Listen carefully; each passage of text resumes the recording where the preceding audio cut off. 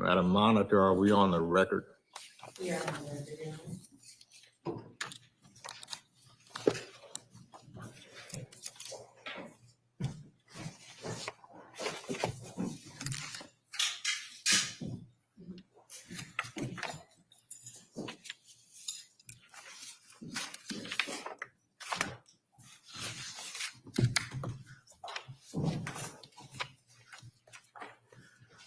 This is the matter of State of Connecticut versus Michelle Troconis.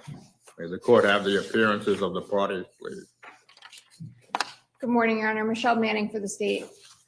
Your Honor, good morning, and may it please the court, Sean McGinnis for the state. For the record, John Schoenhardt representing Mr. Troconis. I note, could I ask that the handcuffs be removed, please? Granted.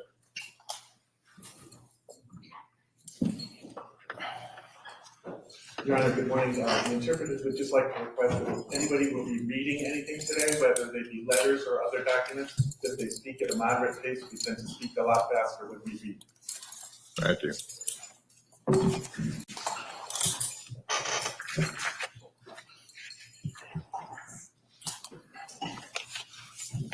The court will first explain how it intends to proceed today. The pre-sentence investigation report has been delivered to the court.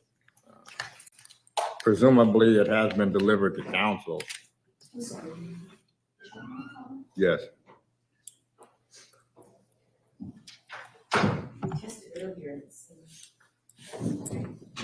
Your Honor, if the attorney could just have a moment to put on the headset.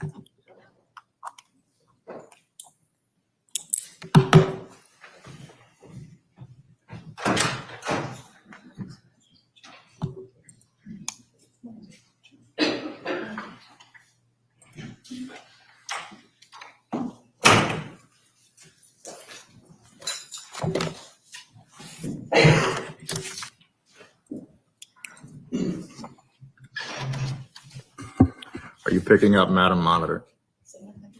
I am the volume is low. On the test, it wasn't. The mark is not really low.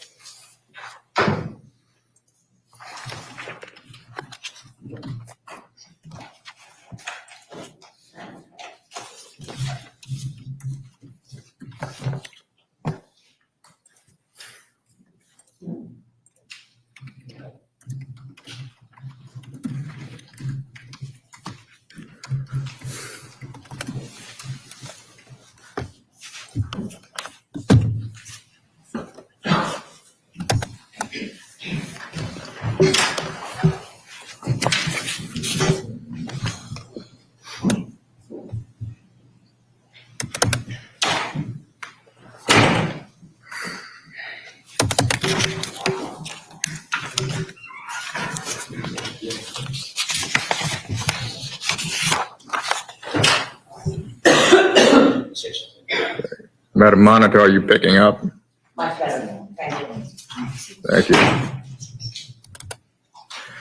The court has had the opportunity to read the pre-sentence investigation report. The court is going to first indicate how it intends to proceed. The court will inquire of counsel as to whether there are any corrections to the pre-sentence investigation report, any mistakes. The court will then proceed with the state's remarks and the statements from victims.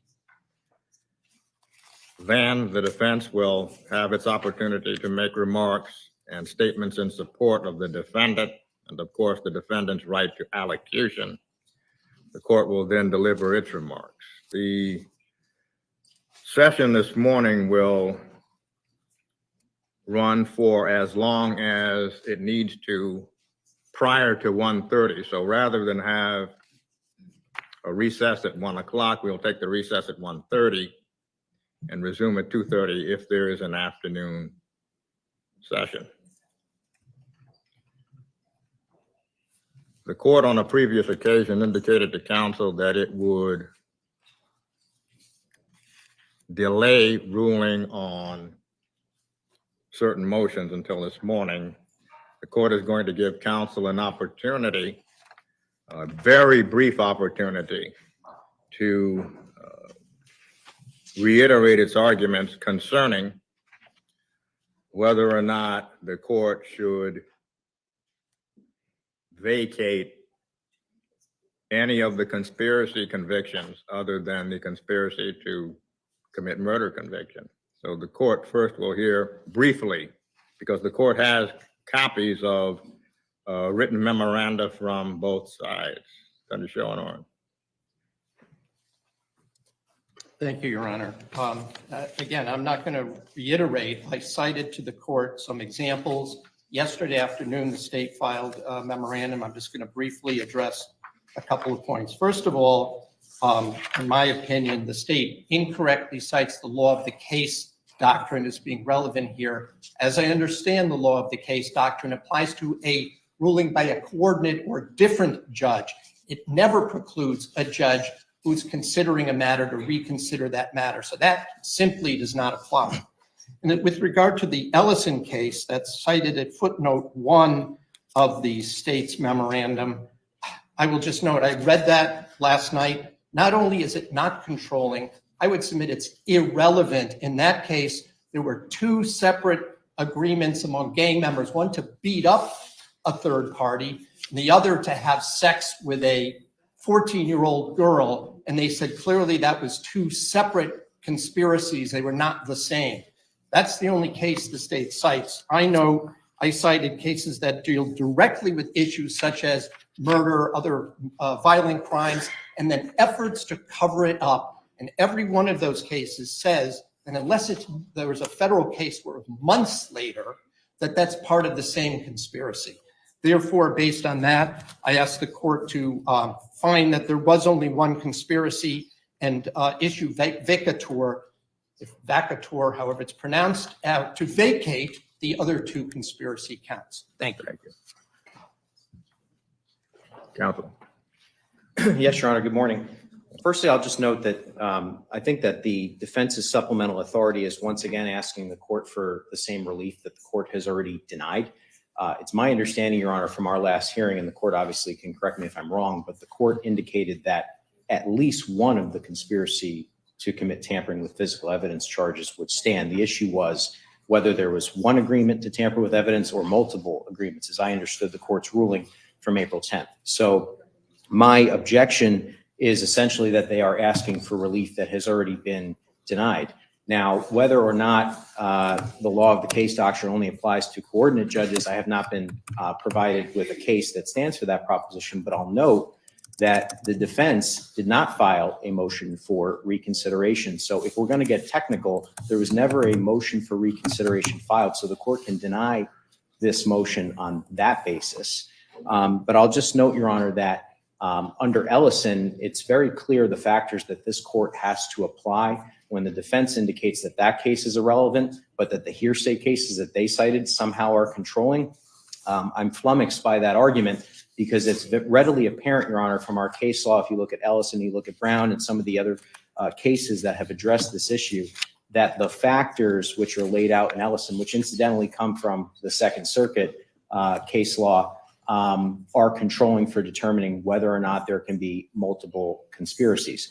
Now, with respect to the merits of whether or not there can be more than one conspiracy to tamper with evidence, it's the state's position, and we argued this extensively at the April 10th hearing, that there was sufficient evidence for the jury to find that there was multiple conspiracies, not the least of which is there was 5 days of separation between the two allegations of conspiracy. They took place in different towns. They had different objectives. One was to clean the vehicle at a car wash. The other was to dispose of clothing and other potential instruments such as zip ties and things like that in the Hartford area, et cetera. So I don't want to rehash the argument that I made on April 10th, but I would ask the court to deny the defense's motion again. Thank you. The court gave counsel an indication as to what its preliminary views were on the charging of 3 conspiracies, 1 count of conspiracy to commit murder and 2 counts of conspiracy to tamper with physical evidence. The court will now elaborate on its preliminary view. In United States versus Jurgensen, that's a 2019 trial case in the Northern District of New York. The court held that acts of concealment that are undertaken for the purpose only of covering up the criminal conspiracy after its central objectives are completed do not extend the duration of the conspiracy. In other words, the original conspiracy does not contemplate every act that is subsequent for which there is an agreement. Now, that case cites Grunewald versus United States, the United States Supreme Court case, 353 U.S. 391 at 405, a 1957 case. Now, this court finds that there can be a conviction on only 1 count of conspiracy to commit tampering with physical evidence because each incident of tampering follows only 1 unlawful agreement. State versus Lee, a Connecticut Supreme Court case, 325 Connecticut 339 at 343, a 2017 case, the Supreme Court held that the proper remedy when a defendant is convicted of 2 counts of conspiracy arising from the same unlawful agreement in violation of double jeopardy is a vacator of one of those conspiracy convictions. Therefore, this court vacates the conviction on count 4 of the information, conspiracy to commit tampering with physical evidence. The remaining conspiracy counts are conspiracy to commit murder and 1 count of conspiracy to tamper with physical evidence. And the court does not find persuasive the argument that a conviction on conspiracy to commit murder and conspiracy to tamper with physical evidence violates double jeopardy.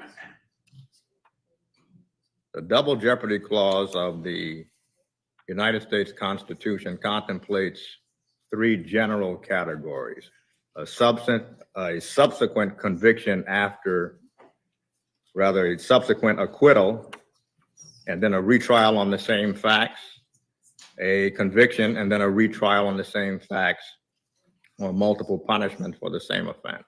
This case contemplates multiple punishments for the same offense because the court has determined that only 1 conspiracy to commit tampering with physical evidence can stand.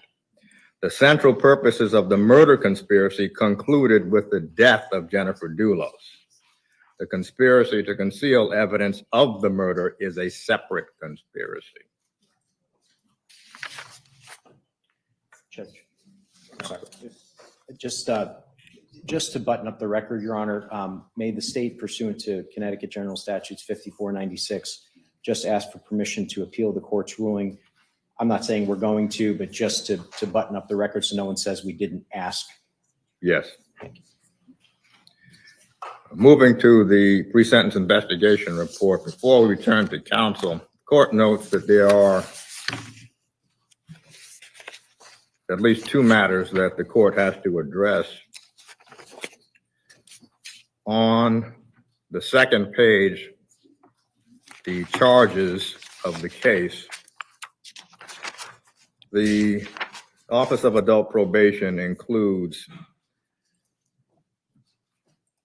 the following statute: 53A-48, 53A rather -48, and 53A-54A, and indicates that the penalty for conspiracy to commit murder is 25 years, essentially minimum, not more than 60 years. That's incorrect. The inchoate offense of conspiracy in charging a Class A felony becomes a Class B felony. The maximum penalty is 20 years. In addition, the court would just indicate, starting on page 3, current offenses, essentially is a recitation of the facts leading to the investigation and a finding of probable cause. These facts are not taken from the facts adduced at trial. They're taken from warrant affidavits and police reports in the course of the investigation. Attorney Shorehorn, you may be heard. Thank you. That was going to be what the color just indicated was going to be my first remark, that these, the so-called offense conduct is taken from police reports and warrants. To a certain extent, they are not what the evidence showed at trial, but there's only a few that matter that I'm going to bring to the court's attention. First is on page 4, where it states that that with regard to the timelines, which were pejoratively referred to by the police as alibi scripts, it states that the two were drafted, quote, together, that they authored it together, is the way, the exact quote is, an account of 5/24/2019 and 5/25/2019, which Fotis Dulos and Troconis together had authored. I'll just submit that the only evidence at trial was that they were done separately, that the first time Ms. Troconis saw the version that Mr.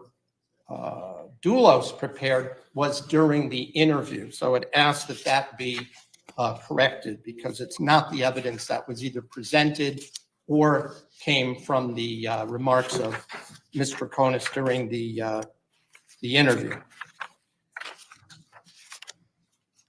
The other portion, which was of some discussion and cross-examination, made clear, is on page 6.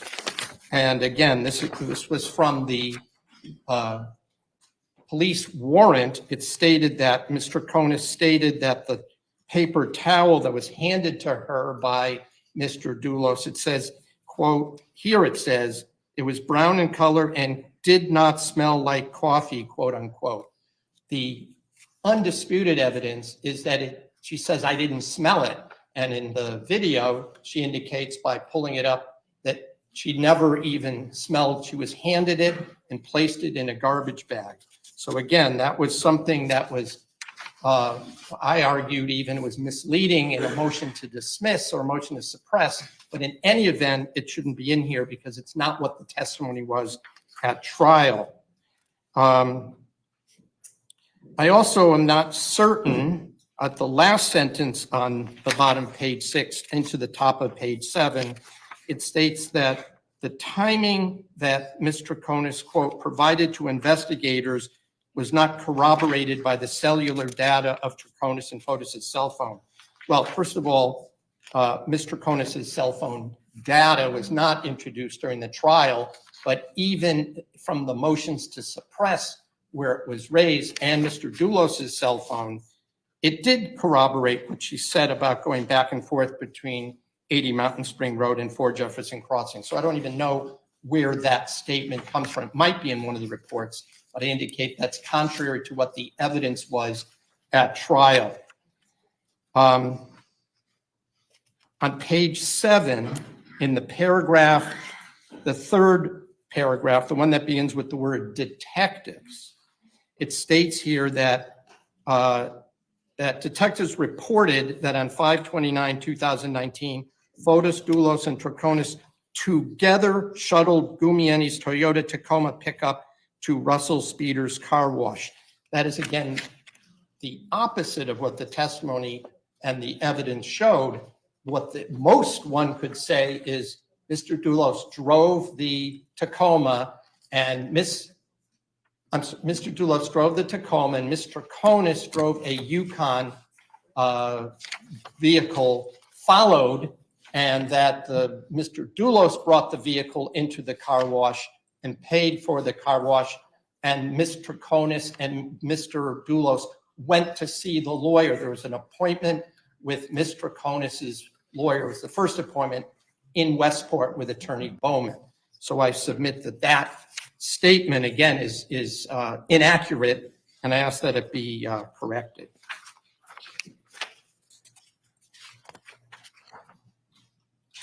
As far as the, I mean, I'm not going to quibble with some of the things that may or may not be different than the evidence, but those are the things that are material. There are things in the reports that there was either no evidence of or it was contrary, but it's not material. Those are the only things that I wish to bring to the court's attention with regard to the particular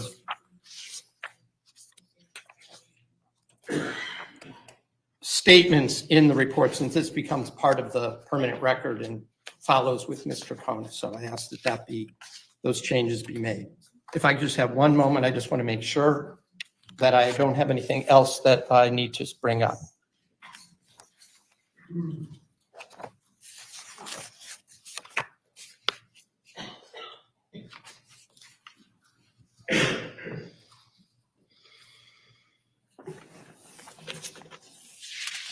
Just have one more moment, Your Honor.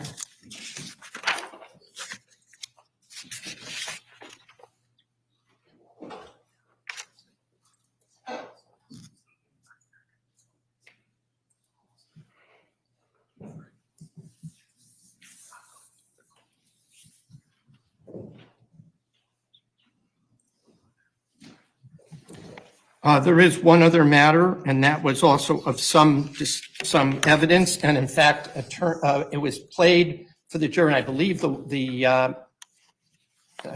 it was Detective Kimball admitted it was incorrect. It states here on page 6 in that same third paragraph that begins detectives, in the second to last sentence, it says Troconis began cleaning windows and then gave up because she realized the house was too big. That was made clear that was a false statement. That was, or at least it was inaccurate, and Mr. Kimball admitted that it was. We played that portion for him, and she never said that. That was something they asked her, and she said, that's not true. They said, well, we have it on tape, and they played a portion, and that portion did not include that statement. So I believe that should also be removed. The fact that she was cleaning, but I think the part about windows, because that was never said, and therefore it's inaccurate to put it in here. That's it. Thank you. Again, the caveat is that the reports that were generated during the course of the investigation and the warrant affidavits, the warrants themselves, served as the fountain for which much of the offense conduct is recited. However, the summary and recommendations somewhat, this court believes in large part, mitigates some of what counsel has indicated. According to the Office of Adult Probation, members of which did not attend the trial. The court is reading from the summary and recommendations. The extent of her role in the instant offense is not fully clear. That's from the Office of Adult Probation, which did not attend the trial. So if there are any corrections that have to be made, the corrections are noted as a record, but it would not change that ultimate view by the Office of Adult Probation. Are we ready to proceed, Attorney Manning? We are, Your Honor. If I may just comment on the state's view for the PSI. Yes. I will be brief, as Your Honor has already indicated. What I will agree with counsel on is I'm not going to quibble over the facts on how they are presented in the PSI. As Your Honor has indicated, it does not reflect any bit of the trial and a lot of the details that came out on the trial. For the summary and recommendation, I don't at this time have any substantive changes or considerations with respect to the PSI as a whole, but the state will certainly be remarking on it as I go forward. But we are ready to proceed, Your Honor. And before we do, as a housekeeping matter, there were a number of letters that the court had requested be provided to the court ahead of time. I have also taken those same letters, I believe, if my math is correct, there's 63 of them, placed them on a disc, handed that to the clerk. I'd also emailed them to the state well in advance, so they had every one of those letters. I asked that be marked as, I don't know how if these are court exhibits, because it's something to the court. And then there was a letter, so that would, as a disc, constitute one exhibit for all 63 plus or minus letters that the court received. And there was a letter that was sent directly to the court that was then emailed to my office by the clerk by a Barbara Ruppert. And I asked that that letter be marked. I don't know if the court already did, but I asked that that also be marked as an exhibit for a court exhibit for purposes of today's sentencing. The same as well, Your Honor. We have about 12 speakers who are going to speak to the court. They have presented letters. I have put those on a disc, provided copies to counsel, as well as on the disc is each of those speakers has picked a special photograph that is special to them regarding Jennifer Dulos. So I have that on the disc as well. I asked that that be made, however it is marked as well, and the state is ready to proceed.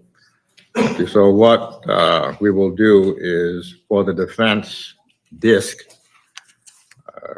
we'll designate it as defense sentencing A. For the individual letter, defense sentencing A1.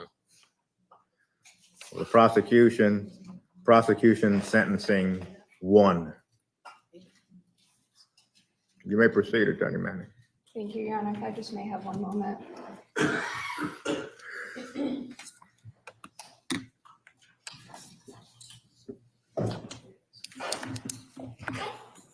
Your Honor, Michelle Troconis stands before this court after being found guilty by a jury of her peers to the charge of conspiracy to commit murder of Jennifer Dulos, tampering and conspiracy to commit tampering for disposing of evidence in Hartford on May 24th, 2019, and tampering and the conspiracy to commit tampering for destroying evidence in the Toyota Tacoma on May 29, 2019 at Russell Speeders in Avon.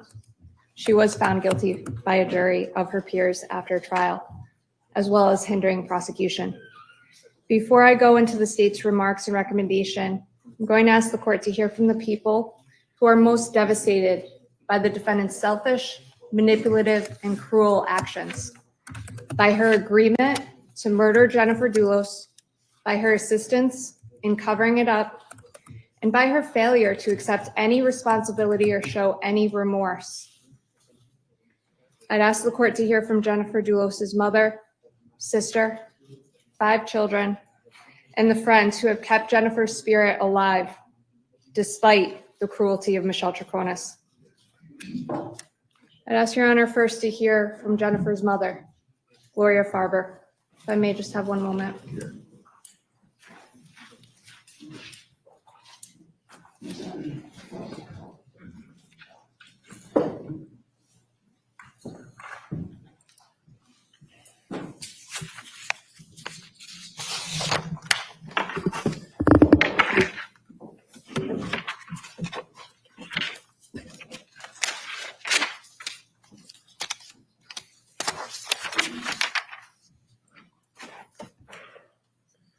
Good morning. Good morning. Thank you, Judge Randall, for giving me the opportunity to speak about my daughter, Jennifer Rebecca Dulos. When Jennifer did not answer calls, texts, did not go to a scheduled doctor's appointment on May 24th, 2019, the day Jennifer disappeared, I knew something terrible had happened. When I learned about how she died, my thoughts turned to my wonderful daughter, Jennifer, who only wanted to give and to get love and to be a loving mother. She lived in fear for her life and fear that her husband might abduct her children. I thought of how to help my grandchildren when they learned how their mother died. How could I help them and myself cope with the unthinkable? My strength came from needing to cope. My purpose was clear: to be there for my grandchildren and for my daughter, Melissa. My daughter and Jennifer's loyal friends thought it was important to honor Jennifer. We organized a ceremony at Temple Emmanuel in November of 2019, inviting people near and dear to her, family and friends. Knowing songs that Jennifer loved, we asked a pianist and a woman singer to sing her favorite songs. The chief rabbi spoke, as well as several other people. Then we had a reception at the Harmony Club, where we had brunch and more music, and I recited the words of a song that inspired my husband and I to find the right name for Jennifer. It starts, Jenny Rebecca, 4 days old. How do you like the world so far? It is a song that was written by Carol Hall. She sent me the lyrics with a note saying, for your Jenny Rebecca. Due to Jennifer's character, she had the ability to connect with a select group of friends to whom she confided and empathized with if they had any issues. These are the friends who have remained with the children, sharing, taking care of their health, education, and encouraging their athletic interests. They're available to hug and love them, and when needed, disciplining them as their mother would have wanted. They have planned vacations, celebrated their birthdays and name days, providing, when they are couples, male role models who interact with the children as if they were their own sons and daughters. In this way, creating blended families by including their children. One being widowed and having met Jennifer in graduate school is able to mentor the children on any subject. Run with one of the boys who loves running. She has become our family spokesperson. Jennifer's sister, their aunt, loves them deeply and provides a connection to their mother. We honor Jennifer by creating a memorial stone near her father's gravesite. The stone is a replica of her father's gravestone. Jennifer had always wanted to be buried near her father. Now we had a memorial stone where the family and close friends gathered. I asked a rabbi from the temple who knew about my family to preside. She recited Kaddish and asked if anyone wanted to talk about Jennifer. Her sister spoke eloquently, as well as many of the other participants. For years, we searched for her remains, tracking down every lead. This search continues. Every year, we honor Jennifer on her birthday, September 27th, 1968. On that day in September, her children, her sister, her friends, and I crossed the street from my apartment and we walk to Central Park carrying purple balloons, Jennifer's favorite color. We sit on benches and using markers, we write messages to her. Then we let the balloons go and watch as the wind lets them float to the sky. We watch them until the balloons disappear. Jennifer filled her children with love, wisdom, and humor. Jennifer would have been very proud of her children's accomplishments. They will always have their memories of her, as do I. Thank you. Thank you.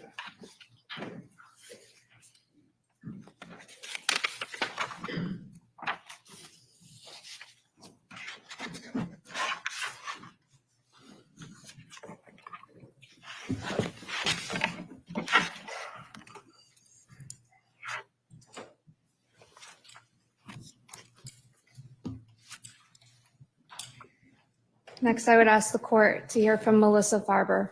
Melissa is Jennifer's sister.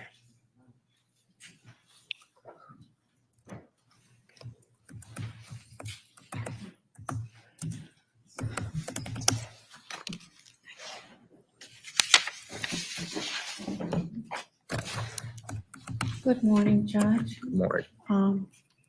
Thank you for giving me the opportunity to speak about my sister, Jennifer Dulos. On Christmas Day of 2018, my mother and I were visiting Jennifer and her 5 children. When her children were out of the room, Jennifer mentioned that Michelle and Fotis were engaging in some type of fraud. She was extremely concerned about this. At 8:45 on the morning of May 24th, 2019, I awoke with a startle. I did not realize at this time that my sister Jennifer's life was ending. But there was something in me that was shaken to the core. At 10:04 a.m., I sent Jennifer a text in which I told her about my recent trip to Florida to visit our Uncle Jerry. In that same text, I wished her a happy Memorial Day weekend, but I never received a response. By the end of the day, my sister had become a missing person. I loved Jennifer since the day she was born. I remember holding her when she got home from the hospital. I was so proud to have such a beautiful and precious baby sister. And as the years went by, my pride in Jennifer grew stronger. She grew up to be a talented writer and a beautiful person. I miss Jennifer's intelligence, her soft, sweet voice, and the sound of her laughter. There are really no words to adequately express what losing my sister Jennifer has meant to me. Thank you, Judge. Thank you. Thank you.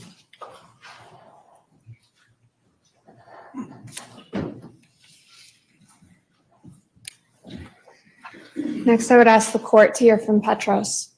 Petros was only 13 years old the day his mother was murdered.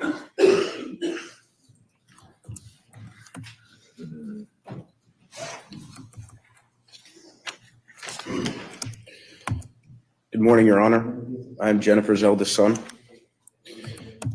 The defendant's actions in conspiring to murder my mother have had irreparable effects on my life, many that I'm still figuring out each and every day. I've been left with a hole inside of me that I know I will never be able to fill. Losing my mother tore me from the joyful innocence of my youth and made me confront the horrors of the world at an early age. Sorry, the interpreter will have to ask the gentleman to speak a little slow. My mother was everything to me. But during the divorce, I became very bitter with everyone around me, especially Mom, because she was always trying to help me. This meant that I hurt the person closest to me because I didn't know how else to voice my pain. The defendant's actions mean that I will never be able to tell my mom how sorry I am for not being a better son when she needed me. I will never be able to tell mom how proud of her courage I am. Most importantly, how much I love her. This fact haunts me every day.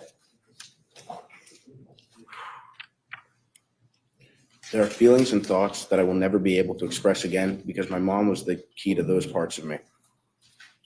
I'm upset that I will never know the man I could have become if my mom was still here to guide me. She was my hero, and now I often feel lost without her comforting smile and her meaningful discussions. I wish I could share my victories with her, but I can't because she is not here anymore. I wish I knew she was in the stands watching me play. I wish I could come home and show her my grades and feel the genuine pride in me that I only got from her. I wish we could sit for hours and discuss everything there is to talk about. I wish she could see me mature from a boy into a young man. I wish I could hug mom again, but I can't now. Your Honor, I understand that sitting over there is a mother with a child and a family who love her. My mom once had that. We once had that, and she helped destroy it. That woman appeals to our sympathy under the guise of being a mother. She has desecrated the meaning of that word for me. This statement is primarily about my loss, but I also want to highlight my mom's exceptional nature. The number of people who have rallied around us is a testament to the devotion she inspired in those close to her. I want to end with the lesson my mom taught me. Leave everything the same or better than you found it. Michelle Troconis, you did the opposite, and you should be punished. Thank you.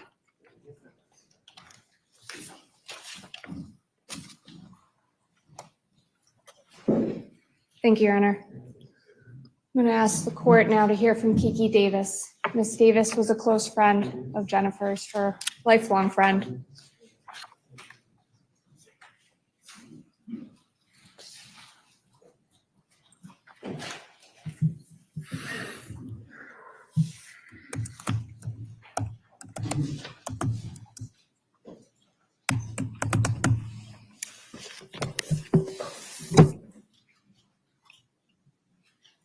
Your Honor, I appreciate the opportunity to share my thoughts and experience regarding the loss of Jennifer Dulos. I hope the photos here today will give you a visual sense of her kindness, gentle nature, humor, and genuine love for her family and friends. And our words will reach deep and convey our loss. In 1973, I started first grade in Brooklyn and was very fortunate to be in class with Jennifer. She and I became best friends, which over the next 46 years even grew closer to a sisterhood. When Jennifer filed for divorce and was fighting for custody of her children, our friendship grew even deeper. I reminded her often that we were family and that I'd always be there for her. On one occasion, she asked if she could include me and her children as her children's guardian in her will. At that time, I thought it was a smart, practical decision, and of course promised to care and love for them as my own. I'm grateful we had this conversation as it has guided me through the years together. The loss of Jennifer has greatly impacted my and my family's lives. We went from 5 to 10 in our hearts, and even larger if you include Lauren, Laurel, Carrie, Caroline, Melissa, and Gloria. We have learned our hearts are capable of so much love. It has also been a real test to my family's strength. I've been an absent mother to my own children and spouse to my husband, especially during the years that I divided my time living 2 weeks per month in Charlotte, North Carolina, and the other 2 weeks in Brooklyn with Jennifer's children. The heartbreak and guilt of going back and forth has been one of the hardest tests I have ever endured. But that was a choice I made and not entirely something Michelle Troconis did to me. However, Michelle Troconis' actions, and perhaps lack of actions, greatly impacted me daily, as I am now the closest person to a mother these 5 may ever have again. My friend Jennifer should be in my shoes hugging her children each morning. My friend should be in my place hearing them laugh or cry. My friend should be by her children's side as they do their homework, get ready for bed, or wish to talk about friends. My friend should be here to teach her family history, and her young years. My friend should be here singing songs, watching their sports games, and doing puzzles with her children. My friend should be troubleshooting and agonizing over colleges, ACTs, and summer jobs. Her children should feel the safety of her hug. They should know her incredible patience and love for listening. They should hear the sound of her wonderful, contagious laugh. They should experience the innate wisdom she holds about the right course for their future. They should feel, not remember, her unconditional love. Over the past 5 years, I have done my best to be a mother to Petra, Theodore, Christian, Constantine, and Noel, while always carrying the deep sadness that it should be Jennifer, not me, seeing and being present in her children's lives. Michelle Troconis, you took this from them. Thank you.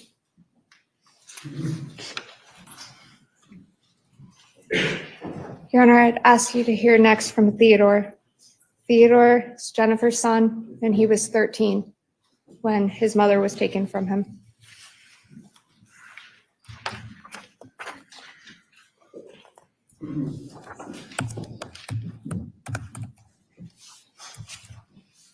Good morning, Your Honor. Good morning. My mother was the best mom I could ever ask for. She loved me and my siblings unconditionally. She was the brightest light, a shining star, the most unselfish person you would have ever met. At the time, I did not really know all that she was doing. But looking back at it, it was truly incredible. Taking care of 5 young children, dealing with divorce court, checking in on her mother, and trying to stand tall against the evil working to bring her down. My life now is nothing like it used to be. I no longer have my mother, my hero. I'll never talk to her again. I'll never do my homework with her again. I'll never ask her for advice again. I'll never go on an errand with her again. She will never see me graduate high school. She'll never see me graduate college. She'll never see me get married. These are just a few things, and they go for my 4 siblings as well. Michelle, I will speak to you in English because that's the language we've always communicated in. Michelle, imagine this. You wake up tomorrow and your daughter is gone and you will never see her again. Gloria Farber lived this nightmare on May 24th, 2019. What if it was not your daughter, but your sister Daniela, gone without a trace? Melissa Farber went through this on May 24th, 2019. What about if you woke up tomorrow and your dear friend Petu was gone and you would never see her again? Kiki, Laurel, Carrie, Caroline, and Lauren, to name a few, experienced that terror on May 24th, 2019. What if you woke up to the news that you would never see your mother again? My 4 siblings and I experienced that life-crushing loss on May 24th, 2019. 5 kids lost their mother. Michelle, you caused this damage. On May 24th, 2019, you not only knew about, but conspired to murder a daughter, sister, friend, and mother of 5 kids. That day, you took away 5 children's source of comfort, our protector. You showed no remorse, and you have yet to show any to this day. You have sympathy only for yourself when you realize you will be punished. You expected to get away with it because you believe you are above the law.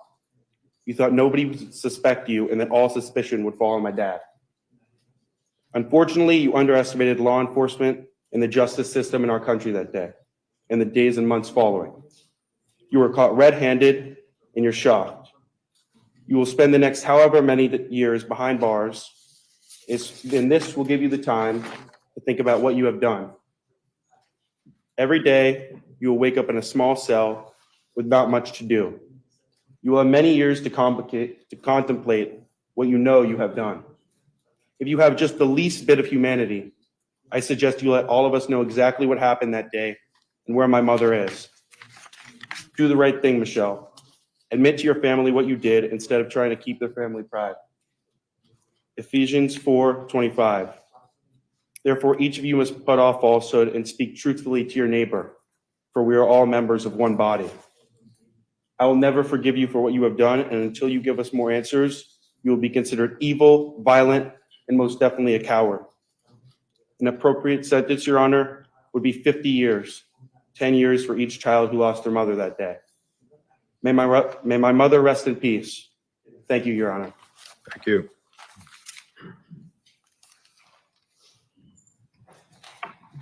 I'd ask Your Honor next to hear from Laurel Watts. Laurel has been Jennifer's friend since childhood and is now a caregiver to her children.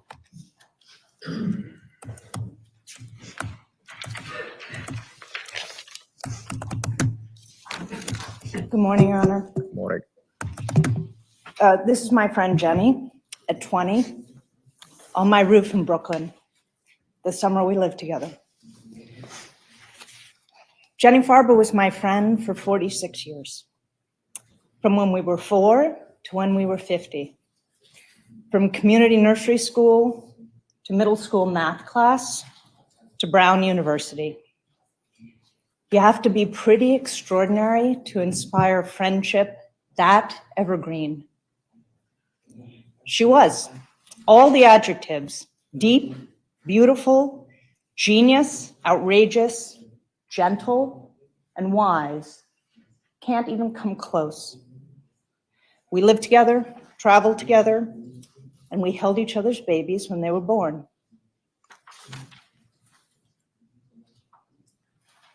And I am lonely for Jennifer every day. My conversation with her lasted for 46 years. It ended on May 24th, 2019, forever silenced. I have her last voicemail. I have her last text saved on my phone. I have no other friend who knew me at 4 and at 12 and at 20 and at 50. The Jennifer that knew me at all those ages is gone. And all those Jennys stretching back in time exist only in my memory. I can't see them in her face. Sometimes I can glimpse them in her children's expressions, hear their laugh in theirs. On March 1st, 2024, Michelle Troconis was convicted of conspiring to murder Jennifer Farber Dulos. By killing Jennifer, Troconis cut off a future for Jennifer and for us. So much of this trial has been about what was: a failed relationship, divorce, court orders. But every time that I was with Jennifer and her children, she was deeply, truly content. She was always holding one kid's hand, had another in her lap, was making a crazy joke with 2 of them. She delighted in them wholly. The most relaxed, beautiful, and fulfilled I have seen her in all my years of friendship with her was with them. That should have continued, growing and changing and evolving. But because of Michelle Troconis, Jennifer's kids never got that future with her. The week before she was killed, Jenny called me. She was feeling hopeful about the future, that there was light at the end of the divorce tunnel. I said, we're gonna have so much fun. You're gonna find someone to love who loves you. You're gonna be free. But because Michelle Troconis, Jennifer never got that future. And I never got that time with her. By killing Jennifer, Michelle Troconis shattered Jennifer's family. I have spent every day for the past 5 years, numb with grief and raging with anger, working with these extraordinary people to piece this family together. We are a patched, wobbling, defiant, and loving thing. At the same time, I have struggled to protect my family from the fallout and the grief, my neglect, and my anger. I've asked everything of my husband, my children, and my aging parents, and I will keep asking it of them because our project is never going to end. By killing Jennifer, Troconis left 5 children without a mother. I witness that loss every day. I take solace in Jennifer's children, Christian and Constantine, Petros and Noel and Theodore. because they are part of her and they are now a part of me, like she was a part of me. But every act of mothering them, hair brushed, hands held, secrets kept, fights, worry, and pride is bittersweet. All joy is mediated. Because every moment that's good and every moment that's bad, Jennifer desperately wanted. It should be her visiting colleges with Theodore, lazing in bed with Christiane, cheering at Noelle's volleyball game. It should be her wrestling with Petros's ACTs and laughing at Constantine's newspaper article. Not me. But Jenny's not here. Because Troconis helped destroy evidence and lied to the police, Fotis Dulos remained at large over 9 months following the murder of Jennifer, from May 2019 to January 2020. That's May, all of June, July, August, September, October, November, December, January. We lived in a state of fear that we would lose the kids to him and that they would be hurt. Hours after the murder, Dulos demanded we return the kids to him. 2 days after the murder, he was raging in our lobby. Even after he was arrested, the police warned us that he would kidnap the kids or enact some violent revenge on us for taking care of them.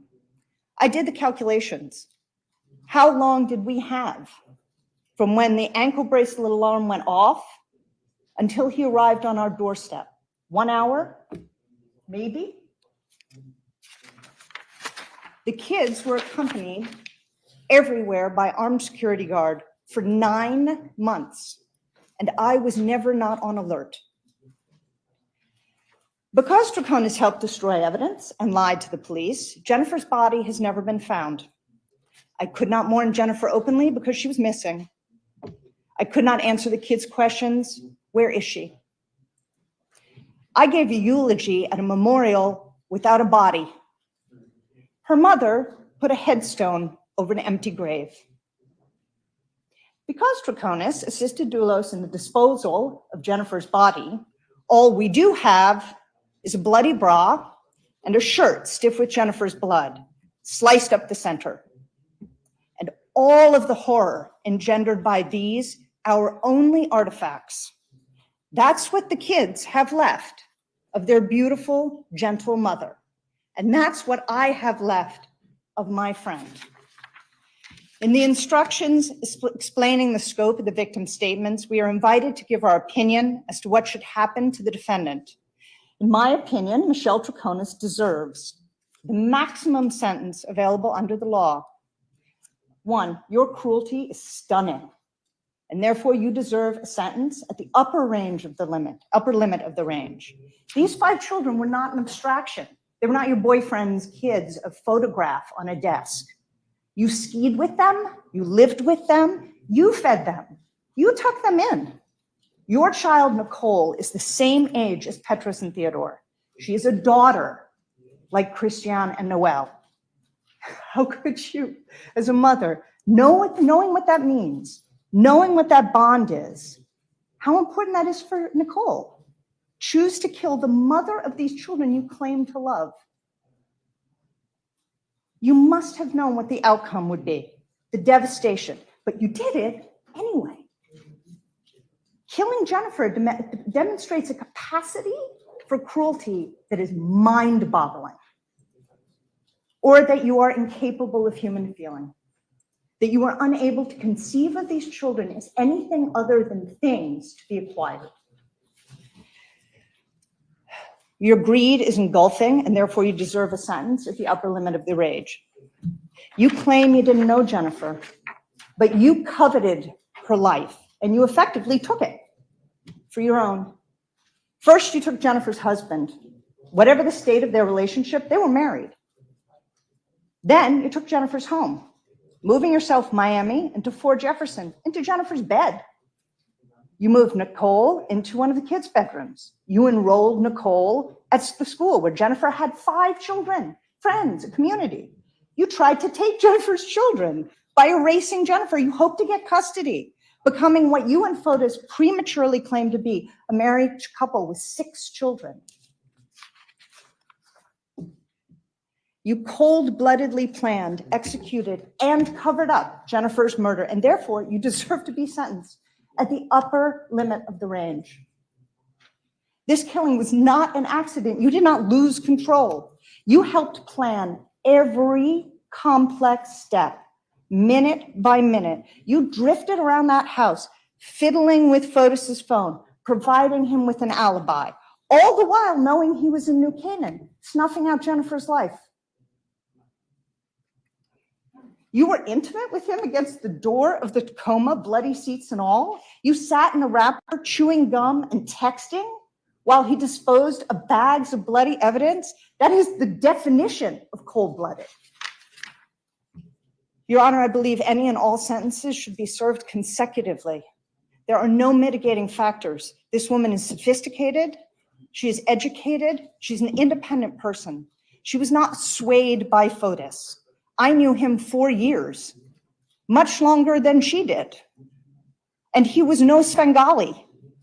He had no special powers. She has shown no remorse. She's had many opportunities over the past 5 years to help or show compassion, and she never has. Finally, to the degree time in prison provides retribution for these crimes, she deserves to be sentenced at the upper limit of the range. Troconis' daughter, Nicole, was 12 when Troconis conspired to kill Jennifer. In the past 5 years, Troconis has raised her daughter into young adulthood. In Connecticut, Miami, and Colorado. Troconis has been available to her mother, spent time with her sister and her friends. Jennifer will not raise her children past May 24th, 2019. Jennifer will never take care of her mother or sister. Jennifer will never spend time with us, her friends. Jennifer's sentence is forever.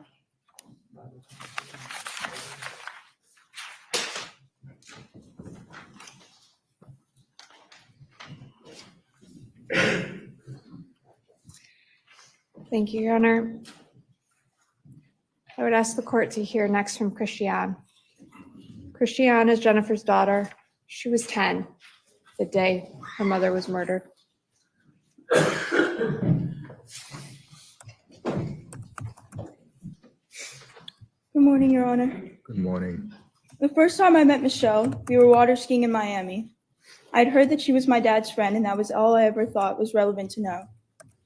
The next time she came into my life was when we left Farmington with my mom. I don't remember it very well, but I didn't know we were leaving Fort Jefferson for good. When my mom told us we were going to New York, I expected just another visit to my grandma's house. And the pictures of the house we were moving into began to be shown, and talk of dad's cheating slipped from adult mouths and spread to me. I was confused. My dad, the person who I looked up to, was doing something awful, and it was with Michelle. Michelle, the woman I had not given a thought to since I had last seen her. Our lives completely changed from then on. We were living in New Canaan and getting enrolled in New Canaan Country School. I remember talking to my dad on one of our visits. I asked him something like, "Why did you cheat on Mom? I thought you said cheating was bad." He answered, "When you really love somebody, sometimes you can't wait." It occurred to me then that the person Dad really loved was no longer my mom. It was Michelle. Michelle, the one who was moving into my house, sleeping on my mom's side of the bed. It occurred to me then that this affair was why my mom took us and left, why she cried at night, and why we were no longer a family. From then on, Michelle was a part of my life with my dad.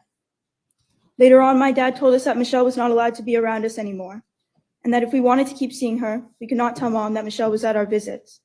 I cared, almost more than anything, about keeping my dad happy and proud. So when my mom asked me if Michelle was at our visits, I lied.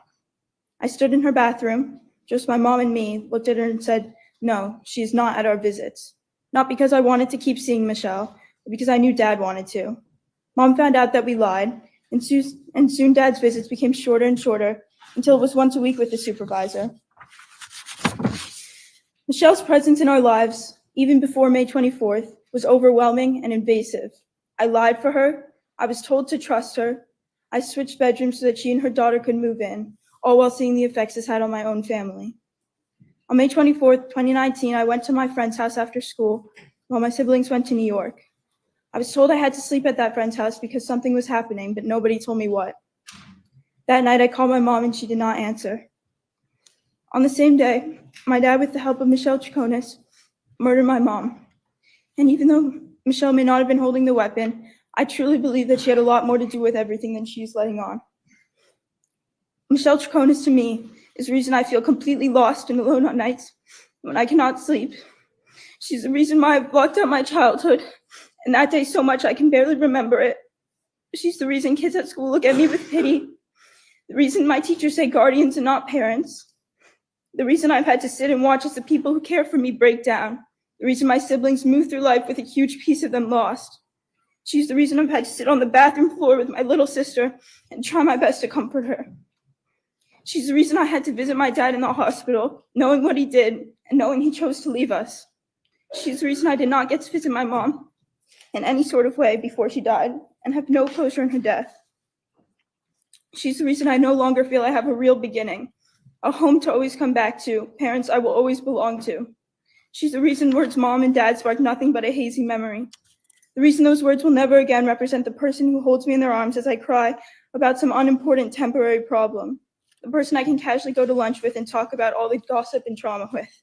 The person who comes to my sports games and cheers me on. The person who picks me up from school. Mom and dad are words that only bring trauma and grief. I will never again share those simple moments that mean everything. Now, the only time I can feel my mom's presence is through memories. I listen to my grandma tell me about my mom when she was my age. Her friends share stories of her life. All of this is bittersweet. I hold on to these moments of her life knowing it should be her telling me these stories. I read her own writings where she talks about motherhood and of the future she never got to experience. Our teenage moments that she predicts she never got to live through. And now I'm coming to a point in my life when I'm starting to understand the full person she was. I only knew her as my mom. I'm now discovering who she was as a child, a teenager, a young adult, by myself. She should be sitting here and doing it alongside me.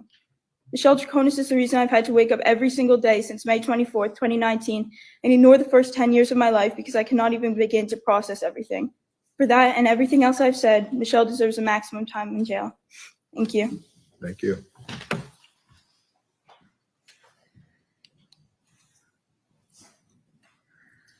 Next, I'd ask the court to hear from Lauren Almeida. Lauren is the nanny to Jennifer's children and was Jennifer's friend.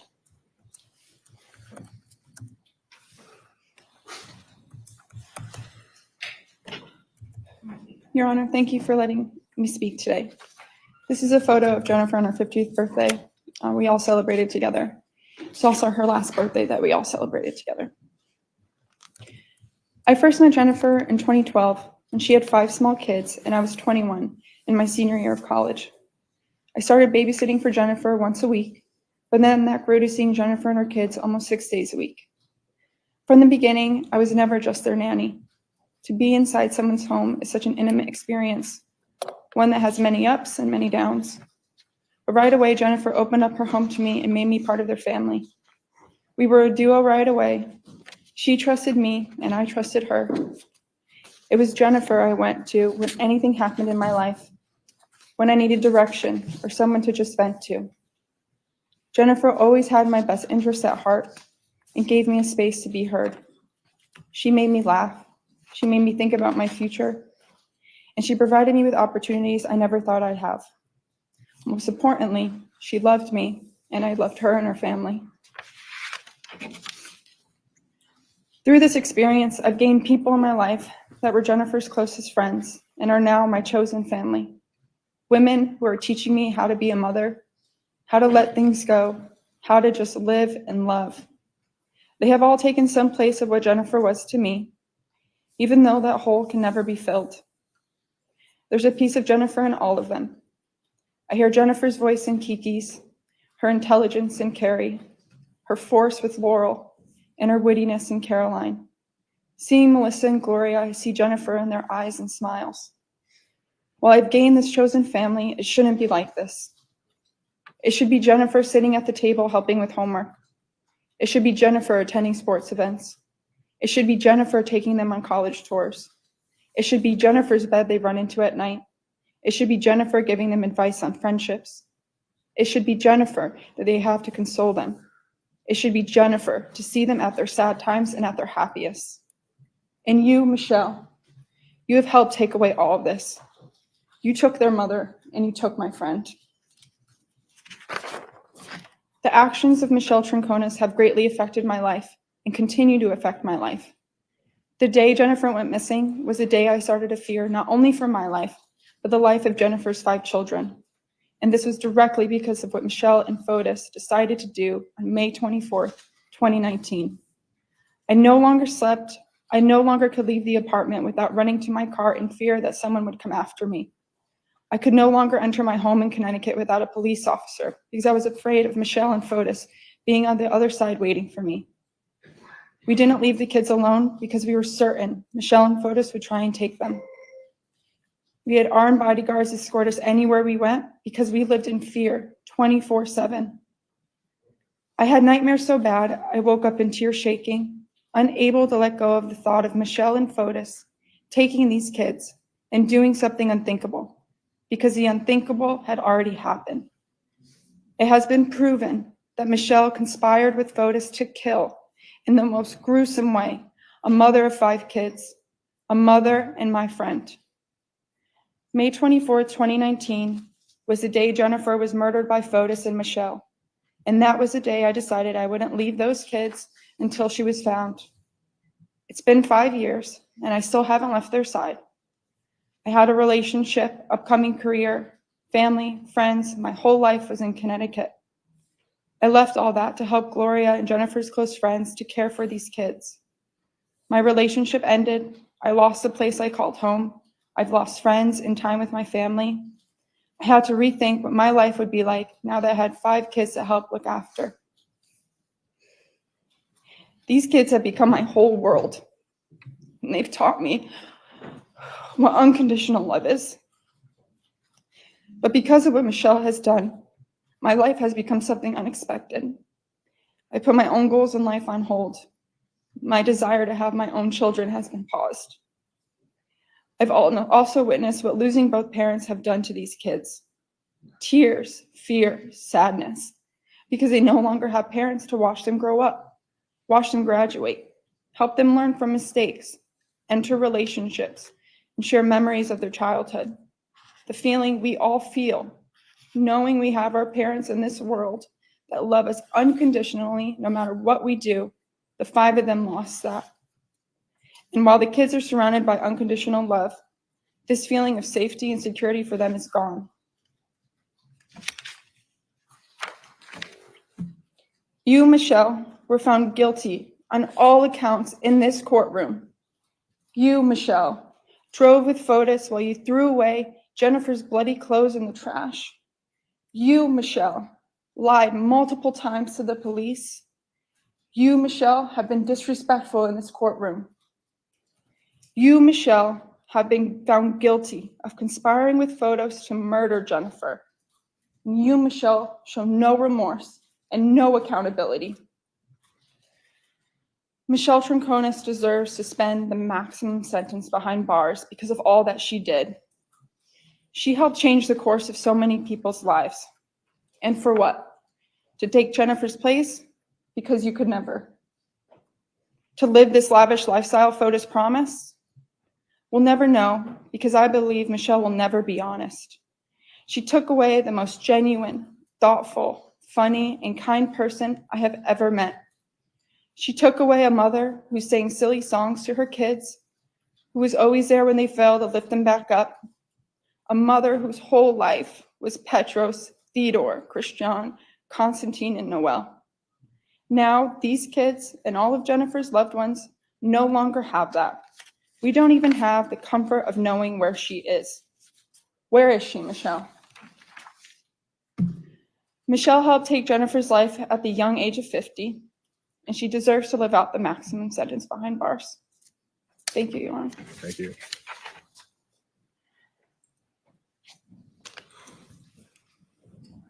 Your Honor, I would ask the court to hear next from Constantine. Constantine was Jennifer's son. and he was 10 years old when his mother was murdered.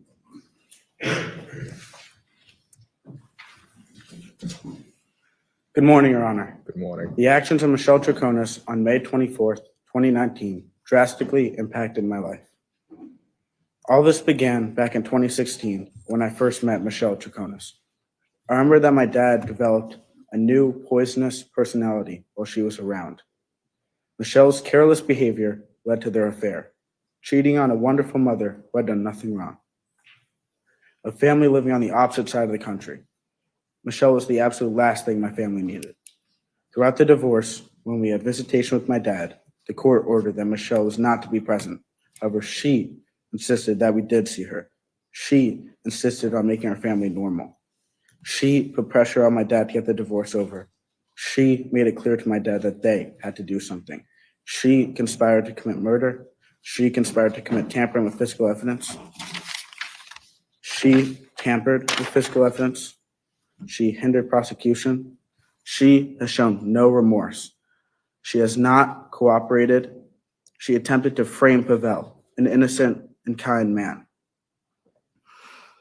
Jennifer, my mother, was a caring mother of 5 children, a loyal friend and sister, a lovely daughter.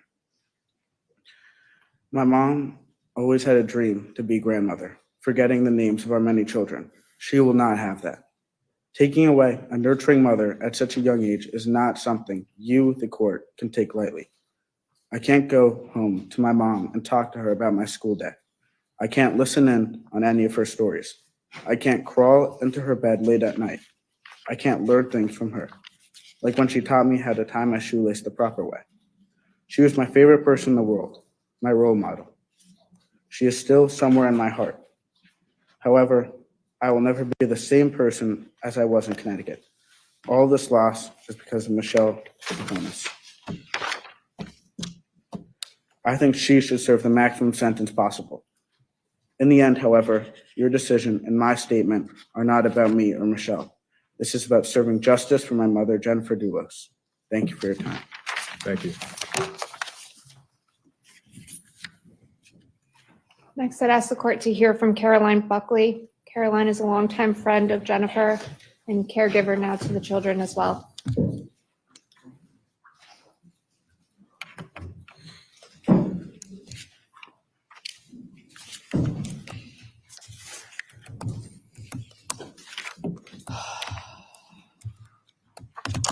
Judge Randolph, thank you for the opportunity to address the court.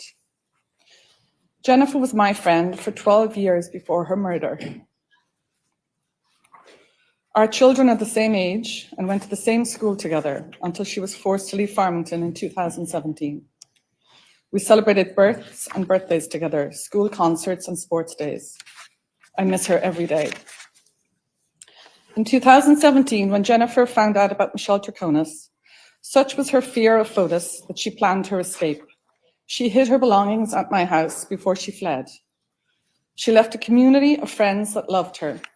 She left a school that her children loved and that the defendant subsequently enrolled her daughter in. Throughout the following months, Jennifer was shocked at the behavior of Michelle Troconis. Jennifer, honest to her core, was horrified at Michelle's belief that rules did not apply to her. We witnessed this behavior throughout the trial. As a result of Michelle Troconis' lies, Fotis Dulos was not initially arrested. Living in Farmington meant that my family were located in close proximity to the defendant. Every day, we lived in fear. We searched for answers and looked for clues for Jennifer.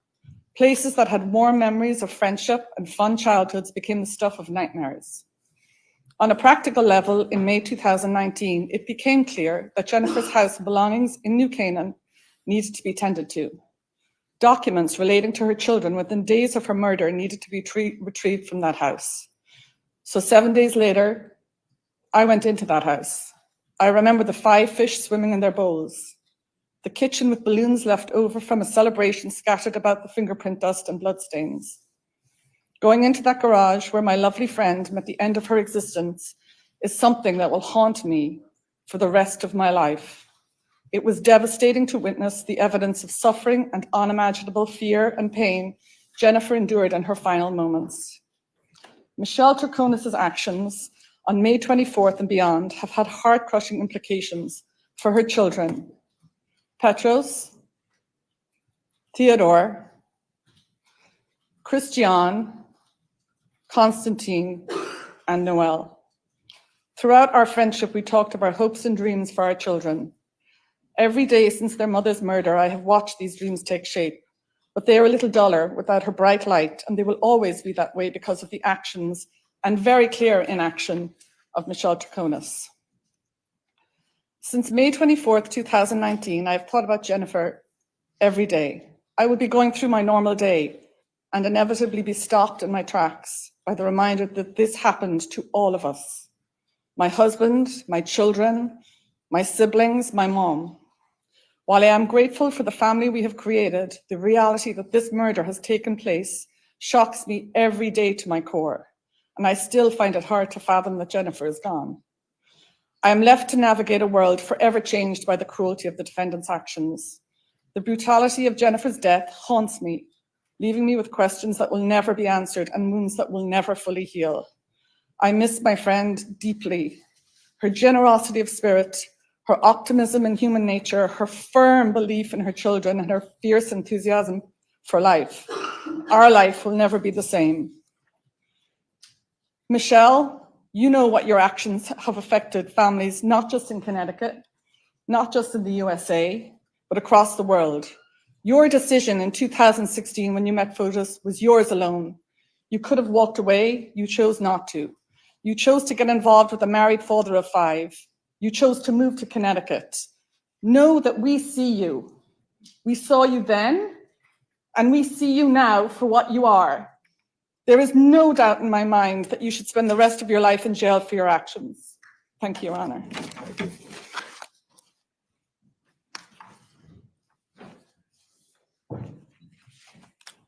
I ask the court next to hear from Noelle. Noelle was 8. She was 8 years old the day her mother was murdered.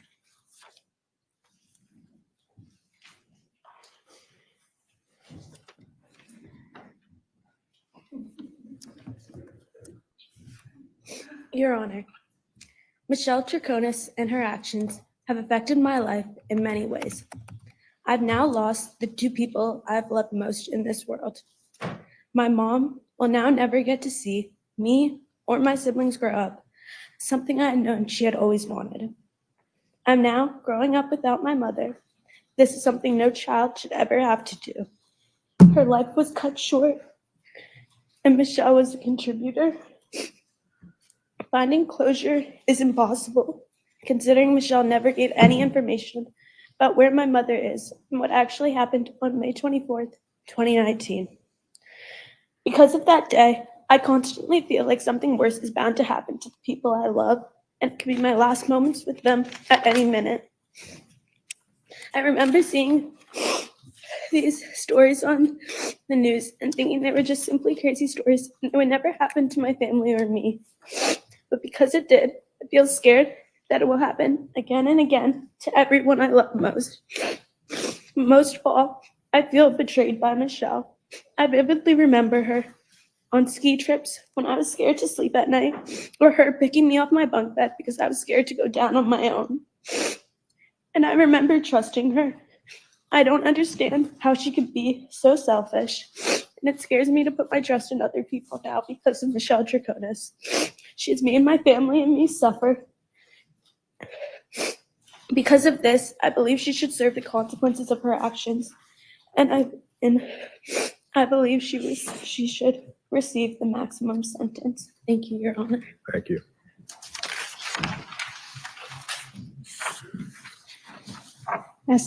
I would ask the court to hear from Carrie Luft. Carrie is a longtime friend of Jennifer. She's also a caregiver to the children and the Farber family spokesperson. After the court hears from Ms. Luft, we will take a morning recess.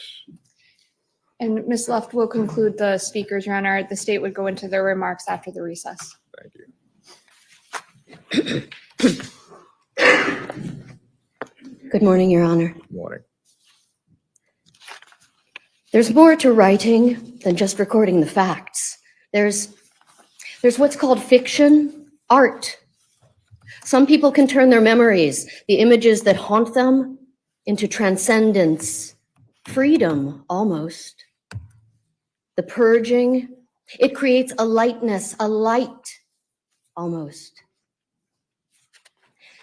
Jennifer Dulos wrote those lines in a play in 1996. She was a gifted and singularly perceptive writer and my dearest friend for almost 30 years. She was the maid of honor at my wedding, and 12 years later, she stood with me at my husband's wake. After his death, she was my emergency contact. We talked to and wrote to each other about everything under the sun and supported each other artistically, intellectually, emotionally, unconditionally. When Jennifer redid her will in late March of 2017, she asked me to be her healthcare proxy. She trusted me, as she put it, to know when to shut it down. The scenarios I reluctantly considered at the time, a terrible accident, a terminal disease, do not even come close to the depraved, meticulously planned, brutal murder of Jennifer in her own garage, the desecration and disappearance of her body, the discarding of her bloody clothing in garbage bags destined for a landfill. Those images, everything I witnessed at the defendant's trial, all the missing pieces of evidence and actions in between that we have to imagine swim in my mind every day. Beginning on May 24th, 2019, as you have heard, and continuing seamlessly for 5 years, a group of us, Jennifer's close friends, have supported Gloria Farber in the raising of Jennifer's 5 children. We have all overhauled our lives, our relationships, our careers to create a safe, trusted, loving home life for them. I cannot imagine doing anything else. I hope that gives a sense of the strength of Jennifer's love and friendship. I tried to live out her values in my relationships with each of them, especially those of empathy, kindness, love of literature and humor, and respect for their individuality.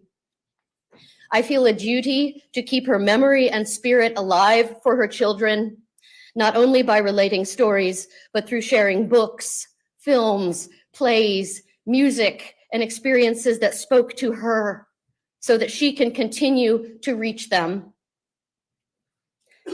On that first weekend that Jennifer was missing, I also became the media spokesperson for our group of family and friends. I am not a public relations professional. I am a writer, and I was impelled to use my skills to represent our friend, to be an insightful, trustworthy voice for her family and loved ones amid the increasing media interest. Jennifer was a deeply private person. The extensive media coverage, the digging into her life and the lives of her family members, the proliferation of her photos online would have horrified her. I feel compromised each time I issue a statement or participate in an interview, yet I'm committed to being a voice for Jennifer and to protecting her family's privacy. In so doing, I have become a public figure. All of us are now characters in a public true crime narrative, which is an unsettling and bizarre experience. I acknowledge that I have voluntarily assumed the role of spokesperson, but it takes a heavy toll. Every time I am asked what it felt like when, I am re-traumatized. I must also hold back a large body of information. During the defendant's trial, it was distressing to realize that most of my communications with Jennifer would be regarded as hearsay in a criminal court. Jennifer began to express overt fears for her physical safety in the spring of 2017, after Fotis Dulos announced his plans for the defendant to move to Farmington. His behavior changed to become more physically aggressive and defiant toward Jennifer after he became involved with the defendant. She showed up to tour Renbrook School in early April 2017, the school attended by Jennifer's children, a couple of weeks after Jennifer had learned of the affair. In April 2018, she defied family court orders by touring New Canaan Country School, then attended by Jennifer's children. This was not proactive legwork on behalf of her child. These were acts of aggression toward Jennifer. Because this information would not be admissible as evidence, I was not able to stand up for Jennifer to relay her experiences and voice her fears that the defendant was trying to replace her. On May 24th, 2019, the defendant collaborated on the plan to kill Jennifer by transporting, unlocking, and operating her partner's phone while he murdered Jennifer in New Canaan. Then she actively participated in the destruction of evidence, which delayed the murder arrests until January 2020. That delay enabled the introduction of a degrading line of argument and speculation put forth by Fotis Dulos' defense counsel that Jennifer had voluntarily disappeared, abandoning her children. This was slander, suggesting that Jennifer was not only alive, but also deceitful, cunning, and unspeakably callous. The theory was picked up widely in the media, and I had to defend a murder victim in the press, the most conscientious person I have ever known, who was unfailingly devoted to her children and loved them beyond compare. The defendant repeated the theory that Jennifer had run away multiple times in her interviews with the investigators. That was not a coincidence. During the period from June 2019 to January 2020, we, Jennifer's loved ones, were not permitted to acknowledge that she was deceased. As our spokesperson, I had to publicly sustain the fiction that she might be found alive, which was deeply dishonest and felt disrespectful of what Jennifer had endured. We held a memorial for her in secret, tightly managed, fearful that the media would find out and report that the family believed Jennifer was dead. The defendant's refusal to provide any information, even speculative, as to what was done with Jennifer's body is a sustained act of cruelty. We are unable to bury Jennifer or to mourn her properly. I lie awake at night, recreating in my mind the log of actions and locations on May 24th and the days surrounding it, trying to piece together where Jennifer is. For the defendant, Jennifer's murder was not enough. She has continued to disparage and degrade Jennifer over the 5 years following. From her interviews with the investigators in the summer of 2019 to her actions in criminal court in 2024, she has repeatedly insisted that Jennifer was sick. On February 15th, 2024, during the criminal trial proceedings in this very courtroom, I witnessed the defendant displaying on her laptop in very large type, with the intent that it be readable from a distance, a sealed family court document that was stricken from the record. Earlier that same afternoon, I heard the defendant state aloud in English while walking out during a recess for everyone within earshot to hear, "She was sick," followed by a psychiatric diagnosis. Even at her own trial, at which she did not take the stand, the defendant was using underhanded, provocative methods to espouse Dulos' defense theory. Her continued insistence that Jennifer was sick indicates the following to me. After that discredited document had failed to get them what they wanted in family court, which was custody of the children, the defendant and her partner were still depending on it for their defense, to support the notion that Jennifer had run away. These actions by the defendant occurred weeks after Jennifer's blood-saturated shirt, her brassiere dyed maroon with her own blood, both garments cut down the front, were presented as evidence. I urge you to apply the maximum sentencing to the defendant. She wanted to erase and replace Jennifer Dulos, and she very nearly succeeded. She believes that the rules do not apply to her, whether the protocol of a courtroom or regard for human life. It is she who is deceitful, cunning, and unspeakably callous.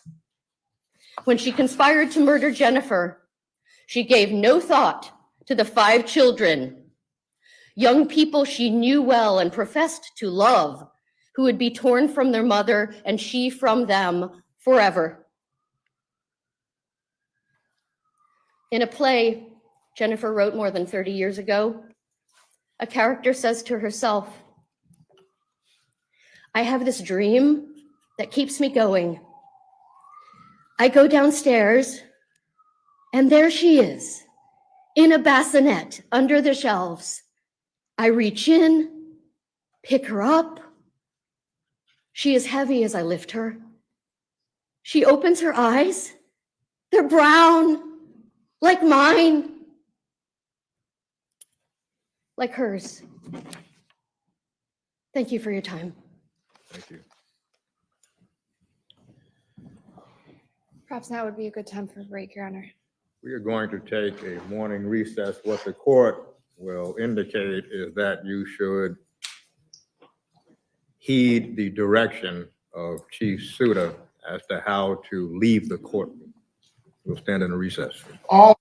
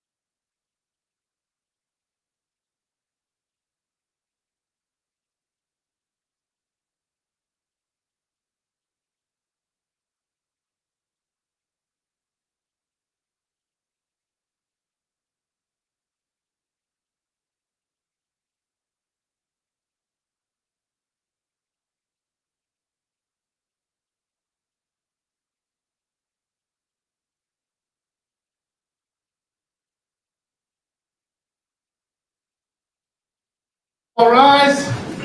This Honorable Superior Court is back in session. Good morning, Your Honor. Good morning. Please be seated. Thank you.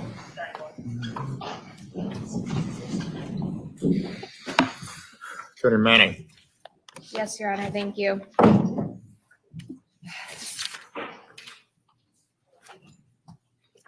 Your Honor, I can't express the pain that Jennifer Dulos' family and friends go through and are reminded of every day. We have only heard from Jennifer's family, friends, and children for a few moments today, but you can see the impact of having someone like Jennifer as their mother has had on them. They are strong, they are intelligent, and they are kind. Jennifer's friends coming together to dedicate their lives to helping these children grow and continue Jennifer's memory. This shows how amazing Jennifer Dulos truly was to inspire such loyalty and such friendship. She can never be forgotten or replaced, even though the defendant, Michelle Troconis, tried. And she tried in the most evil and heinous way by agreeing to commit murder. I mean, think about that. You agree, you have a conversation, you talk about it, and you agree. You plan to kill somebody, to take a life. The hatred the defendant must have had for Jennifer Dulos to willingly conspire to commit murder. Remember the words conveyed by a witness during the trial as to how the defendant even referred to Jennifer Dulos as a bitch who should be buried next to a dog. These children in 2019, the children Your Honor heard from today, Petros, remember, was 13. Theodore was 13. Constantine was 10. Christiane was 10. And Noelle was 8. She was 8 years old when the defendant conspired with Fotis Dulos to kill their mother.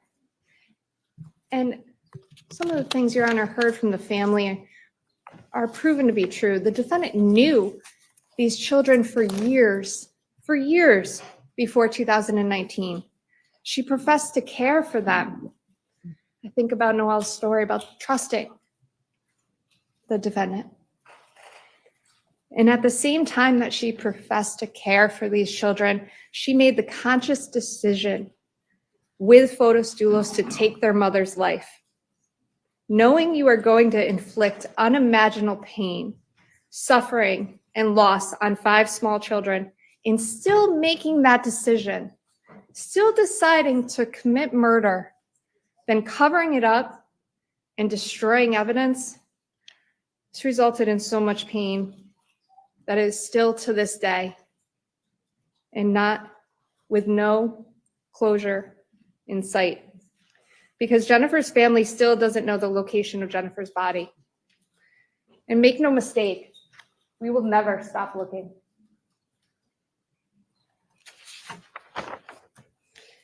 Jennifer's murder was so premeditated, so planned. Everything was planned out, from answering the phone, acting as an alibi, to assisting with the disposal of Jennifer's bloodied shirt and bra, along with the other items used in the crime, in the garbage on the streets of Hartford.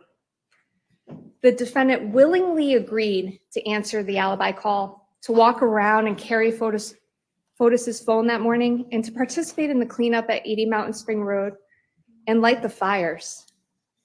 And days later, she willingly agreed to continue this cover-up by writing a false alibi script, and at Russell Speeders by assisting in further destruction of evidence in the vehicle that was used in the homicide. And all those lies she perpetuated with the police, she did those acts on her own, just like she willingly agreed to murder Jennifer Dulos. It's the motive, Your Honor, the facts of the case that came out during the trial, the contempt the defendant has shown, and the cruelty that she has imposed on so many people, which mandates a substantial amount of incarceration. The motive, the reason the defendant agreed with Fotis Dulos that Jennifer needed to die was clearly brought out in the trial. The defendant wanted her dead. It is only with Jennifer's death would all the court hearings and custody hearings stop. Remember the defendant's own words that she endured 2 years of torture. It's been like a nightmare. Then she would finally be able to live in a beautiful home in Farmington. Fotis Dulos would have all the children in his home. Michelle Troconis would finally get everything she wanted. She could replace Jennifer. But in order for that to happen, Jennifer had to die. William Shakespeare wrote, "There is no sure foundation set on blood, no certain life achieved by others' death." That quotation rings so true here because the defendant thought she could build her life on Jennifer's death. The defendant wanted so badly to replace Jennifer that in April 2017, before Jennifer had even moved out of the family house, that's when she toured the school that the Dulos children were attending. And when Jennifer moved to New Canaan, the defendant again toured the school, New Canaan Country School, where the children were attended, even when she still resided in Farmington, miles away. She moved into the house at 4 Jefferson Crossing, a house Fotis and Jennifer built together, paid for by Jennifer's family. She worked at 4 Group, a business financed by Jennifer's father. And she immersed herself in the homeowners association in the neighborhood, trying to replace Jennifer and the Dulos children. Even when she wasn't supposed to be near them during visits, she was. The children were given the impossible and cruel task of lying to their mother.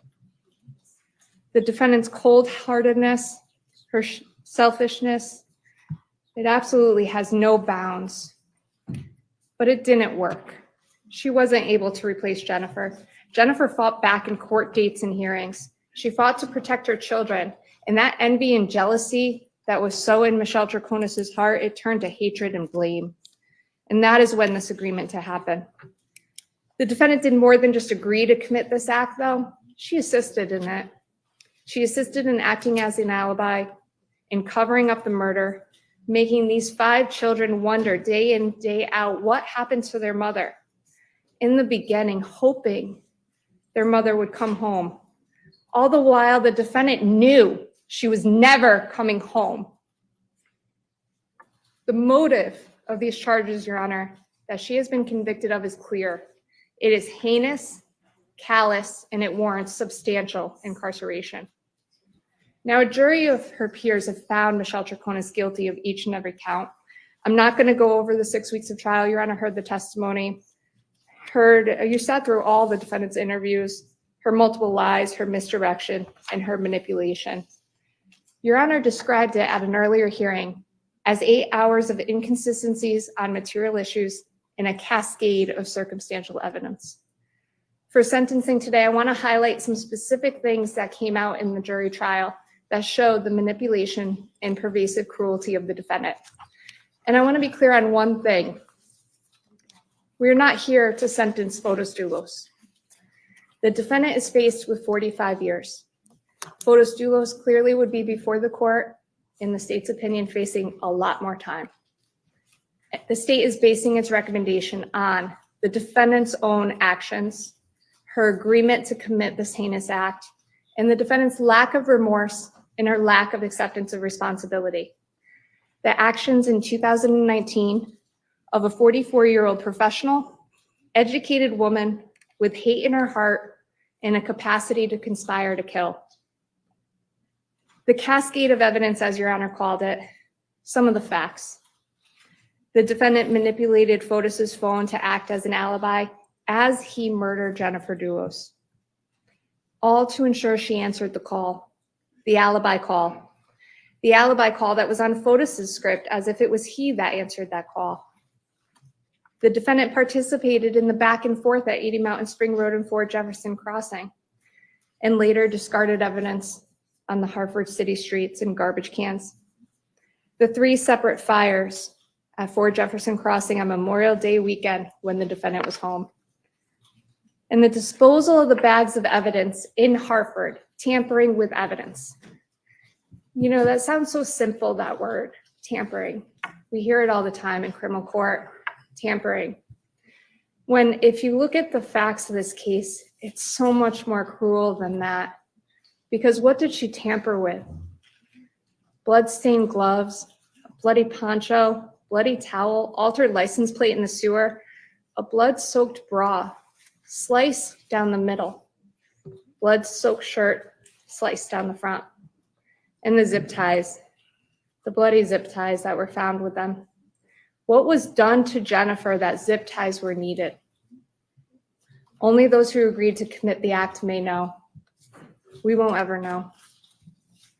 Days later, when the police were looking for Jennifer, the defendant was writing an alibi script. And on May 29, 2019, she and Fotis Dulos took the Tacoma to the car wash at Russell Speeders in order to destroy any evidence contained within it. And looking at the garage at 69 Wells Lane, at Jennifer's home, a home she had just returned to from dropping off her children, what could Jennifer have been experiencing in the final moments of her life? We get to ask that. What did she experience? Sheer terror and desperation come to mind.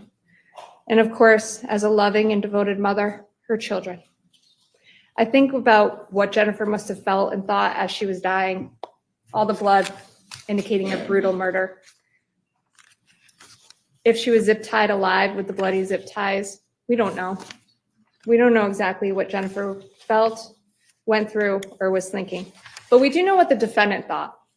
Because the very next day, the defendant got her hair done. She laughed and she smiled with her hairdresser. And later, joking at the pond with her friends, this was in her interview. She joked about if she can have sex with Fotis while in jail. Jokes. We know what the defendant thought. All the while, 5 children are home, scared and suffering. I spoke about the motive, Your Honor, the hatred that caused the defendant to commit this crime, and the egregious and awful facts. The defendant has never accepted responsibility for her actions. I'm also cognizant of today's date. Today is May 31st, 2024. It was 5 years ago today, on May 31st, 2019, that Detective Butin with the Connecticut State Police seized the defendant's phone and began the execution of a search warrant on Fort Jefferson Crossing. On May 31st, 2019, it was the first day the defendant became aware that the police were closing in on her too. And she had a choice that day to cooperate, to tell the truth, to accept responsibility, and she made a conscious decision not to do so. Instead, she perpetuated a lie after lie after lie. And here we are 5 years later. All there have been are lies. Multiple lies, misdirection, and manipulation of law enforcement. There is no Fotis Dulos over her shoulder manipulating her. She played her role to the fullest on her own. In her 3 interviews to the police, she tried to portray the facade of the dumb girlfriend. I believe those were her words. This from a professional woman with all these degrees and accomplishments that the defense presents, numerous letters from people who have interacted with her, supported her. The dichotomy presented shows not only the lies and the facade she played in these interviews with law enforcement, but also that she can clearly play a role that is expected of her. Now, I don't stand here and minimize community support. It is such an important and treasured thing, as Your Honor can see from the Farber family community that has come together. And the letters, the numerous letters written to the court about the defendant. What's interesting to me that I found after reading them, and I did read them, is they all essentially say the same thing. And none of these people, from her family to the people she was at the cookie sale with, people she water skied with, her daughter's friends, these are just a few of the people that she wrote letters on behalf of the defendant. None of these people ever stood in the way of something she wanted. That was only Jennifer. Jennifer Dulos is the only person that ever stood in Michelle Troconis' way. And look what happened to Jennifer. The motive, facts, and the defendant's true feelings. She has not shown remorse. All she has shown is contempt.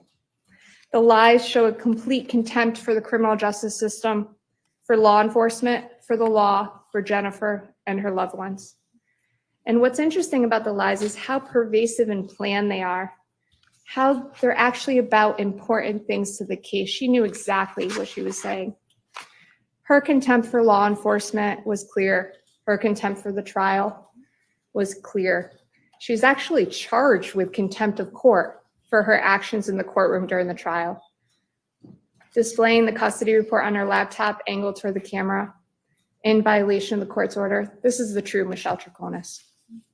And just by nature, a guilty verdict for hindering prosecution.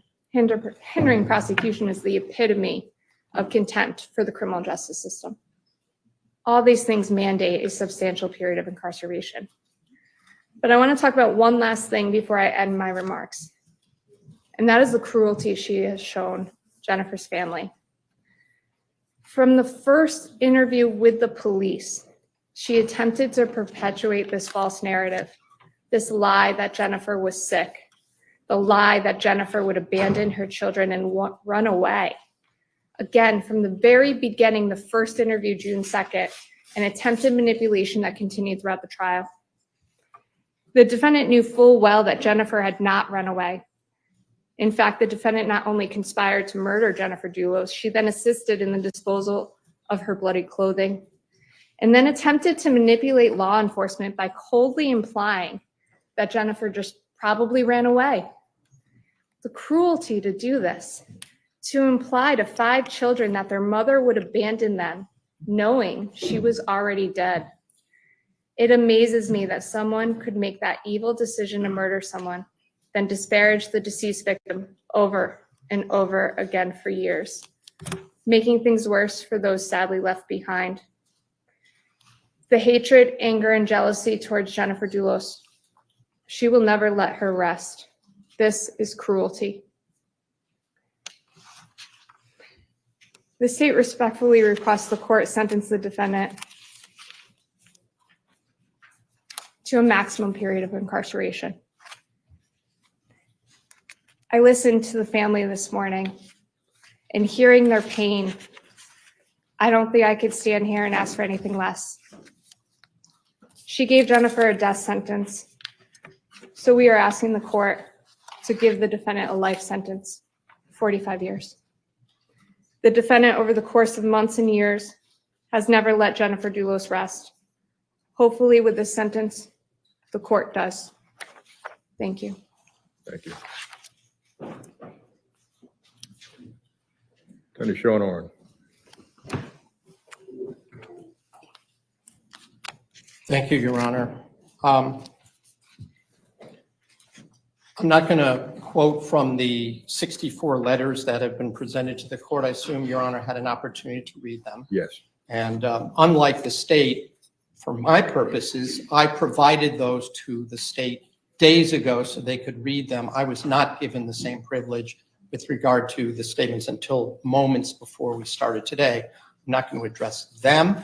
I believe that they were heartfelt, the statements that were made, and I'm certainly not going to address any of those statements. I do, however, before I ask for certain comments to be made by family and friends, just want to note that there are, as I counted, approximately 44 people present in support here of my client, Michelle Troconis. They come from Florida, Connecticut, other states from Europe, and 9 who came in from Latin America. There are a few that are going to be presented who couldn't fly in. So briefly, they made statements that I'm going to present to the court, brief statements by their video presentation comments to the court. But I do want to correct a false narrative that I believe the state has suggested, and which is sort of suggested by the pre-sentence report, and that is either that Michelle Troconis was the responsible for the breakup of the marriage to Jennifer Dulos with Fotis, or that she wanted to replace Jennifer Dulos and become the parent of these children. Nothing would be further from the truth. And just I'll indicate, as part of the information, the discovery that was provided, we have all of these text messages from Fotis Dulos's phone going back for years. And in those messages are all the text messages between Michelle Troconis going back to 2016, where she's expressing hesitation. You want me to move up there, but how is Jennifer going to look at this? Is this really something I should do? And Fotis Dulos repeatedly is saying she is fine, that is, his wife is fine with that. They've moved on. Their marriage has been broken up amicably. And yes, everything will be fine if you come up here with your daughter. We'll get you enrolled in the school. The children will be friends, et cetera, et cetera. So any suggestion that this was caused by Michelle Troconis is not a true picture. She also, I would also note that Fotis Dulos personally told, and it's not relevant for the trial, but personally told Michelle's family and mutual friends that it was an amicable divorce and that Michelle was coming up here and that his wife was fine with that. So I just want to indicate that because there's been a suggestion that somehow Michelle was responsible for the breakup of this fine marriage, which is simply untrue and simply the opposite is the evidence that was not presented at trial, but is presented through the discovery material. The second thing that was just suggested by the state is that somehow Michelle Troconis wanted to, quote, replace, unquote, Jennifer Dulos. Keep in mind that it was Jennifer Dulos who surreptitiously moved down to New Canaan before Michelle Troconis moved up here when she found out that Fotis told her that he was in love with Michelle and he was going to have her come up here. He may have told his lawyer that he had this grandiose idea that it would be great if his wife lived in the same house with Michelle and their kids could all be living in one happy house. But that was Fotis Dulos's fantasy, not Michelle Troconis. At no time did she present that, or did she even suggest that that was something that she wanted.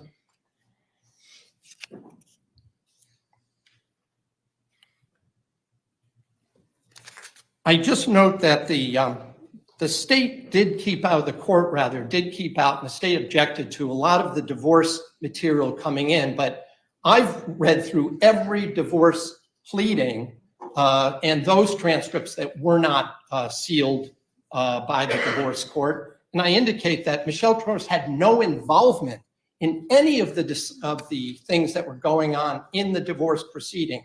She only knew what Fotis told her, what Fotis's lawyers told her, and that was borne out by the testimony of the attorneys. But I want the court to be aware that any suggestion that there was some kind of scheme to replace Jennifer Dulos by Michelle and that she wanted to somehow be the cause of a split up of a marriage is not borne out by any facts. That's just pure speculation.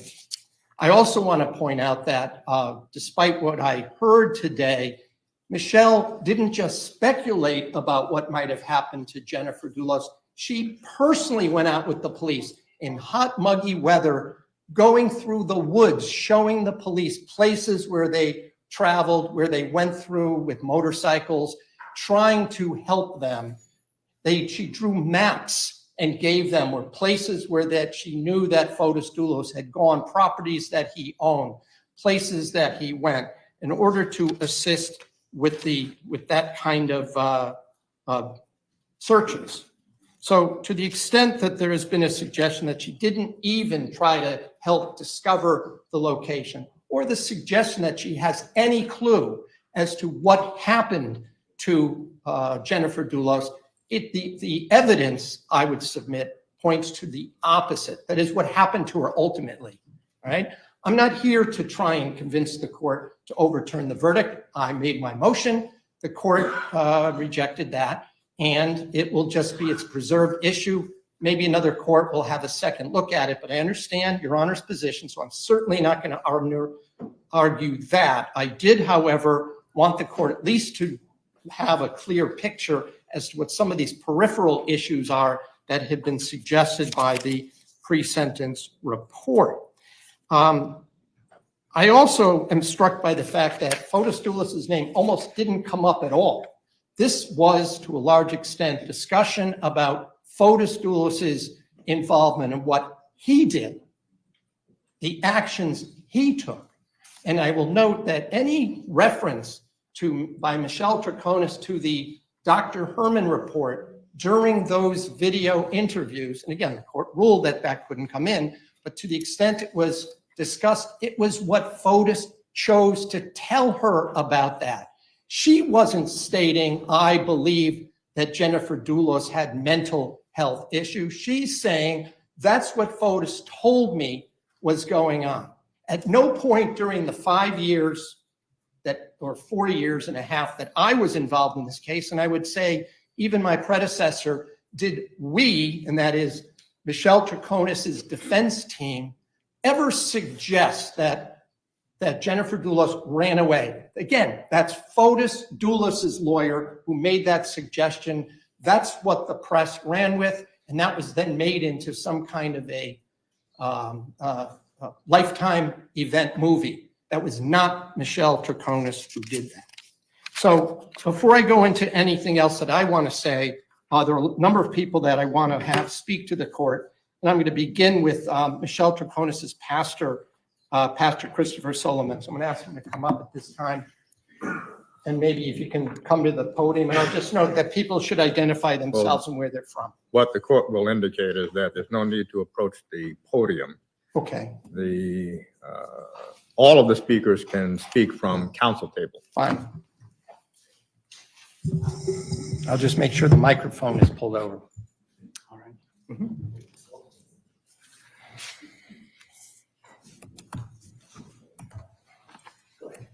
Good almost afternoon. We're on the edge there. I am the Reverend Christopher Solomini, and I appreciate this opportunity to share with you my statement regarding Michelle Troconis. I've served as the senior minister of Avon Congregational Church for over 5 years, since 2019, when Michelle and her family literally knocked on the door. The members of our church have been their sanctuary and their spiritual faith family. My years of study at Yale University with a Master of Divinity have been augmented by clinical pastoral education. This is a rigorous process of chaplaincy along with personal psychological studies and backgrounds. Prior to ordination in the United Church of Christ, I served on the governing board of the Haddam-Killingworth Youth and Family Services. While working at Regional School District 17 and years before that in Florida, I served as a guardian ad litem, providing my assessments to the court from interviews with families, doctors, psychologists, and children in order to recommend custody placement for the Department of Children and Families. Seeking spiritual support and faith-filled fellowship, even though English was not her first language, Michelle participated regularly in both worship services and activities of mission and fellowship. When her parents and sisters visited Connecticut, they too participated. I wish the world could know the Michelle I know, one not defined in media bites, scribal gloss, and an agenda-driven caricature. Almost immediately, Michelle volunteered on a weekly basis to help with some ministry, regularly cooking large meals for a Hartford soup kitchen, preparing for our monthly Farmington Valley First Friday dinners, even helping convert and paint an old space at our church for a new ministry. Michelle's disposition is exceptional as a helper, and one who cheerfully and tirelessly worked beside church members, young and old.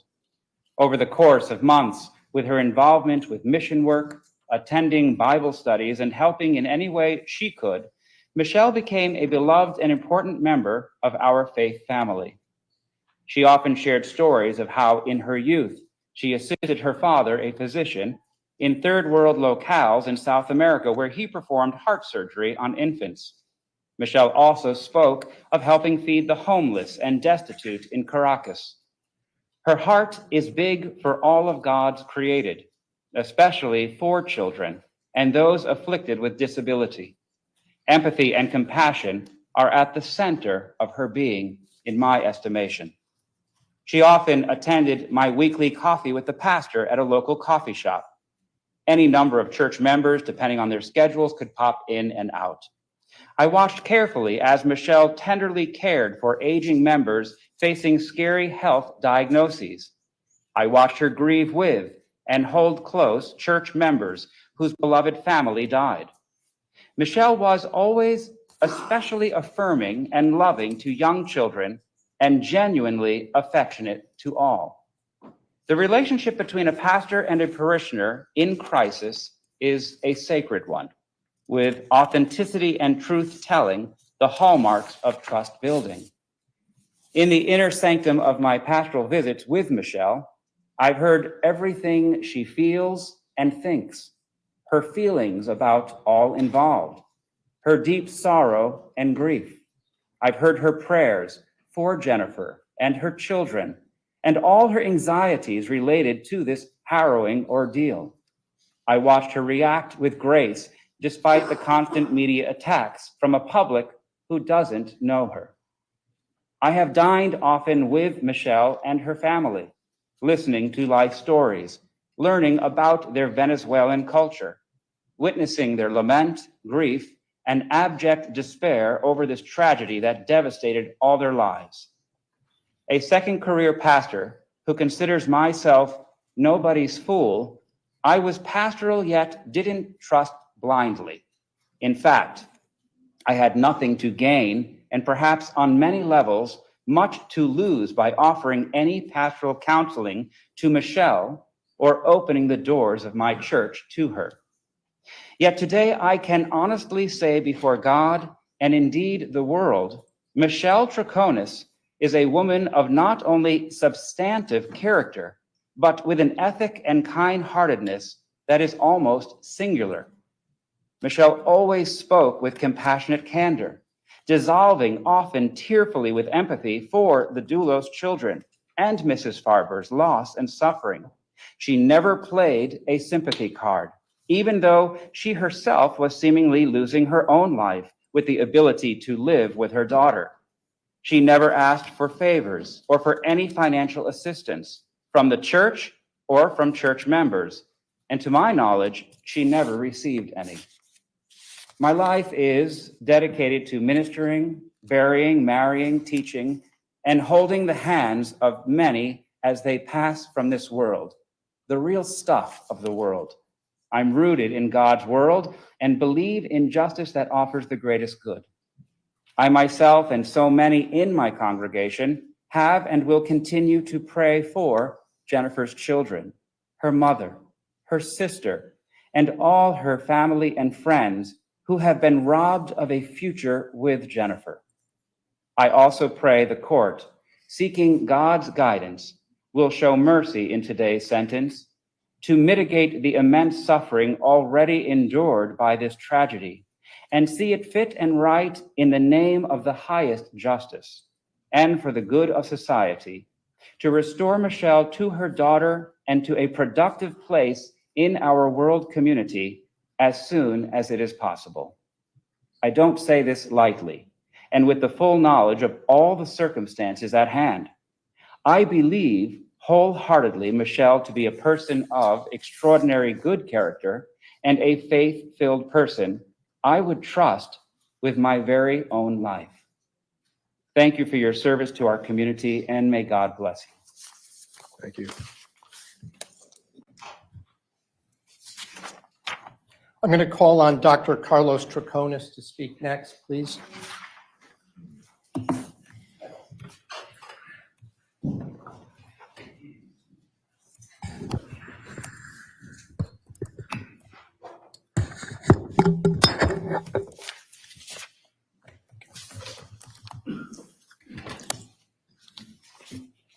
Your Honor, Judge Kevin Randolph. I am Carlos Troconis, an American-trained pediatric cardiac surgeon, mostly dedicated to altruistic medicine, particularly on underprivileged children with heart disease. With my efforts and the Heart to Heart Foundation, thousands of children's lives has been saved. I am here on behalf of my daughter, Michelle, who, although born in Memphis, Tennessee, grew up in Venezuela, where English is not our first language. And from now on, I will try to do my best.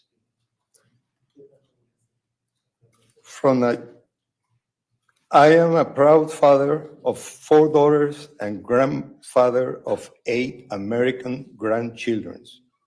From a young age, Michelle joined me on medical mission to indigent, neglected indigenous areas like the Amazon. She displayed great empathy and compassion with any patient while they heal. I come from a family of 7 siblings. My oldest sister, Laura, was born with an intellectual disability and was educated in a special needs school, co-founded by my father, pioneering special education in Venezuela back in the 60s. Michelle was very close to her aunt, Laura, and this bond, and along with the practice on the medical missions, inspired her to study special education. Michelle also developed a passion for outdoor life and animals, particularly horses. This led her to specialize in equine therapy, assisting children and adults with special needs. Despite the divorce between her mother, Maricela, and me, my daughter's life has remained unaffected by our separation. We handle it with mutual respect and understanding, ensuring that our daughter's upbringing was stable and loving.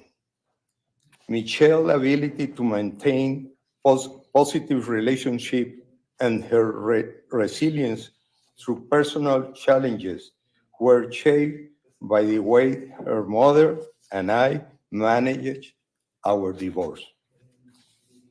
The amicable handling of our divorce provided Michelle with a strong foundation and the understanding that even in difficult times, maintaining respect and cooperation is crucial. In 2006, Michelle became a mother. Since then, she has devoted her life to supporting her daughter's dream of becoming an Olympic champion. Through dedication, hard work, discipline, perseverance, and love, my granddaughters achieved her dream, ranking in the top 10 for the United States team at the Winter Youth Olympic Games 2024 in South Korea. Even though Michelle was on trial, her steady support was crucial to her daughter's success. Regardless of the separation from her daughter's father, Michelle ensured that her daughter's life remained stable and loving too. Drained from her own experience with our respectful handling of our divorce, Michelle maintained a nurturing and supportive environment for her daughter. This separation did not affect her upbringing, neither. And both parents continued to prioritize her well-being, focusing on her education and family values. Our family has faced painful difficulties. Michelle's confinement has been overwhelming, especially for her teenager daughter, who needs her mother's guidance and support. These past 5 years has been the hardest of my life. I have left behind everything I love, including my patients, to focus on the legal process and support of my daughter through this heartbreaking process, coping with difficult challenges. My heart goes to the Dulos children who lost both of their parents. As a father, plead with you, Josh Randall, to show mercy in my daughter's sentence, Given the chance, she could continue to be a valuable member of society, providing care and restorative therapies to children and adults. I hope that these examples of Michelle's compassionate character I have shared will consider in your decision. Respectful, Dr. Carlos Troconis. Thank you. Thank you.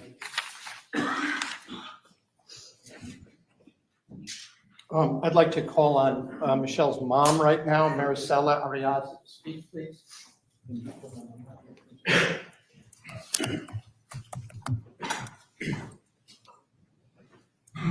Your Honor, Judge Randolph, good afternoon. Good afternoon. My name is Maricela Arriaza, and I am Michelle's mother.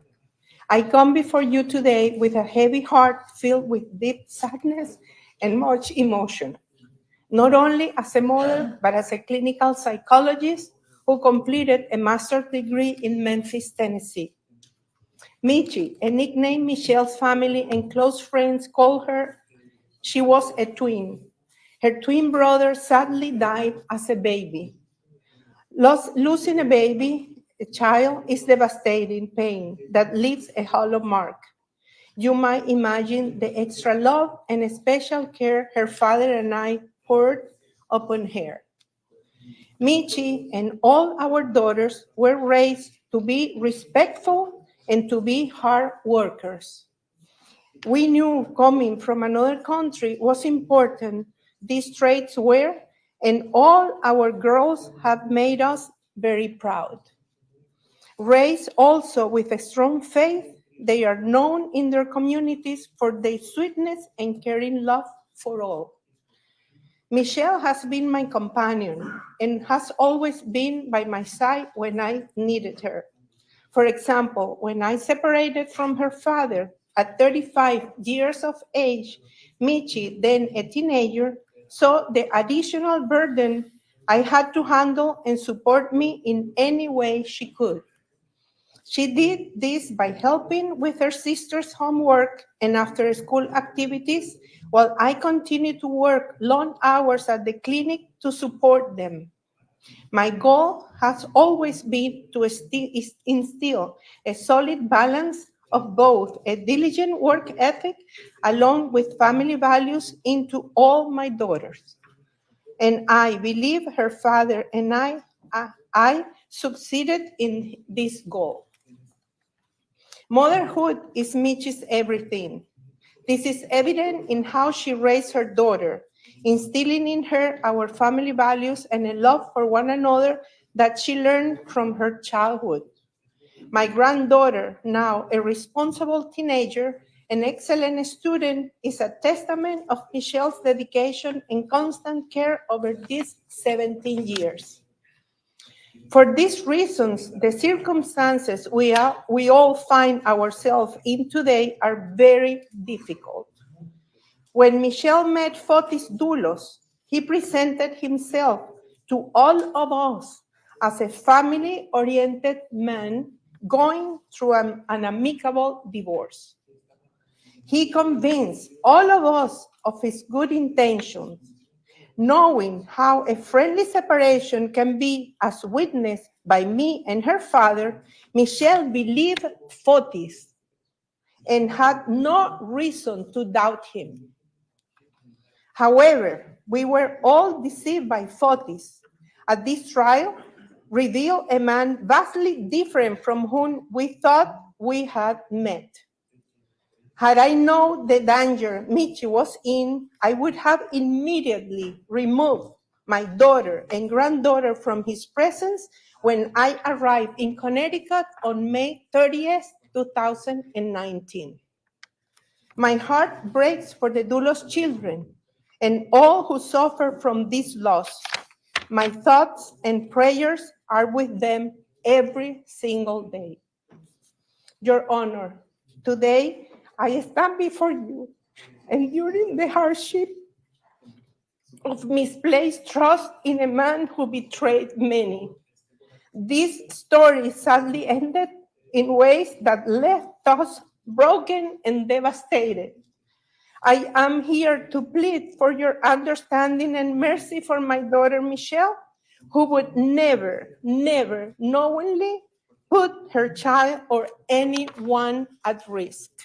Thank you very much. Thank you. I'd like to call on Eleanor Howard, please. Come forward.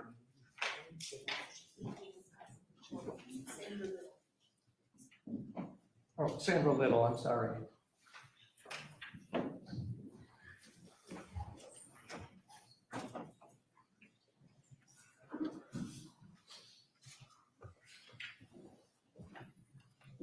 Right here. Good afternoon, Judge Randolph. Good afternoon. I thank the court for hearing me as I speak in support of my friend Michelle. My name is Sandra Lytle, and I've known Michelle for 4.5 years. I first met her in the worst chapter of her life had begun. She had moved out of the home where she was living and moved into a temporary situation within walking distance of our church. She immediately began to pitch in various volunteer situations. She became a regular at cooking once a month as we prepared a meal to serve 120 people in a Hartford shelter. She also became a regular at cooking once a month for our community dinner. I now manage the church's thrift shop. 3 years ago, it was just simply an idea, and Michelle showed up and cleaned and painted the space for the shop. She attended regular Sunday morning worship services, and whenever her family was in town, they would accompany her and participate in whatever activity Michelle was involved in. Over the following weeks, months, and years, I got to know Michelle. I observed her as she met fellow parishioners, some who have various needs. Each and every time, she would work on a way to offer help and support. I witnessed her on several occasions when she could draw on her past experiences or on her deep faith to offer hope and encouragement to others. She is a trusting, intelligent, kind-hearted woman, full of compassion and generous with both her time and talents.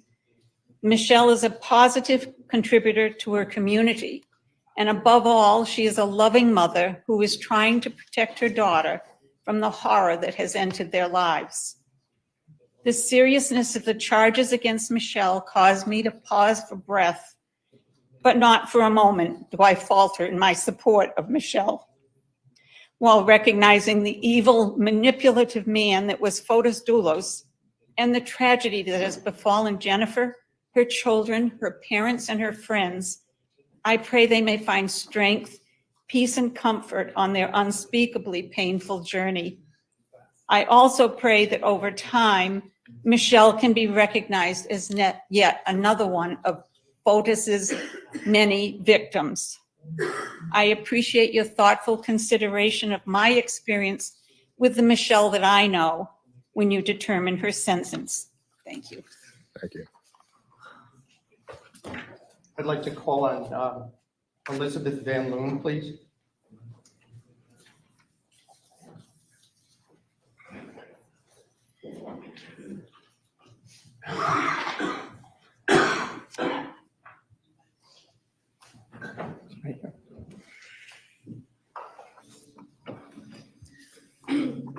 Judge Randolph, my name is Elizabeth Van Loon. I have been invited here today to speak on behalf of my friend, Michelle Troconis. I have known Michelle and her family since 2019. Michelle has been attending my church, where I've been a member for almost 40 years. And over the past 5 years, this is the Michelle I have come to know and deeply respect. And I believe her true character is not as it has been portrayed in the news media. Dedicated mother. Michelle is a deeply loving and dedicated mother. Her daughter, as you have heard, is a competitive downhill ski racer at the international level and trains in both North and South America. Michelle has described to me how she spends hours each day online going over school lessons with her daughter so she can continue her education while training. Michelle is the mother who can inspire a competitive child, remaining emotionally close when they are physically distant. Loving. Michelle's love encompasses all of her family. Her parents and sisters attend my church whenever they are in Connecticut. One holiday, and I do believe it was Christmas, the entire family came to worship. Parents, sisters, brothers-in-laws, nephews, and her daughter. The family, when dispersed, is in constant contact via text and Facebook, so they can share the pictures, joys, and sorrows of their daily lives. Michelle maintains an excellent relationship with her ex-husband in Argentina and was delighted when he remarried and had a son with his new wife. Michelle shared with me joyfully a picture of her daughter with her new baby brother. Compassionate. Michelle's love extends to all who are in need, both human and animal. While in Connecticut, Michelle volunteered for horses who've been abused and now live on a rescue farm. She came to church regularly to bake cookies for the local police department and other first responders. And as you have heard, she's helped to cook delicious meals, which our church delivers to the soup kitchen, Loaves and Fishes in Hartford. And closest to my heart, Michelle is a model for caring. She has shown me how to love and care for a family that is geographically dispersed. My daughter serves overseas with the United States military, and her family is stationed with her. I have 4 young grandchildren, and I'm able to visit with them infrequently. Michelle is always asking about my family, particularly my grandchildren, and I'm always happy to share their pictures with her. Michelle inspires me to know that love does not fade with long distance, and that parents, children, and grandchildren can remain close when they are apart. And I am deeply grateful for having Michelle in my life and providing this example. Faithful. I see that Michelle embodies the Christian spirit. As Jesus commanded, she loves God and her neighbors with a tender and open arms. And I do pray that God's love embraces the family of Jennifer, particularly her children, as they must navigate their lives without her. And I ask you, as the sentencing judge, to show compassion and mercy to Michelle Troconis. Thank you for your time. Thank you. Thank you. I'd like to call on Michelle's sister, Daniela, to speak, please. Daniela Troconis.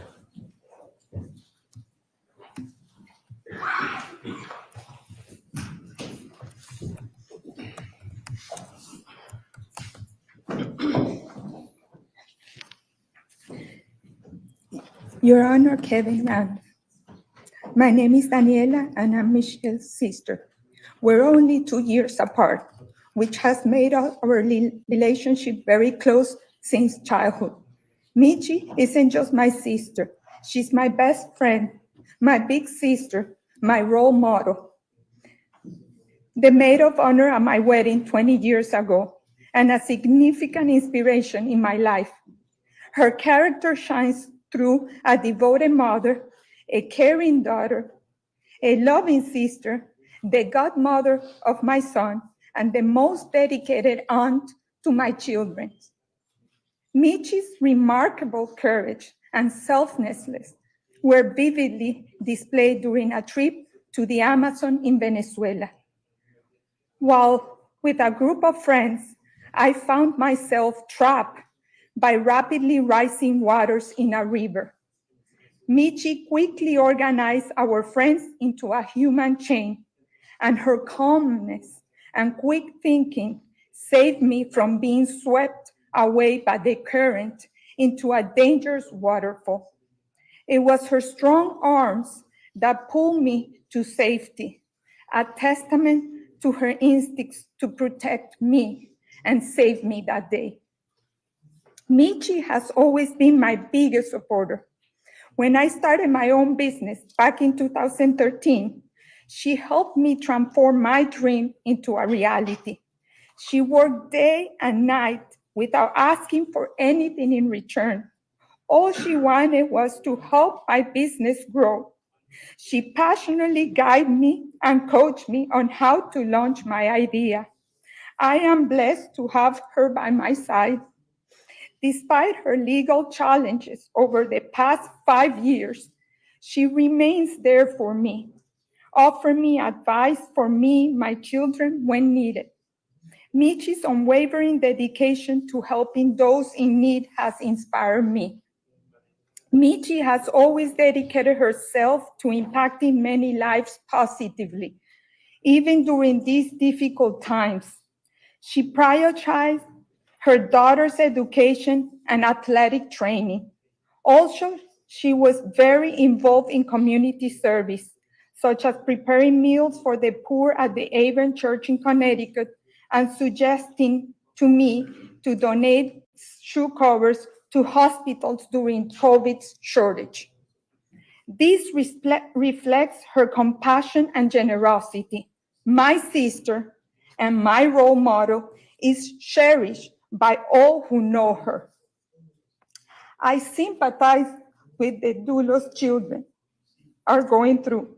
I feel immense sadness because I met the children when we spent Christmas together in 2017. My own kids are the same ages as the eldest twins, and it breaks my heart to think of their loss. I treasure the memories of that beautiful Christmas we shared together.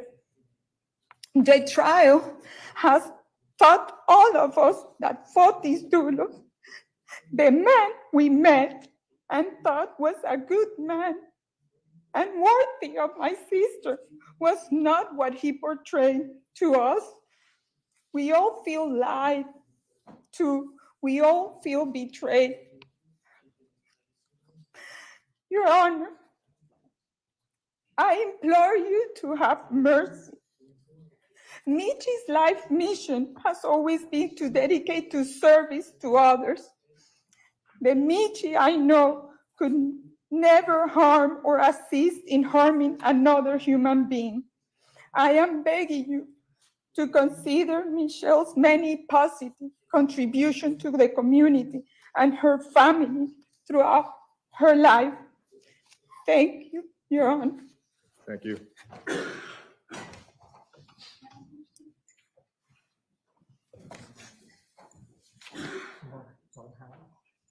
I'd like to call on Eleanor Howard, please.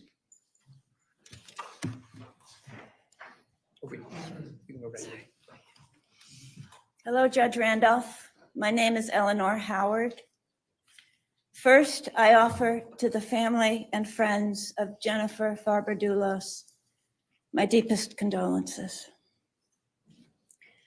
I'm here to say how I know Michelle Troconis.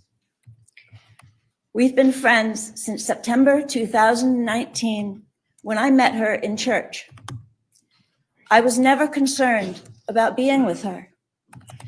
I did wonder if others might be, but I was taught in church to welcome all, no matter where they were on their life's journey. Michelle is one of the kindest women I know. She always asked, how was I doing? She helped me this year by sending me a thoughtful list of places to see in South America. She gave me confidence to travel there. At her home, she showed hospitality to my husband and I over dinner. Her unfailing warmth in greeting me brought me happiness. She introduced me to her family and friends who are now my friends. Michelle always found ways to help at church. She helped videotape an outdoor worship service the first one after COVID lockdown in June 2020. It took kindness to want to help during COVID, even outdoors and socially distanced. She attended church coffees, a drop-in gathering of friends, and she brightened the meetings with her interest in everyone. It was always better when she was there. On a Valentine's Day, Michelle gave everyone in church a box she'd made filled with chocolates. She had mugs made with our church logo. It was extraordinary to me. Coming to church to give to us, I just thought it would have been the other way around. And all she asked of being in church was to worship and pray. At the church's crowded social hours following Sunday services, Michelle was friendly. It may be scary for anyone, any newcomer to join in, but Michelle never hesitated. She was comfortable with all of us getting to know her. I visited a horse rescue organization where she volunteered to take care of horses. It's hard for me sometimes to go to new places, but I knew if Michelle was there, it would be okay. I saw her help her daughter with homework, connecting online. She's a loving and gentle mother. She told me that when she was about 10 years old, she went with her father, the physician, to a remote Amazon region to help people. She described it as a perfectly normal thing to do, but I was amazed by her generosity in caring for people in need. And I will close with this. During a Bible study group 5 years ago, it was hard for Michelle to fully understand English. In a big group with everyone talking, this weakness was not evident. But in that small Bible study, discussion focused on each of us in turn, and we were each put on the spot. She didn't understand some of the questions put to her in English, and her responses in English were not always smooth. I know Michelle has been found guilty, but to me, she's a friend and a trusted and valued community participant. She made positive differences in my life. She showed me things a generous person could be, who a valued member of my community is, and how easy it is to share kindness. She never gave me a reason to doubt her sincerity. I feel the Michelle I know is the real Michelle. And I ask that you please show mercy. Thank you. Thank you. I'd like to call on Herbert Smith, please, to speak.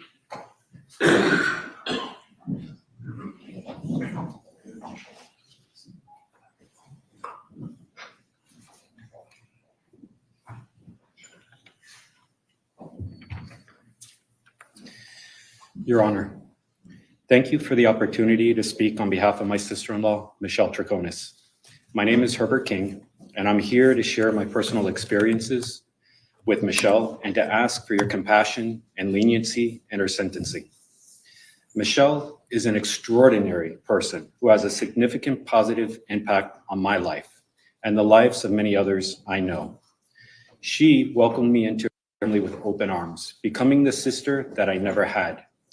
Michelle's support and acceptance were vital to my relationship with her sister Daniela, my wife. We admire Michelle's core values of love, compassion, and caring for others so much that we named her the godmother of one of our children. Michelle has shown to me what it truly means to be a parent and to provide unconditional love to a child.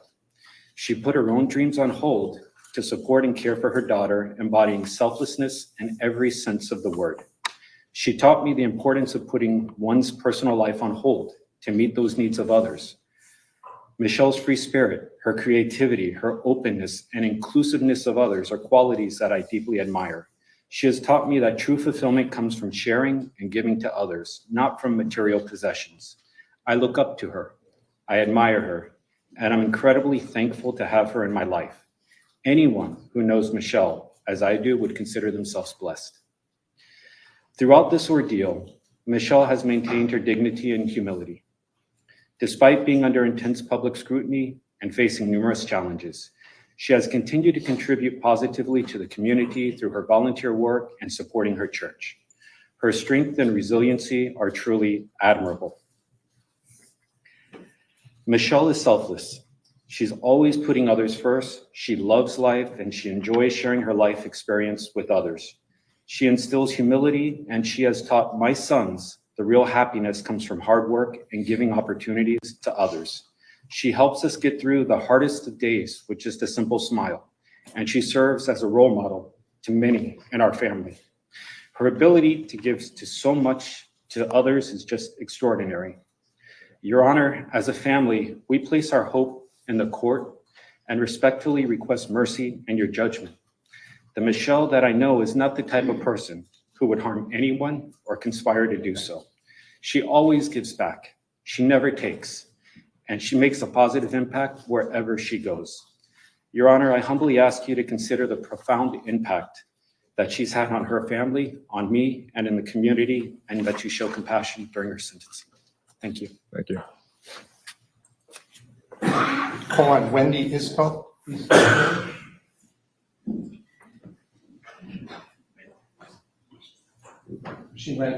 She stepped out, so then in that case, I would ask that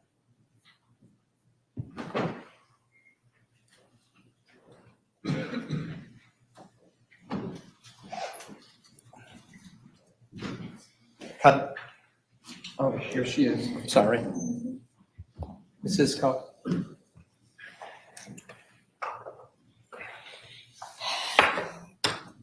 Good afternoon, Judge Randolph. My name is Wendy Iskov. I am deeply grateful for the opportunity to share with you today some of the personal experiences with the defendant, Michelle Troconis. I realize the court has found her guilty of the tragic crime set before her, and I'm here with the hope that I might shed some light on the character and personality of Michelle, with the intent of revealing to you what I know of her as a compassionate woman, mother, and friend. In 2019, she attended our church for a period of 5 to 6 months when she was under house arrest and required to stay within the limits of the community. While at the church, I participated with her in several volunteer service ministries there, of which you've heard of today. For example, preparing food for the homeless population in Hartford. As well, together, we created cards for housebound and hospitalized members of the church. She was always willing and eager to lend her time and talent to these volunteer activities. We knew we could count on her whenever and wherever she was needed. Perhaps the greatest offering of herself came in the form of her offer to coach my daughter for free in an equine therapy setting. Michelle and I talked of her own experiences working with children and adults in these types of programs and the improvement they brought to the quality of their lives. We were actively in the process of trying to find a horse facility where this might happen on a regular basis at that time. However, regrettably, we were unable to find that within our community.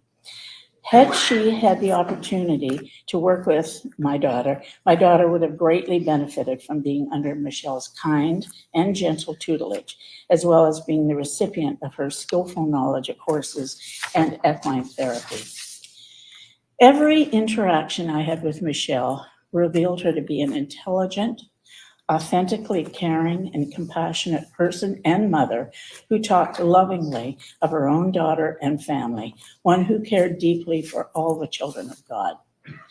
It is my hope that you will take into consideration when sentencing her with who this nonviolent, caring woman is and how she has displayed such personal courage, integrity, and calm as she endures this verdict upon her life. Indeed, we are all aware that no one should ever have to suffer the horrific loss that Jennifer Farber's family and friends has had to endure these past 5 years. It is with sincere respect for their painful journeys that I pray for them. Thank you. Thank you. Thank you. Call on Michelle's sister, Maricela.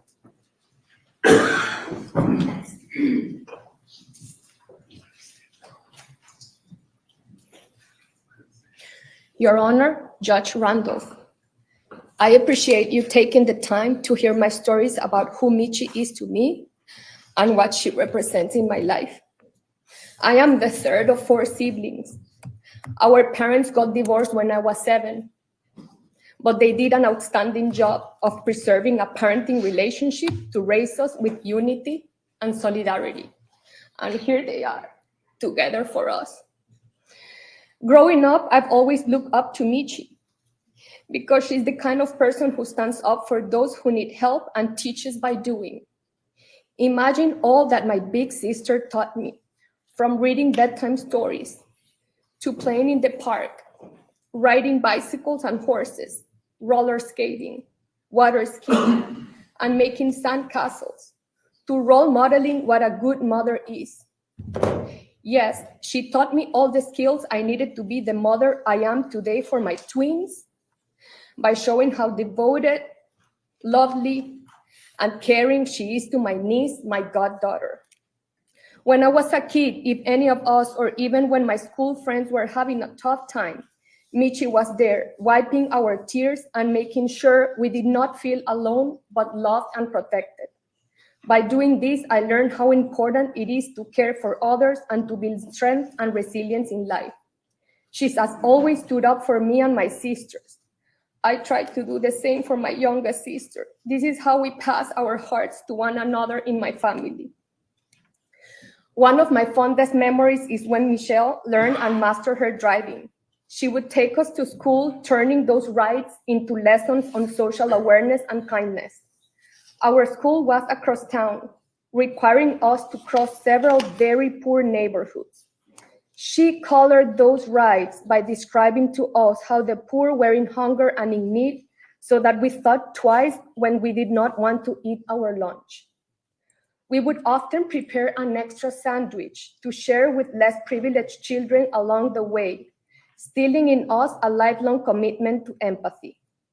Now, because of Michi's influence, my everyday job is to place myself in the shoes of the American consumers to serve and improve their lives. When I was accepted into university with a scholarship but lacked transportation, Michi gifted me her car. Thanks to her, I was able to pursue my dreams of a higher education. This made a significant difference in my life, and I learned about generosity. My heart has been heavy with sorrow for the last 5 years, and I have lived in deep pain every day. My thoughts and prayers are with everyone affected as we endure this hardship. In these moments of profound loss, the strength and unity of a family become precious. Judge, I beg with all my heart and spirit for your openness to a different view and mercy for Michelle. She has always been there for us. Her genuine heart treats everyone with so much love. She keeps our large family connected, ensuring we stay close to preserve family traditions. She's also an amazing aunt to my twin boys, encouraging their dreams of playing sports professionally with her incredible belief that no challenge is too big to overcome. As you can see, Michi means so much to me and has always been a pillar of light, strength, and hope in my life. She is the heart of our family, and without her, our lives would be profoundly broken. Thank you for your consideration, Judge Randall. Thank you. Attorney Schoenhorn, what we will do is take a break until 1 o'clock and then resume at 1 o'clock. And please give heed to the marshals. All rise. Silence.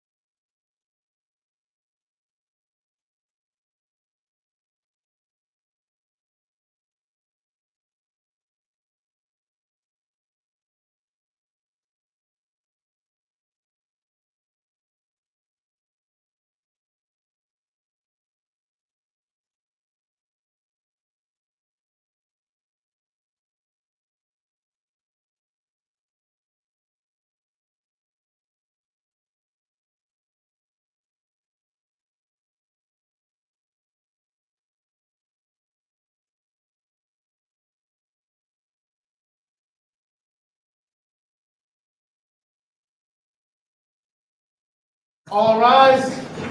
This Honorable Superior Court is back in session. Good afternoon, Your Honor. Good afternoon, please be seated.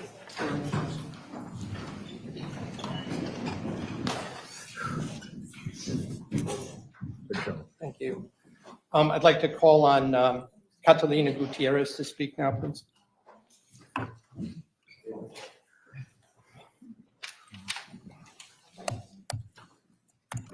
Good afternoon, Judge Randolph. My Good name is afternoon. Catalina Gutierrez, and I'm grateful for the opportunity to stand before this court in support of my friend Michelle Troconis. I met Michelle over 20 years ago while we were both living in Buenos Aires, Argentina. We had an instant connection, but it's easy to connect with Michi. She is an open and curious soul who can relate to people on a very intimate level by giving you her undivided attention 100% of the time. Through the years, she has become one of my closest and dearest friends. We became our chosen family when our families were far away. With all the ups and downs of life, you can count on Michi to hear you out, offer help, or a hug if needed. You can always count on her for an unfiltered opinion, have sincere advice, or simply be your best cheerleader. With her on your side, you feel anything is possible. Michi has a way of making you feel special. I most admire how Michelle has embraced motherhood. She is a devoted mother to Nicole, and her dedication is inspiring. Nicole is her main priority, and Michi always has her daughter's best interest at heart. Michi has encouraged Nicole to follow her passions from a very young age. When Nicole showed interest in competitive skiing, her mother was right by her side to organize and coordinate her equipment, her training, her races, and her schooling. She would take Nicole wherever she needed to be, whether it be in the United States, Argentina, or Europe. I would often call her and ask her, "What mountain are you on today?" She has been there for her always, proudly watching Nicole flourish to the best of her abilities. They have a very close relationship and a bond that is beautiful to see. They are always together and love sharing their experiences. Knowing how important they are to each other, I pray that they will not be separated. When Michelle and Gaston, Nicole's father, separated, because of Michelle's insistence on a clear and honest communication, they navigated the challenges of co-parenting across countries and continents in what seemed like a seamless and harmonious way. She ensures that they remain a unified team to provide their daughter with the best possible well-being, sharing holidays, birthdays, vacations, even after they had separated. I have spent many vacations with them and my children while they were together and after they had grown apart. Gaston and Michelle have a strong camaraderie and understand that their daughter is their most important priority, while respecting each other's life choices. Michelle is a beautiful person who is a loyal, generous, and loving friend. In over 20 years, I have never seen Michelle treat anybody with anything but respect, kindness, and a smile. Michi is a woman who says what she thinks and does what she says. It is extremely refreshing to meet people like her who are unique and authentic and not afraid to show it. I am honored to call her my friend and grateful for having her in my life. Michi is a special person who has inspired me to change my perspectives, live outside of the box, and most of all, enjoy the moment. I strongly believe that her story, her true story, has not been told. And I pray she will have the opportunity to do so one day, and that her caring nature and positive impact on others are not overlooked. Thank you. Thank you. Mindful of the time, Your Honor, there are several people that had wanted to attend that were unable to, that we're going to speak. So what I did is have those individuals record statements, and I'm just going to, they're all brief, but I'm going to just note the names of the individual. May I be seated while I do that? Yes. First person is Maria Cersasimo.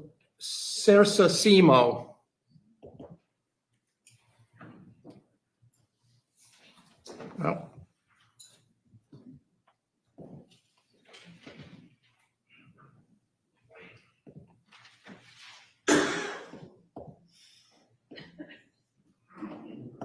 Years. My name is Maria Cersosimo. I live in Miami Beach, and I am a mother of 2 daughters, ages 17 and 14. Nicole went to Casa dei Bambini Montessori School in Miami Beach with my oldest daughter, Luna, and that is how Michi and I became close friends. The girls were in the same class up until Michi and Nicole moved to Connecticut at the end of 2017. Michelle always had a friendly attitude, and we connected right away, sharing years of birthday celebrations, art classes after school, ice skating classes, school plays, and many, many play dates. Getting to know her better through these meetings, it quickly became clear that Michi's main focus and priority in life was her daughter, Nicole. Michi would and does prioritize Nicole's education, well-being, and needs before anything else. She has always been the supermom, not only due to her devotion towards children, but in the sense that she was always considered the cool mom amongst the kids because of her ability to connect with them and her love for sports.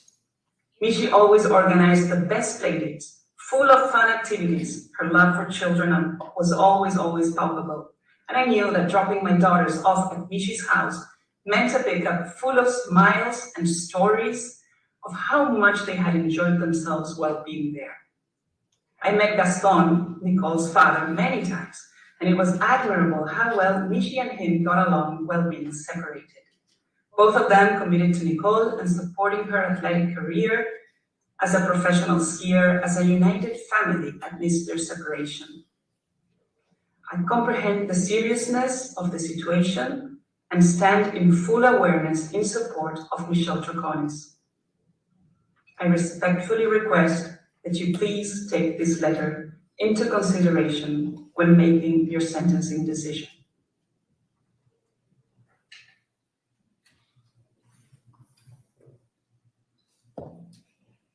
The next is from Gaston Begwe, who is the father of their child that has been discussed. Good afternoon, Your Honor, Kevin Randolph. I am Gaston Begwe, Michelle's partner and father of our daughter Nicole. I wanted to provide insight into the character of Michelle Troconis in relation to her upcoming sentencing. I met Michelle in 2003, and since 2004 we shared 8 years of our life together. Her passion for life, her love for people, and world travel were part of the things that I like about her. After spending time together, we decided to bring Nicole, our daughter, into the world as a symbol of our love. Since our separation, we maintain a healthy and a very good relationship because of the love that remains between us for our daughter and because we understand that this is the way to relate. Michelle is a great mother, always looking after our daughter, helping her with schoolwork, cultural education, as well as sport, because it's also very important for us. For Michelle, her family is very important and always comes first. Of Venezuelan origin, Michelle is the oldest of 4 sisters. Her parents, 2 professionals, formed their daughters under the value of the honesty, work, and joy. They are a very united family.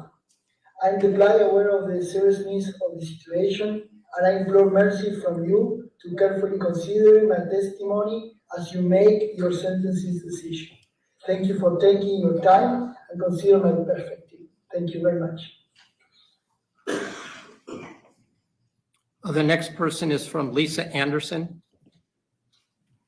And today, on the 6th of May, 2024, I address you with a heavy heart. Before I proceed to read the character reference letter for Michelle Troconis, I wish to extend our deepest condolences to the Farber family and all those affected by the tragic loss of Jennifer. Now I will present the character reference from both my husband and myself. Dear Judge Randolph, we are writing to offer our heartfelt support and provide a character reference for Michelle Troconis. We have had the privilege of knowing Michelle for 8 years through our involvement in Ski Club Vail, where our daughters trained together. In that time, we have come to deeply admire her generous nature and strong moral character. Michelle is not only a dedicated mother to her daughter, Nicole, an exemplary representative of the United States alpine skiing, but also a cherished friend and a pillar of support within our community. Despite the challenging circumstances she has faced, Michelle has remained steadfast in her commitment to her daughter and our community. Throughout the years, we have witnessed Michelle's kindness, compassion, and positive influence extend beyond her own family. She has always been there for other child athletes and parents. On many occasions, she was the first to reach out and congratulate our daughter on a win, or give her a comforting hug after a bad run or injury. She'd bring sandwiches for all the kids to events and congratulate everyone at the finish line. Her selflessness and generosity are what she is known for in our community. Even during her trial and incarceration, Michelle continues to be a supportive mother to Nicole. It's a testament to her dedication as a parent that Nicole has achieved remarkable success, including representing the United States in this year's World Junior Olympics in South Korea, all while her mother faces legal challenges. As we are sure you are aware, English is not Michelle's first language, and we can remember times where clarification was needed throughout our conversations together. Despite any language barriers, Michelle's warmth and sincerity are evident to all who know her well. In light of Michelle's exemplary character and dedication to her family, specifically her daughter, we respectfully request that Your Honor take these aspects into account. We have always seen Michelle as a person of integrity and kindness. It is our sincere hope that her generous nature and positive impact on those around her are not overlooked. We believe from the bottom of our hearts that sadly, Michelle's true story has been left untold. We hope beyond words that she will someday get this opportunity. Thank you for considering our perspective. If you require any further information or clarification, please don't hesitate to contact us. Sincerely, Lisa and Sam Anderson. The next comments would be from Andrew King. Good morning. And I'm 16 years old. Michelle is my godmother, but I see her as my second mom. And I'm thankful for her being my mom's closest sister because that allows me to see her the most. She's always been my hero because she's brave and has the biggest heart that she's able to share with everyone. She knows how to make us laugh no matter the situation, and that's why I love her the most. We've had so many fun times and memories together. I would never forget all the ski trips we have done, as they're experiences I could only have dreamed of. Or the dirt bike adventures where there was this one time where I got a burn and she put a Band-Aid on it, and I don't know how I would have ever recovered without that Band-Aid. During these tough legal years, Michi has helped my mom take care of all of us, taken us to school, and supported me in my projects and sports. She's always been there to celebrate my victories in soccer, track, and cross country. Please see how much good she's done for all of us who know and love her when you decide her sentence. Thank you, Your Honor. Andrew King. Next would be from Dr. Alvaro Ordonez. Oh, Your Honor, Ordonez, I'm a proud USA citizen and a proud immigrant. There's a reason why I mentioned this, and it has to do with some cultural ways and some cultural customs that people may have between some different countries, and culture is relevant to this case. People here have more boundaries in the way that things are said and done. Boundaries unbelievably matter and make a big difference. Opinion, perceptions are then also processed differently over here. I met Michelle Troconis back in 2014 because of mutual friends. We hit it off right away. I was happily married. I had my little kids. She had her little daughter. All of our friends had kids growing up together. Michelle would visit us in our home in South Miami or in our house in the Florida Keys. We would go fishing and diving together. Michelle is the kind of person that is always available, always friendly, always ready. It is impossible for me to even remotely think that she would engage in any of the kind of behaviors that she has been accused of. She would never hurt or hurt anybody. That is not the sweet and kind Michelle Troconis that I know. And I think I know Michelle Troconis very, very well. I could see Michelle being stressed to a breaking point while being interrogated by the police, but I cannot see Michelle lying about something so important as this case that has been going on. I myself have been stopped in traffic by police, asked by my license, insurance, and registration, and not being able due to stress and intimidation to find it in my wallet right in my hands. It happened last year. Now imagine being asked about a possible murder. I personally would simply faint right on the spot. We have been to family gatherings together, first communions, the birthday of our kids. I visited her in Colorado and in Connecticut. This is a person that is way more friendly than the normal. It's a woman that is always helping, always caring, living her own everyday issues, as we all have, crying her own tears, sweating her own sweat over all the life issues that we all have. This is tragic for everybody. It is tragic for the Dulos children. It is tragic for Mrs. Farber, the mother of Jennifer. It is very tragic for the Troconis family. It's extremely tragic for Michelle and her daughter. So many times I wanted to know I needed someone to cover for an employee in my practice in the front desk, and she would stop whatever she was doing to come and help. She has always been available, and the same way that she has been available for me and my friends, she has been available for anybody in the community that would need help from Michelle. She is as much victim of Fotis Dulos as Jennifer was. It is a very sad situation. Michelle is a good woman.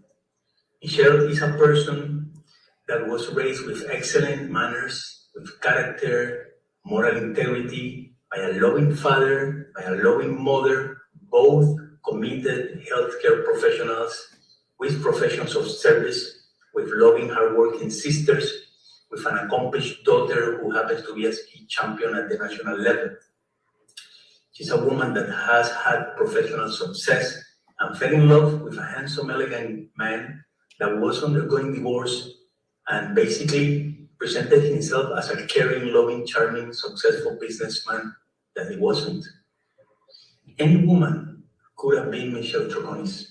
Any woman would accompany her partner to do some chores. Any woman would have succumbed to the charm, elegance, and class of Fotis Dulos. Any single woman could be sitting here today as a defendant instead of Michelle. In my personal opinion, and from what I've seen, she was utilized. She did not destroy or break a family. That relationship, from what I know, was already broken. The situation of Michelle is as tragic as the disappearance of Mrs. Jennifer Dulos. Your Honor, God bless you.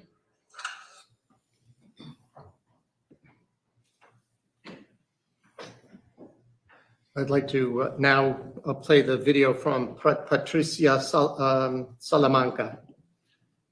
Good morning, George Frankfurt. My name is Patricia Salamanca. Thank you for this opportunity to address the court. Please allow me to express my deepest sympathy for the Farber Dulos family for the loss of Jennifer. I would like to share the long-standing relationship my family has enjoyed with Michelle. One of our most significant experiences involved entrusting Michelle with the care of my son, who was 11 years old at the time and is now 39. He has special needs and was under her care while attending a summer camp in the USA for equine therapy training. We have known Michelle and her family for decades, sharing birthdays, weddings, baptisms, and numerous adventures. These interactions have given us profound insight into her character. Michelle is not only smart and hardworking, but also an extraordinary mother to her daughter, Nicole. Among her admirable qualities and her innate ability to understand and work with children with special needs, Michelle's holds very special place in my heart, and she always will. With deep empathy and understanding for everyone affected by this tragedy, I stand in support of Michelle. I humbly implore you to consider extending mercy during the sentencing process. Thank you, Your Honor. And finally, the statement of Peruse Kabachyoyan, let me spell that. It's Peruse, last name is Kbachhoyan. Hello, Judge Randolph. My name is Peruse Kachoyan. Thank you for allowing me to present a brief statement to the court today on behalf of my friend, Michelle Troconis. First, though, I want to reverently acknowledge the life and memory of Jennifer Dulos and the suffering her children and the Farber family continue to endure because of her loss. Theirs is truly a compound tragedy, and my heart sincerely goes out to them. I met Michelle Troconis about 4.5 years ago at Avon Congregational Church, where I've been an active member for several years. Working closely together on service projects, sharing in study groups, and community life in general, I have come to know Michelle as unassuming and hardworking, pitching in wherever she can without concern for praise or recognition. Michelle bussed tables and did kitchen work for fundraising dinners.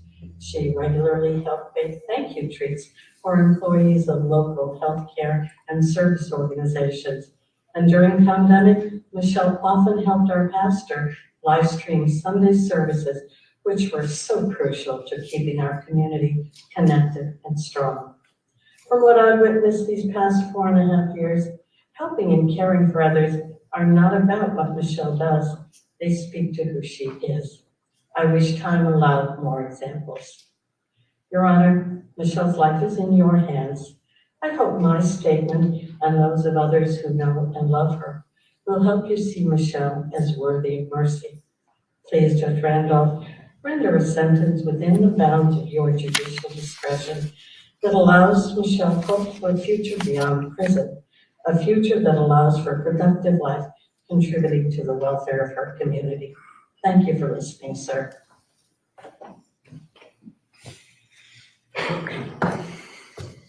I would ask the court to now hear from Paola De La Torre. And after this presentation, we will stand in our lunch and recess from 1:30 until 2:30. Yes, and I'm mindful of that, and that's why I played the videos now, so that the few people that are left, there will be enough time, so. Thank you. Good afternoon, Judge Randolph. My name is Paola De La Torre. Thank you for giving me this opportunity to talk about Michelle Troconis, one of my closest friends and a cornerstone in my journey as a mother and human being. But first, I want to express my sincere condolences to Dulos' children, families, and friends for their unimaginable loss. I met Michelle 11 years ago when our children attended the same Montessori school. We connected right away profoundly, and our friendship grew as we navigated the challenges of being a single mother in a foreign country.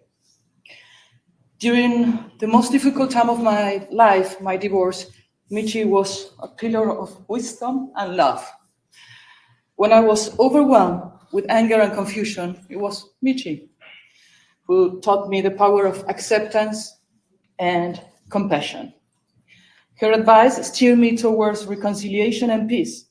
And even though I was upset and gave her many opportunities to talk badly about my ex-husband, but she didn't.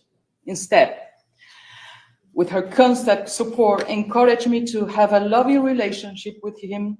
And today I share a harmonious relationship with my ex, and our children thrive because of that.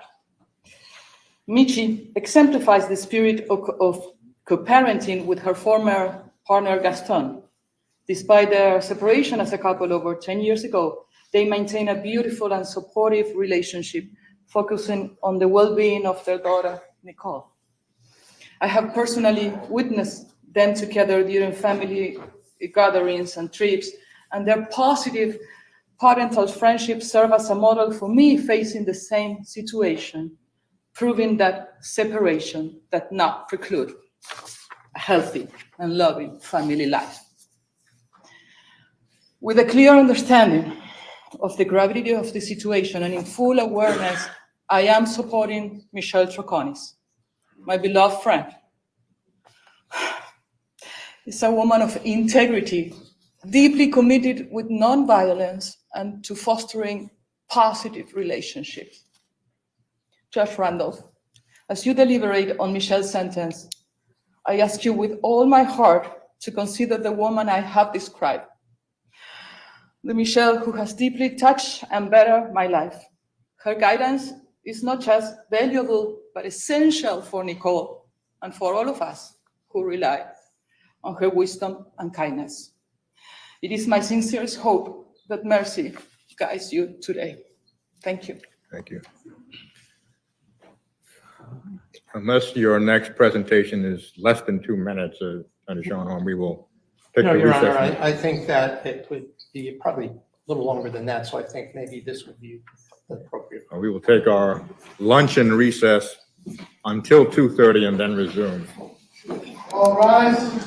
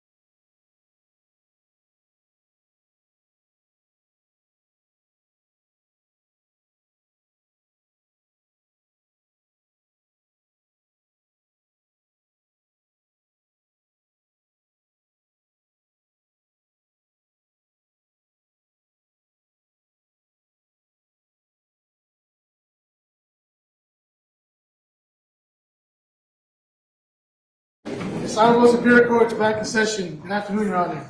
Good afternoon. Please be seated. Thank you.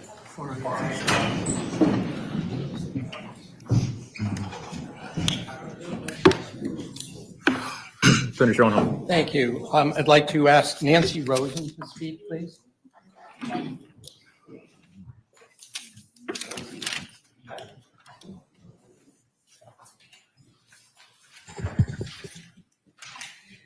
Thank you, Your Honor. My name is Nancy Rosen.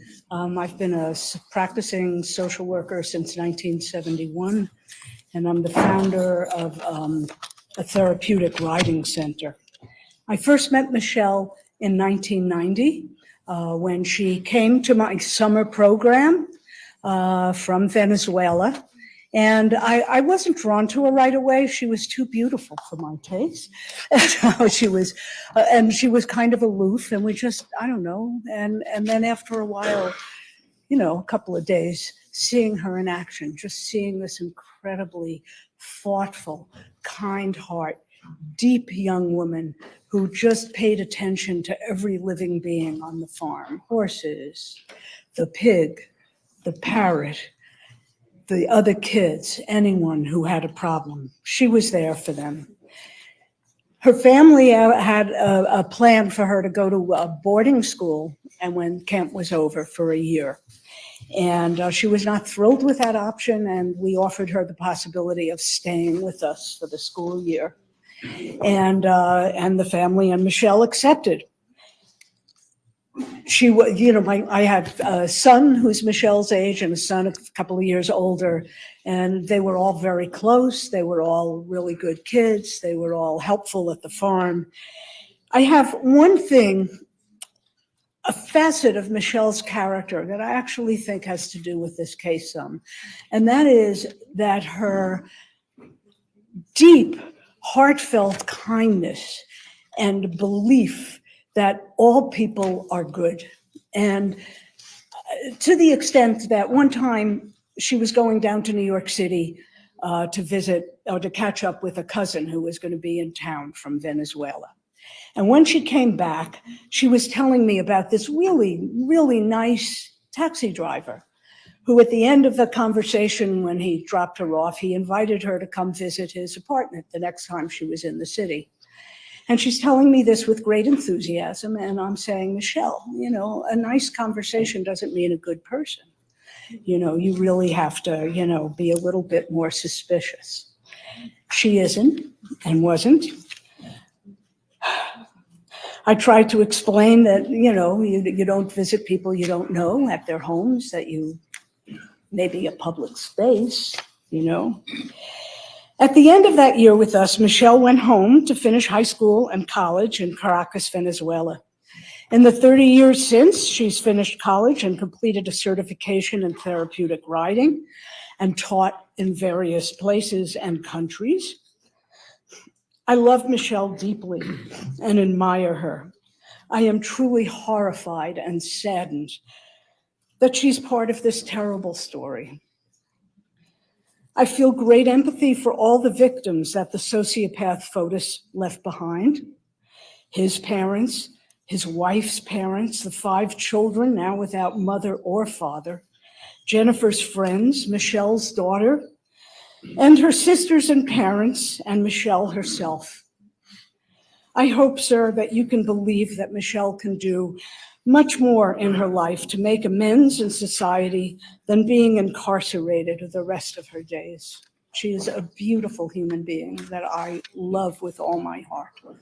Thank you. Thank you.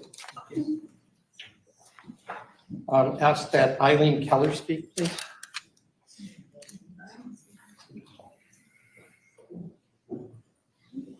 Eileen Keller.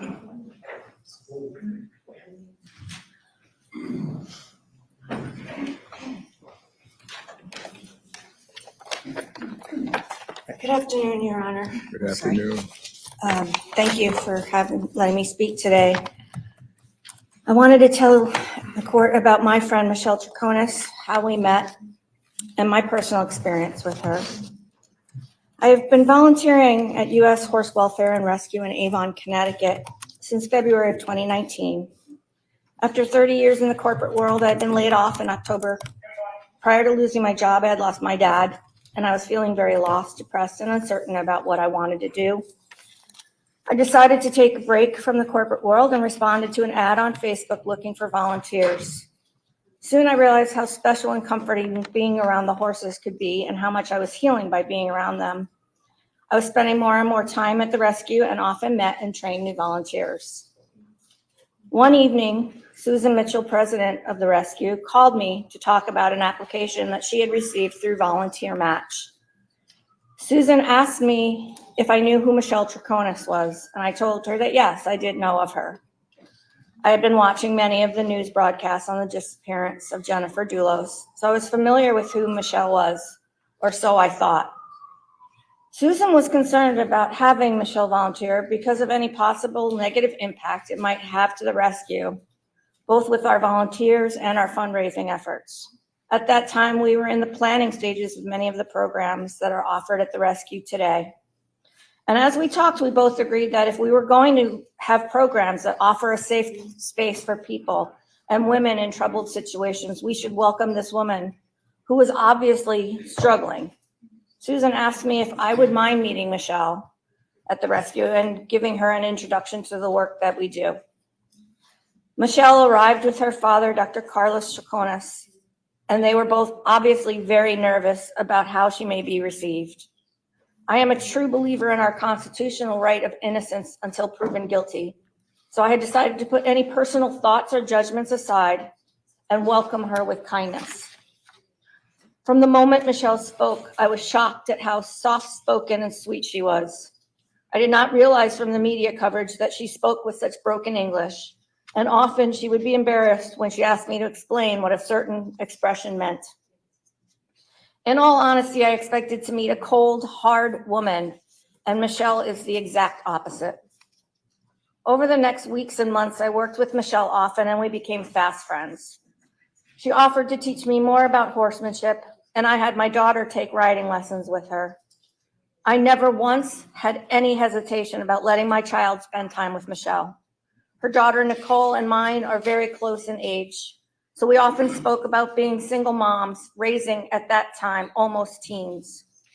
My daughter, Emily, loved taking lessons with Michelle, and they formed a friendship bond as well.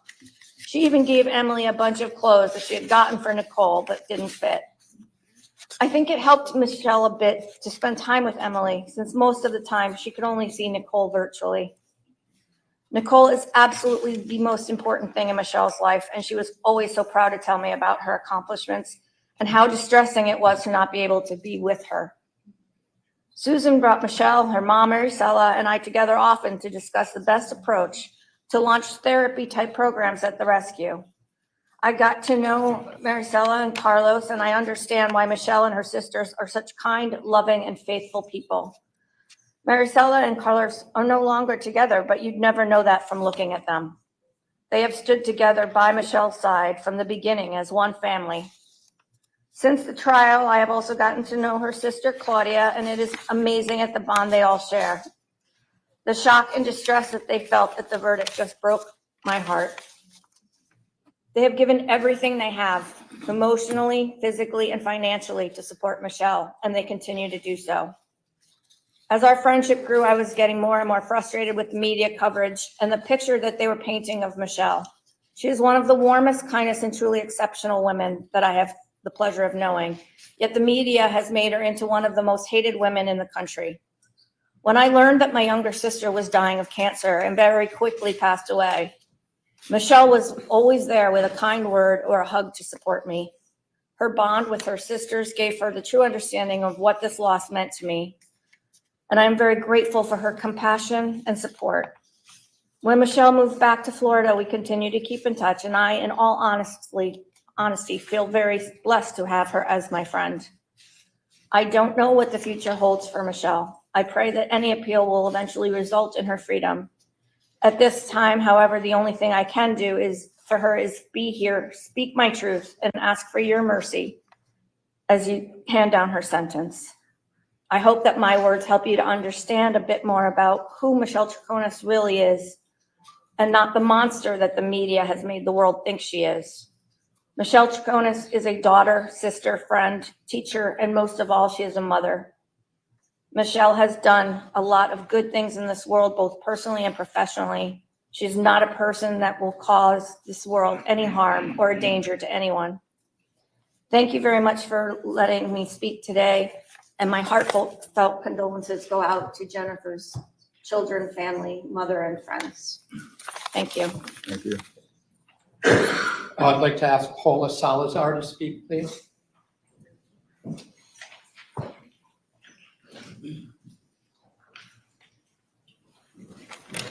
Good afternoon. Good afternoon, Judge Randolph. Thank you for giving me the chance to speak here today. I am Paula, one of Michi's closest friends. For me, she's my best friend. I have had the privilege of knowing her for over 20 years. We met in Argentina, both navigating life in a new country, and our connection was instant. In a place where everything was unfamiliar and myself being shy and introverted, Michelle's friendship provided me with a sense of belonging and security that I will be forever grateful for.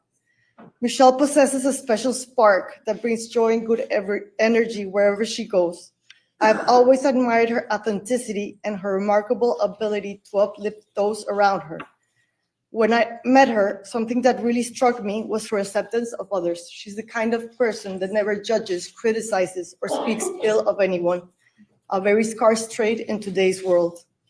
Throughout our friendship, I've had the privilege of witnessing Michelle's unwavering dedication and love as a mother to Nicole. Their bond is truly inspiring. And in all these years, I've also had the opportunity to know and share moments with her family, and I've witnessed their warmth and closeness firsthand. In addition to her role as a devoted mother, beautiful family member, and an unconditional friend, Michelle has dedicated countless hours to volunteering. Every time I visit her in Connecticut, she took me along to assist at a church where we cooked meals and provided aid to the less fortunate. In Argentina, she made a profound impact on many individuals through her dedication to equine therapy. She has always demonstrated compassion, selflessness, and deep empathy for others. Michelle's fate took an unexpected turn when she crossed paths with Fotis Dulos. He appeared to be the perfect man. I personally engaged with him on numerous occasions, even introducing him to my children and my mother. And yet we never detected any red flags. Unfortunately, he showed that he was mostly a coward who left his children without parents and the woman he supposedly loved in this situation. This experience highlights the scary reality that anyone could find themselves in the place Michi is now. Your Honor, while I understand the gravity of the charges against Michi, I implore you to consider her positive qualities and contributions to society and respectfully request a compassionate outcome for her. And as I stand here advocating for my beautiful friend, I do want to express that my heart also aches for Jennifer's children and family. It's heartbreaking to know and think about the amount of pain they've had to bear. Thank you very much. Attorney Schoenhorn, the defense has about 15 minutes left.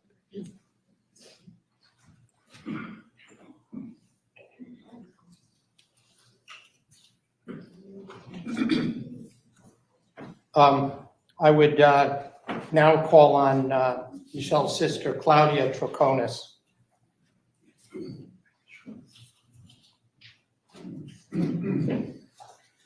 Good afternoon, Your Honor.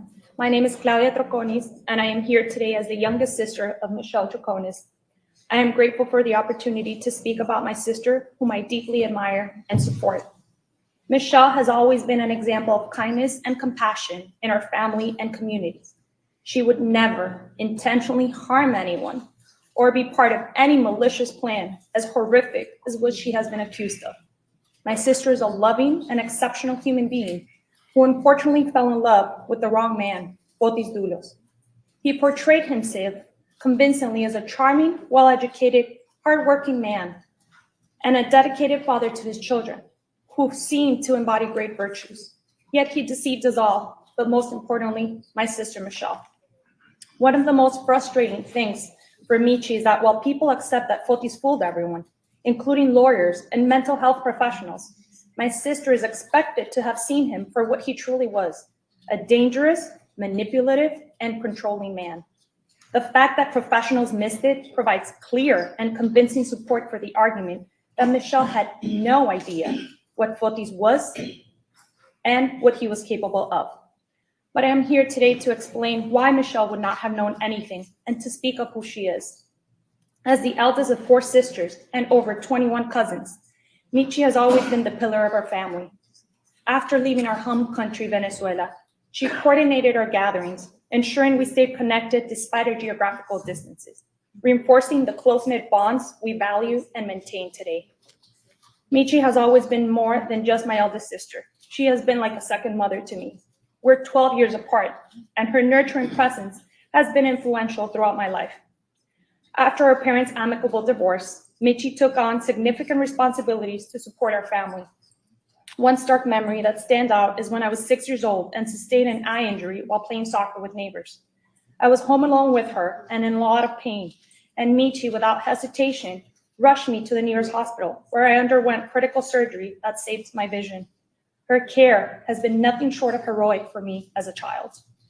Michelle's also an exceptional and dedicated mother.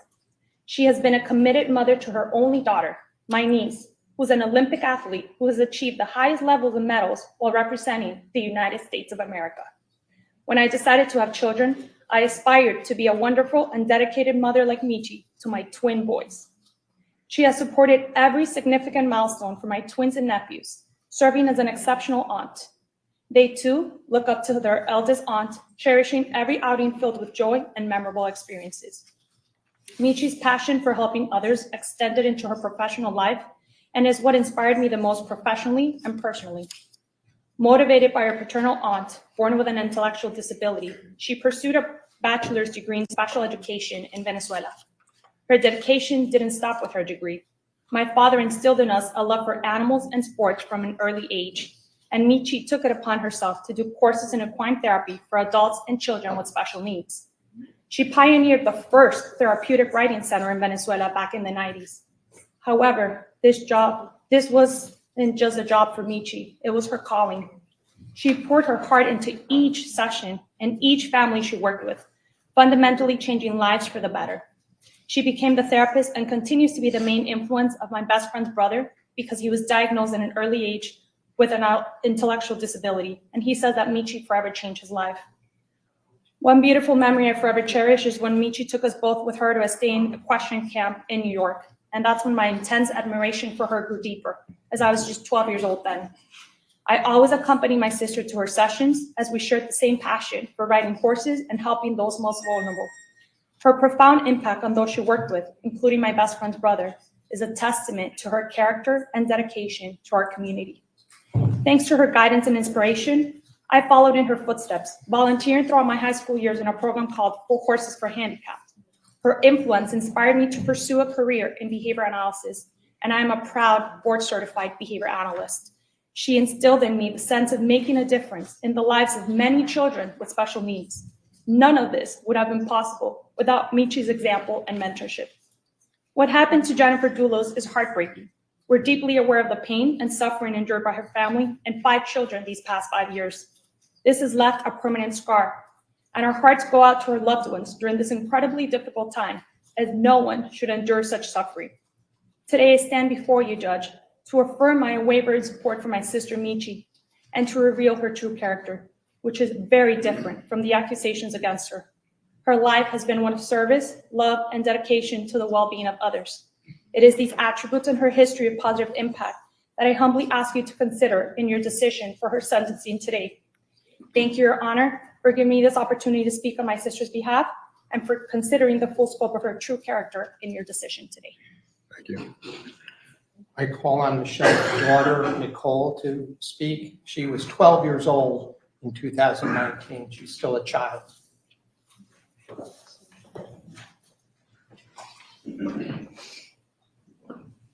Your Honor, I stand here today to speak about my mom, who means the world to me. I have been in my mom's life for 17 years, 5 months, and 12 days. Despite my parents' separation when I was young, today I recognize the healthy relationship, mutual respect, and care they still hold. They've exemplified the essence of co-parenting, always prioritizing my well-being above all else. My mother, Michelle, has embraced my passions as her own, particularly my love for skiing. Despite not being raised in the skiing world, she has devoted herself to understanding and supporting my aspiration in the sport.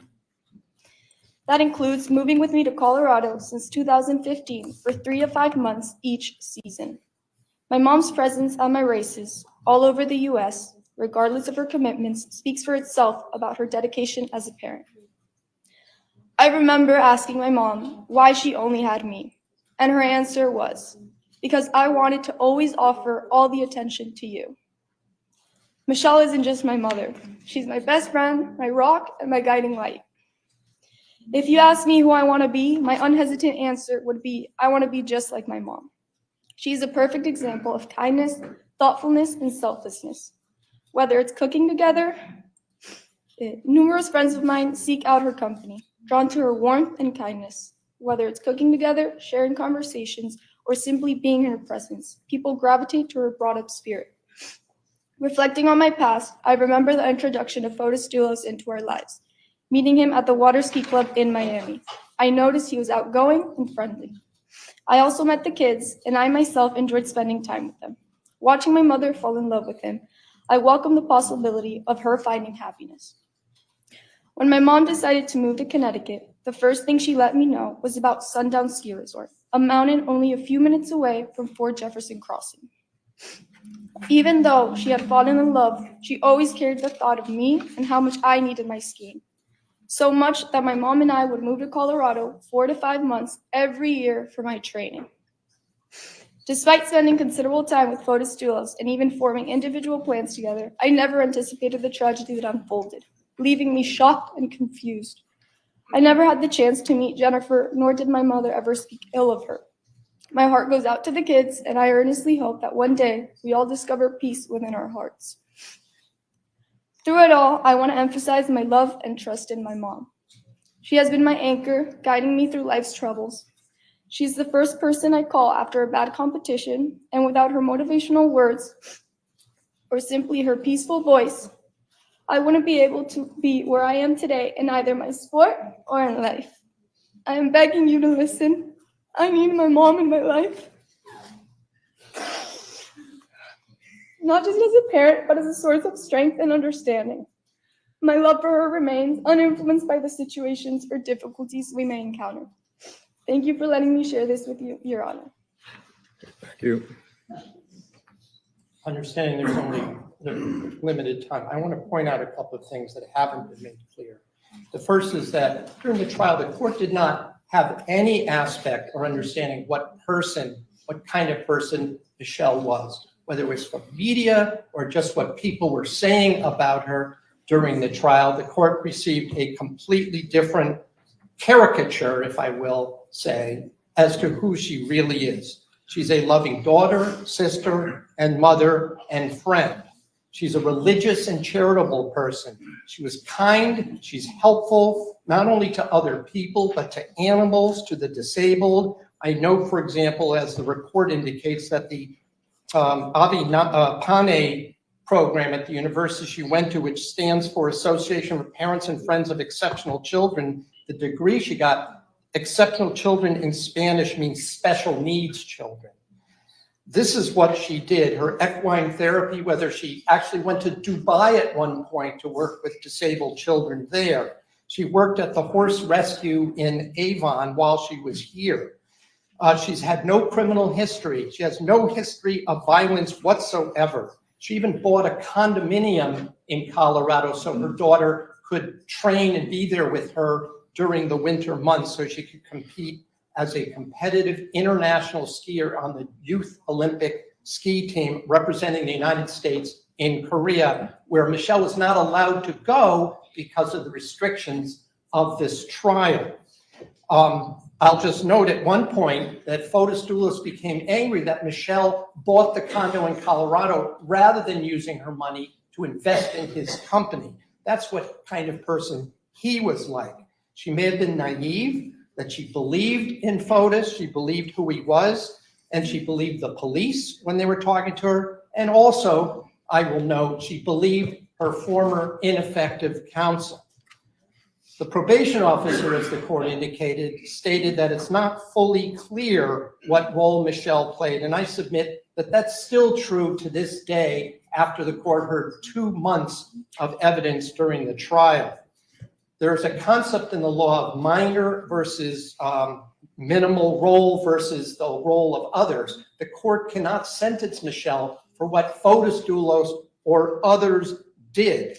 We talk about relative culpability. It is Michelle the court has to consider, not what Fotis Dulos did. And none of the things that he did are attributable to Michelle. And I will go further, Your Honor, that although the court doesn't agree with my arguments that she had very little knowledge, if anything, about what what Fotis was up to, I will note that whatever the court feels was her complicity, it made no difference to what Fotis Dulos did or what was uncovered as to what Fotis Dulos did. It did not help complete something that wouldn't already have occurred, but for things that she herself told the police. They would not even have known about that. So she is the one who implicated herself, according to what the state said.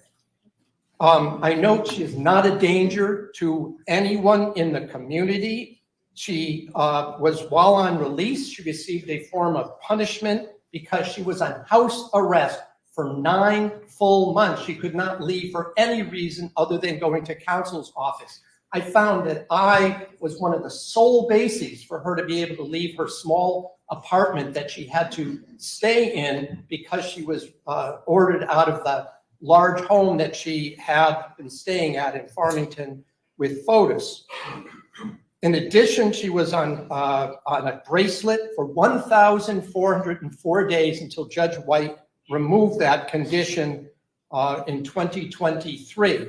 And I would submit that such long bracelet, having to charge 1 to 2 hours every day, also constitutes, reminding her every single day for years, also constitutes a form of punishment, even if it doesn't involve incarceration.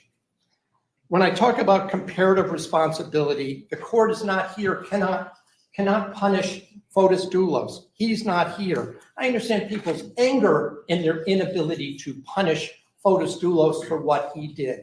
But Michelle is not a substitute for what the court, if the court was in a position to sentence Fotis Dulos, to do to her what the court would have done to Fotis. And finally, I note, Your Honor, that we're talking about comparative responsibility. Pavel Gumieni was clearly, based on his own testimony, had knowledge of what was going on. He was told by his own admission, Fotis Dulos, there may be DNA on my car seats. Remove those car seats. Did he refuse? No. His excuse is, well, I didn't want to lose my job. But he removed those car seats. He deceived the police until they came and took his truck and then came to his house to take the white Jeep that was parked in his driveway. Only then did he mention, oh, by the way, I still have those seats here. But he was given full immunity. Because he was given full immunity, he suffered no consequences at all, and he was rewarded with U.S. citizenship afterwards. Whoever was down moving that vehicle in the afternoon of May 24th, we don't know who that is. But again, someone who was directly responsible down in New Canaan. So if we're talking about comparative responsibility, and I note that Pavel Gumieni got a free pass, my request is going to be for probation for Michelle, because she's already suffered the vilification of not just people here, but in the entire country, if not overseas as well. Now, it's my understanding, that's all I have to say. I know that Michelle has some words that she wants to speak to you on. Thank you. Will the court hear from her? Yes.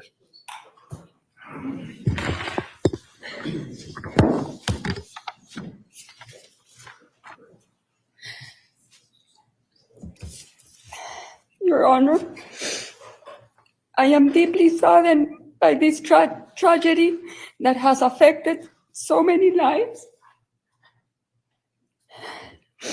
I found out things before and during trial about a man, Fotis Dulos, I thought I knew and loved. I deeply regret ever being in a relationship with Fotis Dulos and bringing my daughter, my family and myself into our lives, into his life. I am a person of profound faith, and I have been praying and will continue to pray for those who suffered and still suffer. I am thankful to my whole family and my dear friends who have stood by me and support me. I am grateful to you, Your Honor, to let me express myself. Thank you. Thank you. That concludes our presentation. Thank you. What the court is going to do is take a recess and consider the remarks. The court has read the pre-sentence investigation report. The court has also read the 63 or so letters submitted to this court in support of Michelle Troconis. We're going to resume at 3:20. Stand on recess. All rise. San Jose Superior Court is now in recess.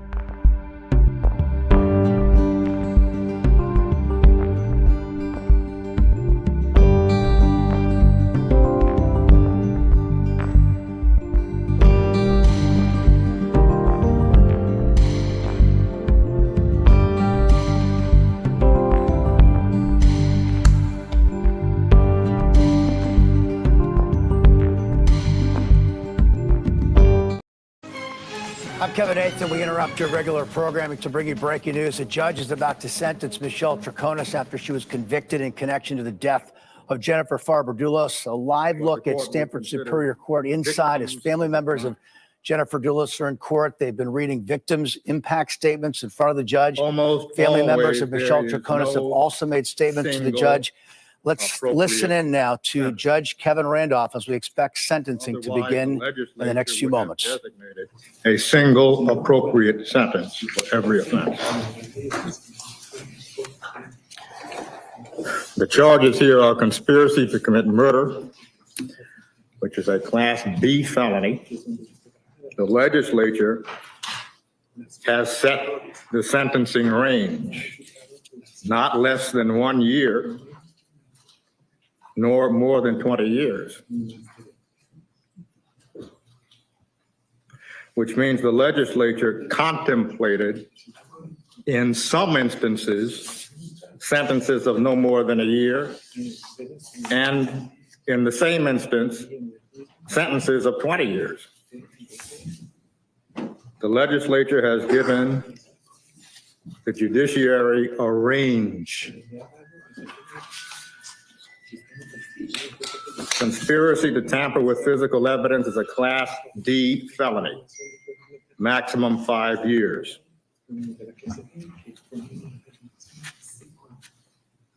Tampering with physical evidence, a Class D felony, maximum 5 years.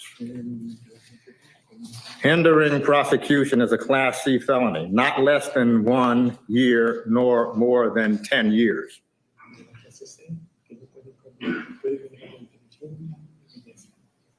The court relies on what the law states and what the law allows to be proper considerations in setting a sentence. The court relies on the nature and circumstances of the offense, the history and background and character of the offender. After such consideration, the court turns to what are called the traditional purposes of sentencing: specific deterrence, general deterrence, punishment, incapacitation, rehabilitation, vocational or educational training, and medical treatment. Those factors are not all given equal weight depending on the nature and circumstances of the offense and the history, background, and character of the offender.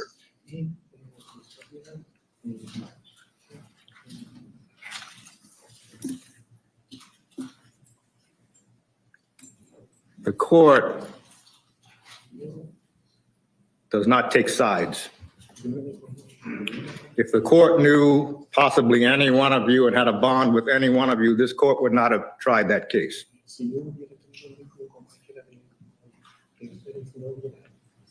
It's not the court's role to side or favor one side or another.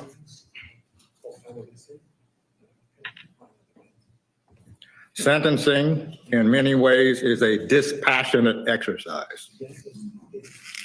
The court has no bond with any individual who spoke today or any other individual involved in the case. The court cannot develop the passions that one side or the other has.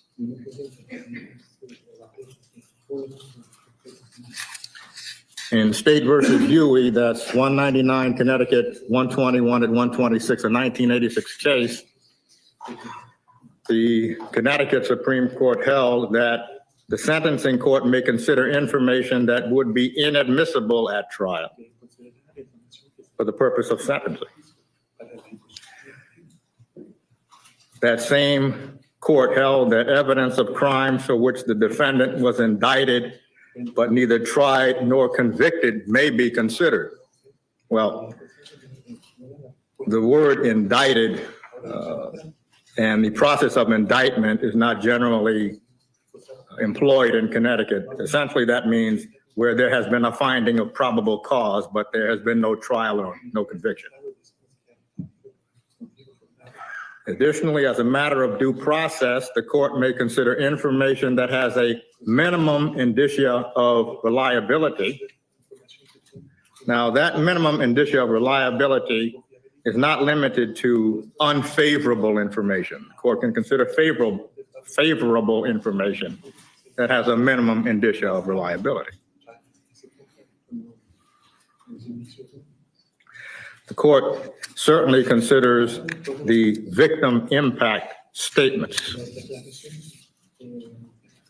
Every victim has the right to be heard before the court sentences a defendant. That's part of the Connecticut Victims' Bill of Rights, which is read every day in every courthouse here in Connecticut. The court would clarify what it perceives as perhaps a misconception of what the court's role is. The court does not deliberate with the jury. The court does not deliberate on the evidence at all. The court hears the evidence as the evidence comes into the record. So when you hear that the court has a view of the evidence, the court has no view of the evidence. What the court has is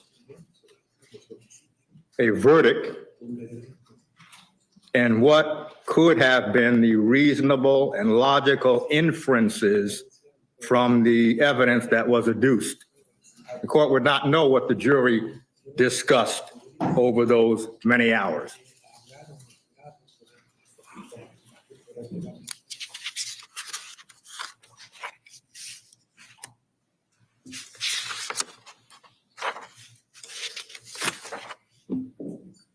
What the court can find is this. It was clear during the jury instructions that the court instructed the jury that it may draw any reasonable and logical inferences from the facts found to have been proven. Based on the verdict, the jury could have found the following reasonable and logical inferences. Fotis Dulos was not home at 4 Jefferson Crossing the morning of May 24th when his wife was murdered, but the defendant said he was home.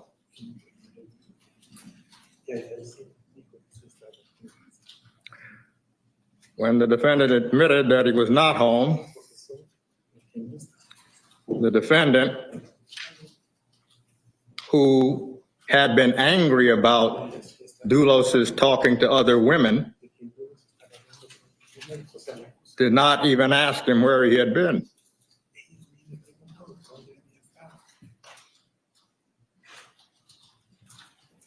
The defendant, who was angry that he had visited his wife, did not ask him if he had visited her.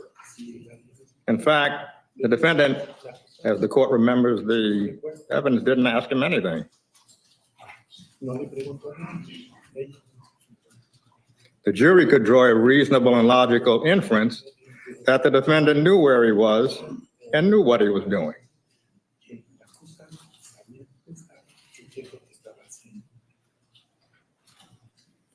The defendant said she saw Kent Mawhinney and Fotis Dulos together in the office at 4 Jefferson Crossing on the morning of May 24, but the defendant did not see Fotis Dulos and Kent Mawhinney in the office at 4 Jefferson Crossing on the morning of May 24.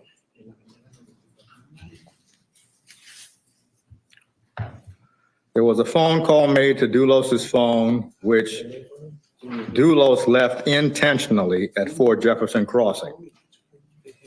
The defendant answered it and the jury could draw a reasonable and logical inference from all of the evidence that the defendant answered the phone to make it appear that Dulos took the call himself on the morning of May 24th at Fort Jefferson Crossing, when he was really on his way to or in New Canaan.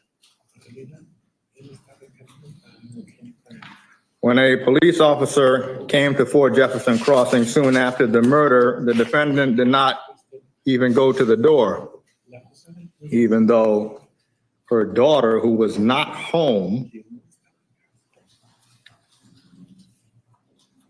may have been the subject of that conversation at the door. Now, it has been clear that the defendant cares deeply for her daughter. The jury could draw a reasonable and logical inference that the defendant did not go to the door because the defendant knew the reason the officer was there, to find out more about the disappearance of Jennifer Dulos.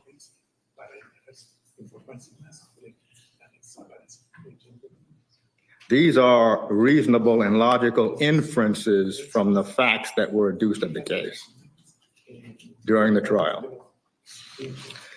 The defendant traveled through a part of Hartford with Dulos as he dumps the bloody clothing of his wife. The jury could draw a reasonable and logical inference that on the same day, the defendant helped him pretend he was home in the morning, but in the evening accompanied him to get rid of the evidence. The defendant's DNA profile was found on one of the bags disposed of in Hartford. The jury could draw a reasonable and logical inference that the defendant helped dispose of the evidence knowingly.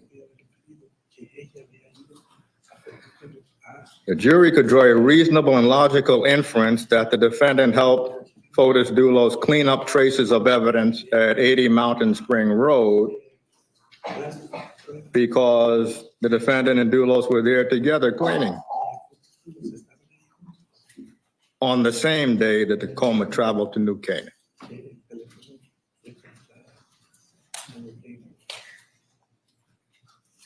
This is a flurry of irregular activity all on the same day.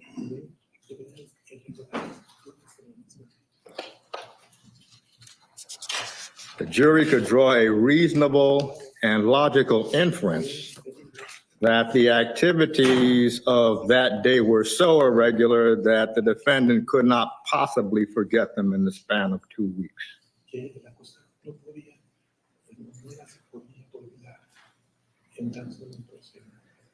Even if the jurors individually had doubts about the defendant's guilt, each one of them ultimately concluded that their doubts were not reasonable. This is not a view of the court's view of the evidence. These are logical and reasonable inferences that the jury could have drawn.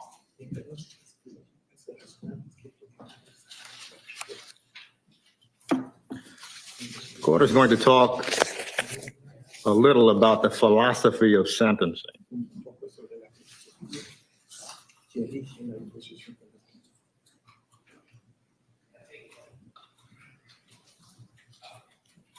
Sentencing is not a product of the court's passions or prejudices.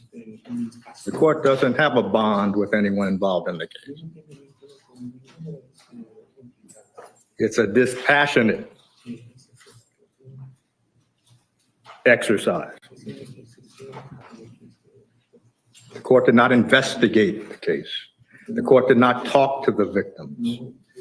The court has no conversation with the defendant or the defendant's family.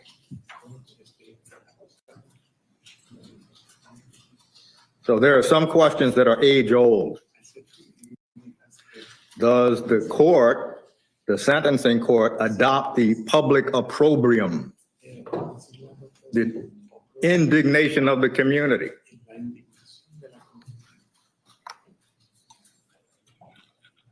When does retribution turn into revenge?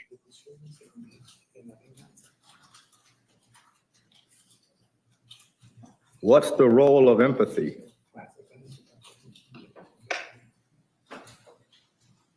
Should the court exercise sympathy for one side or another? These are age-old questions.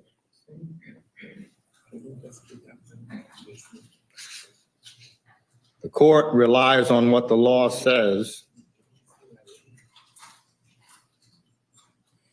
The court can consider the nature and circumstances of the offense, the history, background, and character of the offender.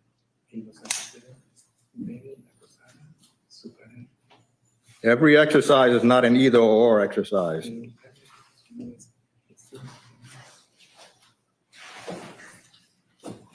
Often, the good and the bad are true.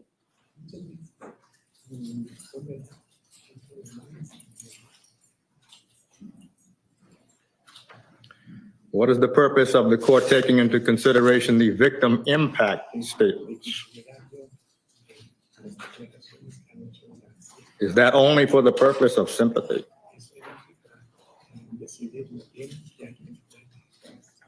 The court uses the victim impact statements to assign, in its view, the proper weight to any one of those traditional purposes of sentencing.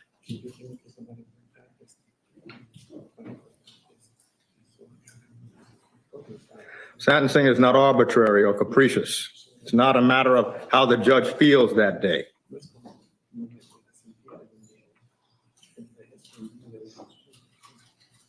The court wants to also address what has become, over the course of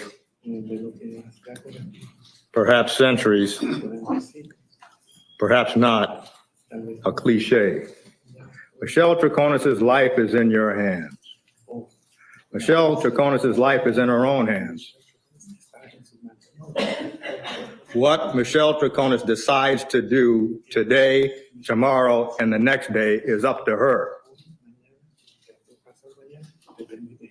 From what the court has heard, she has a great deal to offer. The court has no control over what her decisions will be. Her life is hers.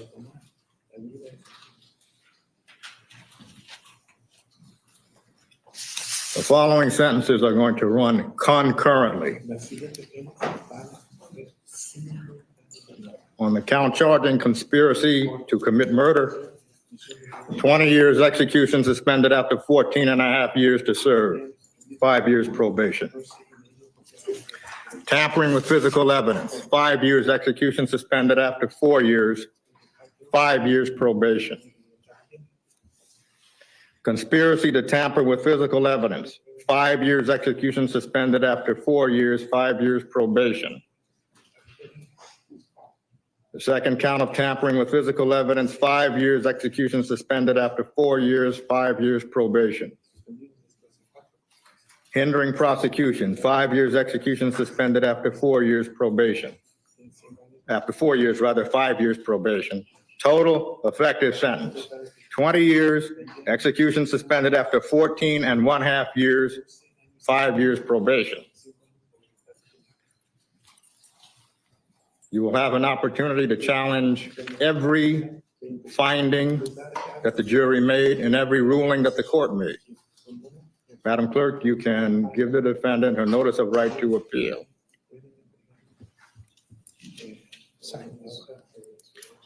Judge, I'm going to orally state that Ms. Troconis does intend to appeal. I'm going to ask the court to set a reasonable appeal bond. I will state that the appeal bond that the court set was not something that Ms. Troconis or her family were able to meet.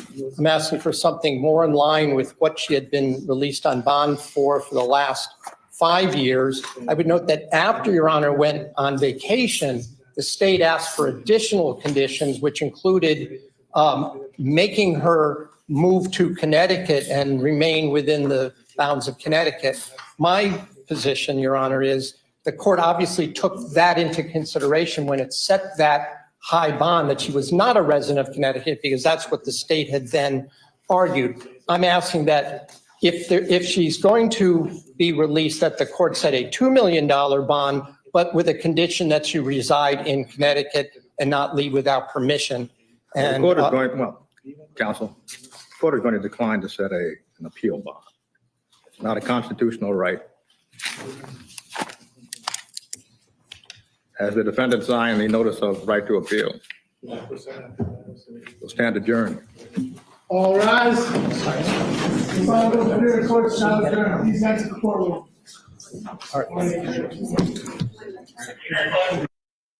First.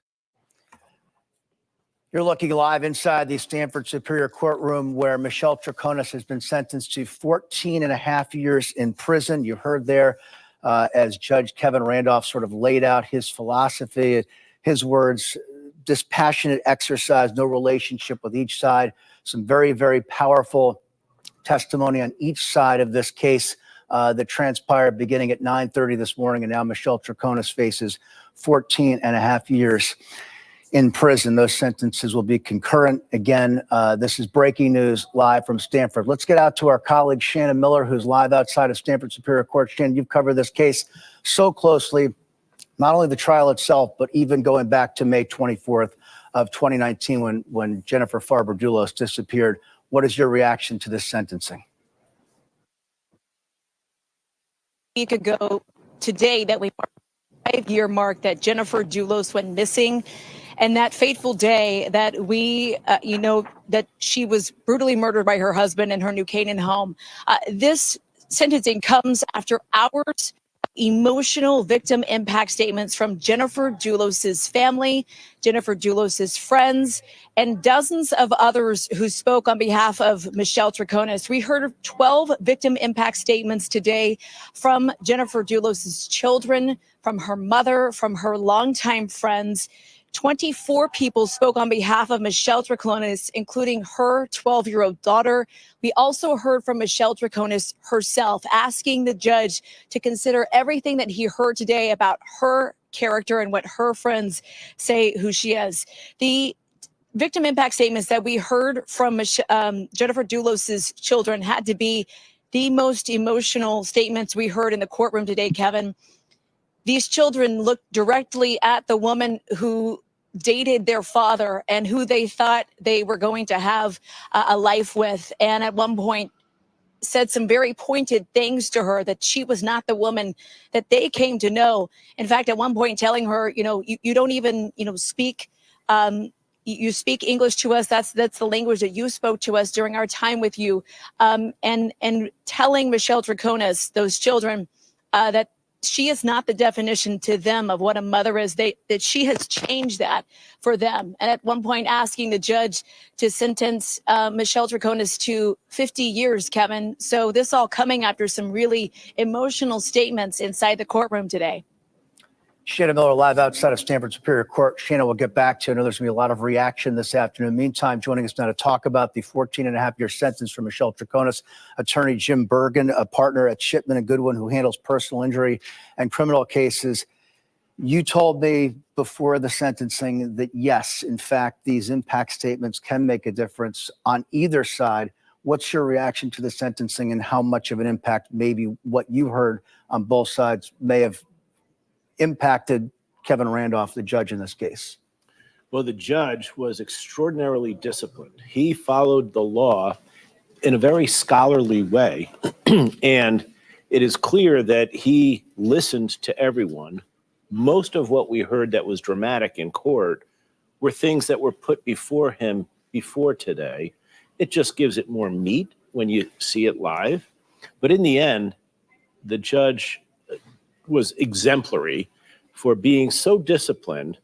And essentially, he was talking to Michelle Troconis when he said, you have a lot to offer. How you live your life is up to you. But when he went through the evidence and said, this is not my view of the evidence, this is what is reasonable to infer from the findings of the jury. And then he went through just those core facts, as he characterized it, a flurry of extraordinary events that couldn't be forgotten in 2 weeks. He specifically said Jim, to that point. It was a flurry of irregular activity all on the same day, so irregular the defendant could not possibly forget. To me, that was the moment when the judge was saying, this isn't going to be a light sentence. Exactly. He's doing his job. And even if he felt, as he used the word at one point, empathy, even if he was totally convinced of how wonderful she was, he said something I thought was quite profound. You can hear good things and bad things, and both can be true. And what he is affirming is her exemplary life. And it may be, as I've come to believe, and I think many people who watch this, that this demonically dangerous sociopath took her as a mark. Fotis Dulos. Fotis Dulos, when he concocted what he was going to do, he knew that she was so kind, she couldn't imagine the things that he would do. On the other hand, the judge is bound to some degree by what the law tells him this jury found. And if the jury found beyond a reasonable doubt those elements, and then he really pointed to the very specific details, which you alerted to yourself, and basically sentenced her on the crimes of her role in the actual killing. And that's why she's going to be doing 14 and a half years. Very quickly, Jim, before we go back out to Shannon Miller outside of Stamford Superior Court, we're following breaking news sentencing for Michelle Troconis, 14 and a half years. How would you characterize that? Is that a fair sentence? Is it more than you expected or less? Where would you place it? Honestly, I did not come in with a predisposition as to what that sentence would be, but I've expressed from the outset how extraordinary this judge is. He's very thorough, very dispassionate. He's a kind human being, but he looks at his role as separate from being a kind person. He's a very smart guy, and I think this was right square down the middle, something that accounted for all of the good things that were true about Michelle Troconis, but also respecting. We had a jury find beyond a reasonable doubt that extraordinary confluence of unusual activity during the course of a day, all of which allows a jury reasonably to infer that she knowingly participated and helped in what Fotis did. Now, Fotis did it. It's Fotis who's really the blame, but that much cooperation all in one day is something that is going to result. And by the way, I should mention 14 and a half years, you don't actually do 14 and a half. You get some good time credit. The question is whether it's an 85% or a 50% absolute minimum, but it's somewhere between 7 1/4 and 12 or so that she's going to have to do. We'll get more perspective from attorney Jim Bergen momentarily. Let's head back out to NBC Connecticut, Shannon Miller, live outside Stamford Superior Court. Shannon? Yeah, and to echo what Jim had said, that was what we heard from Michelle Troconis' family and friends, that this was a man that totally made all of them think that he was something that he was not. I want to get back to that impactful moment today when we heard from Jennifer Dulos' children. I want to take you first to both her older sons, Petros and Theodore, and the statements that they made before the judge today. I understand that sitting over there is a mother with a child and a family who love her. My mom once had that. We once had that, and she helped destroy it. That woman appeals to our sympathy under the guise of being a mother. She has desecrated the meaning of that word for me. If you have just the least bit of humanity, I suggest you let all of us know exactly what happened that day and where my mother is. Do the right thing, Michelle. Admit to your family what you did instead of trying to keep their family pride. As the found. And Michelle Troconis staring straight ahead today as many of those statements were read by the Dulos children. At the end of all of this today, Kevin, is when we finally heard from the defendant herself after her daughter had spoken to the judge. Take a listen to what Michelle Troconis told Judge Randolph just moments before he made that sentencing decision. Your Honor, I am deeply saddened by this tragedy that has affected so many lives. I found out things before and during trial about a man, Fotis Dulos, I thought I knew and loved, I deeply regret ever being in a relationship with Fotis Dulos and bringing my daughter, my family, and myself into our lives, into his life. I am a person of profound faith, and I have been praying and will continue to pray for those who suffered and still suffer. I am thankful to my whole family and my dear friends who have stood by me and support me. I am grateful to you, Your Honor, to let me express myself.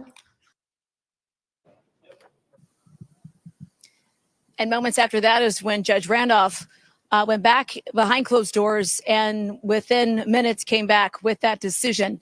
I want to point to some of the moments that Judge Randolph cited that the jury made their decision on, the verdict, inferences that the jury can make in this case. The fact he said that Michelle Troconis didn't ask the day that Fotis Dulos was gone that morning where he was, cited changes in the story about seeing Fotis Dulos the morning of Jennifer's disappearance, the phone call that Michelle Troconis made, according to investigators, when Jennifer Dulos was missing, the fact that Michelle Troconis did not go to the front door when police came to the 4 Jefferson Crossing property that night.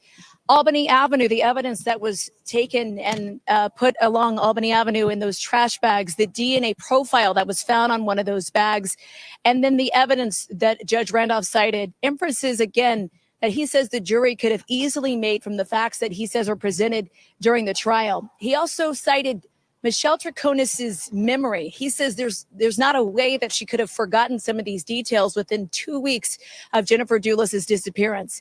As Jim Bergen has noted throughout our coverage of the Michelle Troconis trial, Judge Randolph counted, measured, listening intently to anyone who speaks in his courtroom.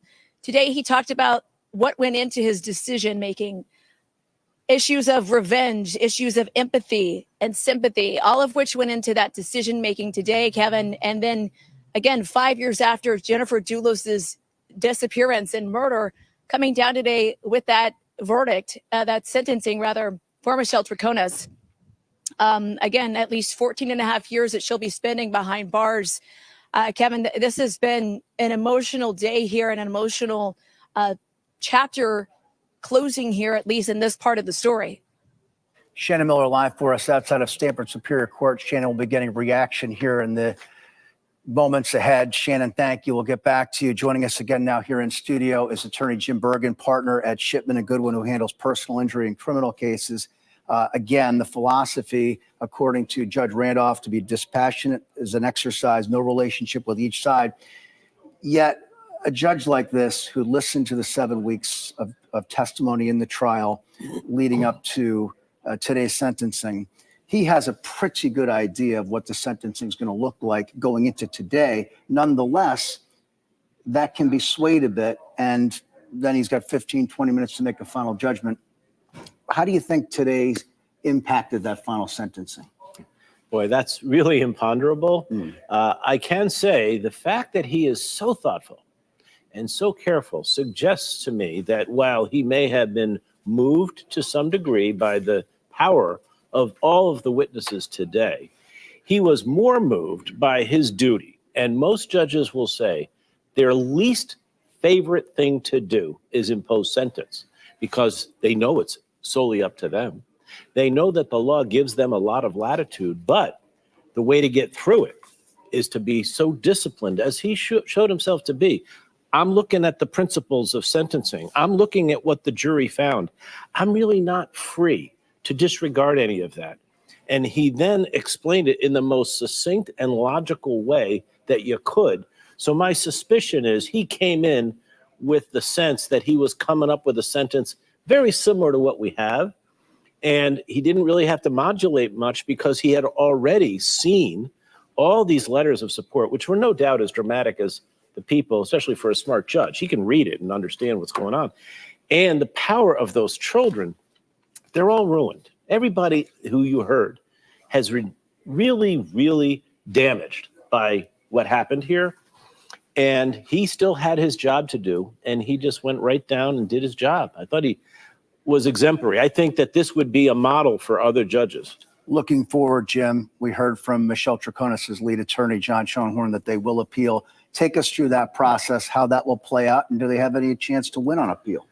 Well, it's hard to say in the abstract whether there's a chance to win on appeal. There's always a chance. So the question, what you're really trying to ask is, how good is that chance? And that's even harder to answer. I will say that there's a lot of ground to cover, but it's going to be hard given how careful and disciplined the judge was throughout the trial to find something where an appellate court says, well, gee, we can't let this stand. In other words, I think there's lots and lots of work to do, but I don't anticipate that this sentence is going to run into an obstacle. I don't think this trial is going to end up in a reversal. And quickly, when does that appeal process play out? Give us a general sense of the timeline. It starts right away. They got to have all the transcripts. They're going to take the better part of 6 months just to put their thoughts together. And it's going to take a year for all the parties to get their pleadings done. And it'll take another year. So it's probably about 2.5 years before we see a decision. If you're just joining us, Michelle Troconis sentenced a short time ago to 14.5 years in prison for conspiracy to commit murder. Let's get back out to our team of reporters. We have Kevin Geis, who was inside the courtroom and also covered this trial from start to finish. Kevin, your reaction to the sentencing, sort of set the scene for us, what you've learned in the last 20 minutes or so since we heard from Judge Randolph. Absolutely, Kevin. Well, Judge Randolph took a little bit of time just to explain sort of how sentencing works. He walked both of these families who had sort of a massive group inside the courtroom, sort of what sentencing is, how it works, why the decision is the way that he ends up deciding on. He explained that he takes no side in this case. He listens to the victim impact statements as well as statements from the Troconis family and friends as well, takes all that into consideration when he's deciding this sentence. But ultimately, he says, it comes down to the law. He tries to follow exactly what the law says. And there's a reason he mentioned why the law offers such a range for each of these charges. It's up to the discretion of the judge, but also what he sees throughout the trial. But he made it very clear that there is he does not take sides in any of this process. Now, he also mentioned once he sort of dropped the sentence, I was sitting on sort of the Troconis side of the courtroom. There was a spot available. And there was sort of, when he mentioned that the sentence would be running concurrently, there was sort of a sense of a little bit of relief from the Troconis family, seemingly that they expected that it would be a slightly lighter sentence. And then once they heard that 14.5 years, everything sort of remained silent again. So, of course, still trying to sort of absorb, I think, exactly what 14.5 years means, how that works, what that looks like. And then Defense Attorney John Schoenhorn did attempt to get a little bit of clarification about a bond during the appeal process, but Judge Kevin Randolph sort of stopped him in the middle of that and adjourned for the day. Kevin Geis, live for us outside of Stamford Superior Court on this big day in Connecticut news, as Michelle Troconis just a short time ago was sentenced to 14.5 years for her role in the disappearance and murder of Jennifer Dulos. We're going to have much more on the sentencing today and everything that went down in Stamford. The News at 4 starts now. Right now, a solemn procession held for a state trooper killed in the line of duty. Trooper First Class Aaron Pelletier dedicated his life to protecting the state in which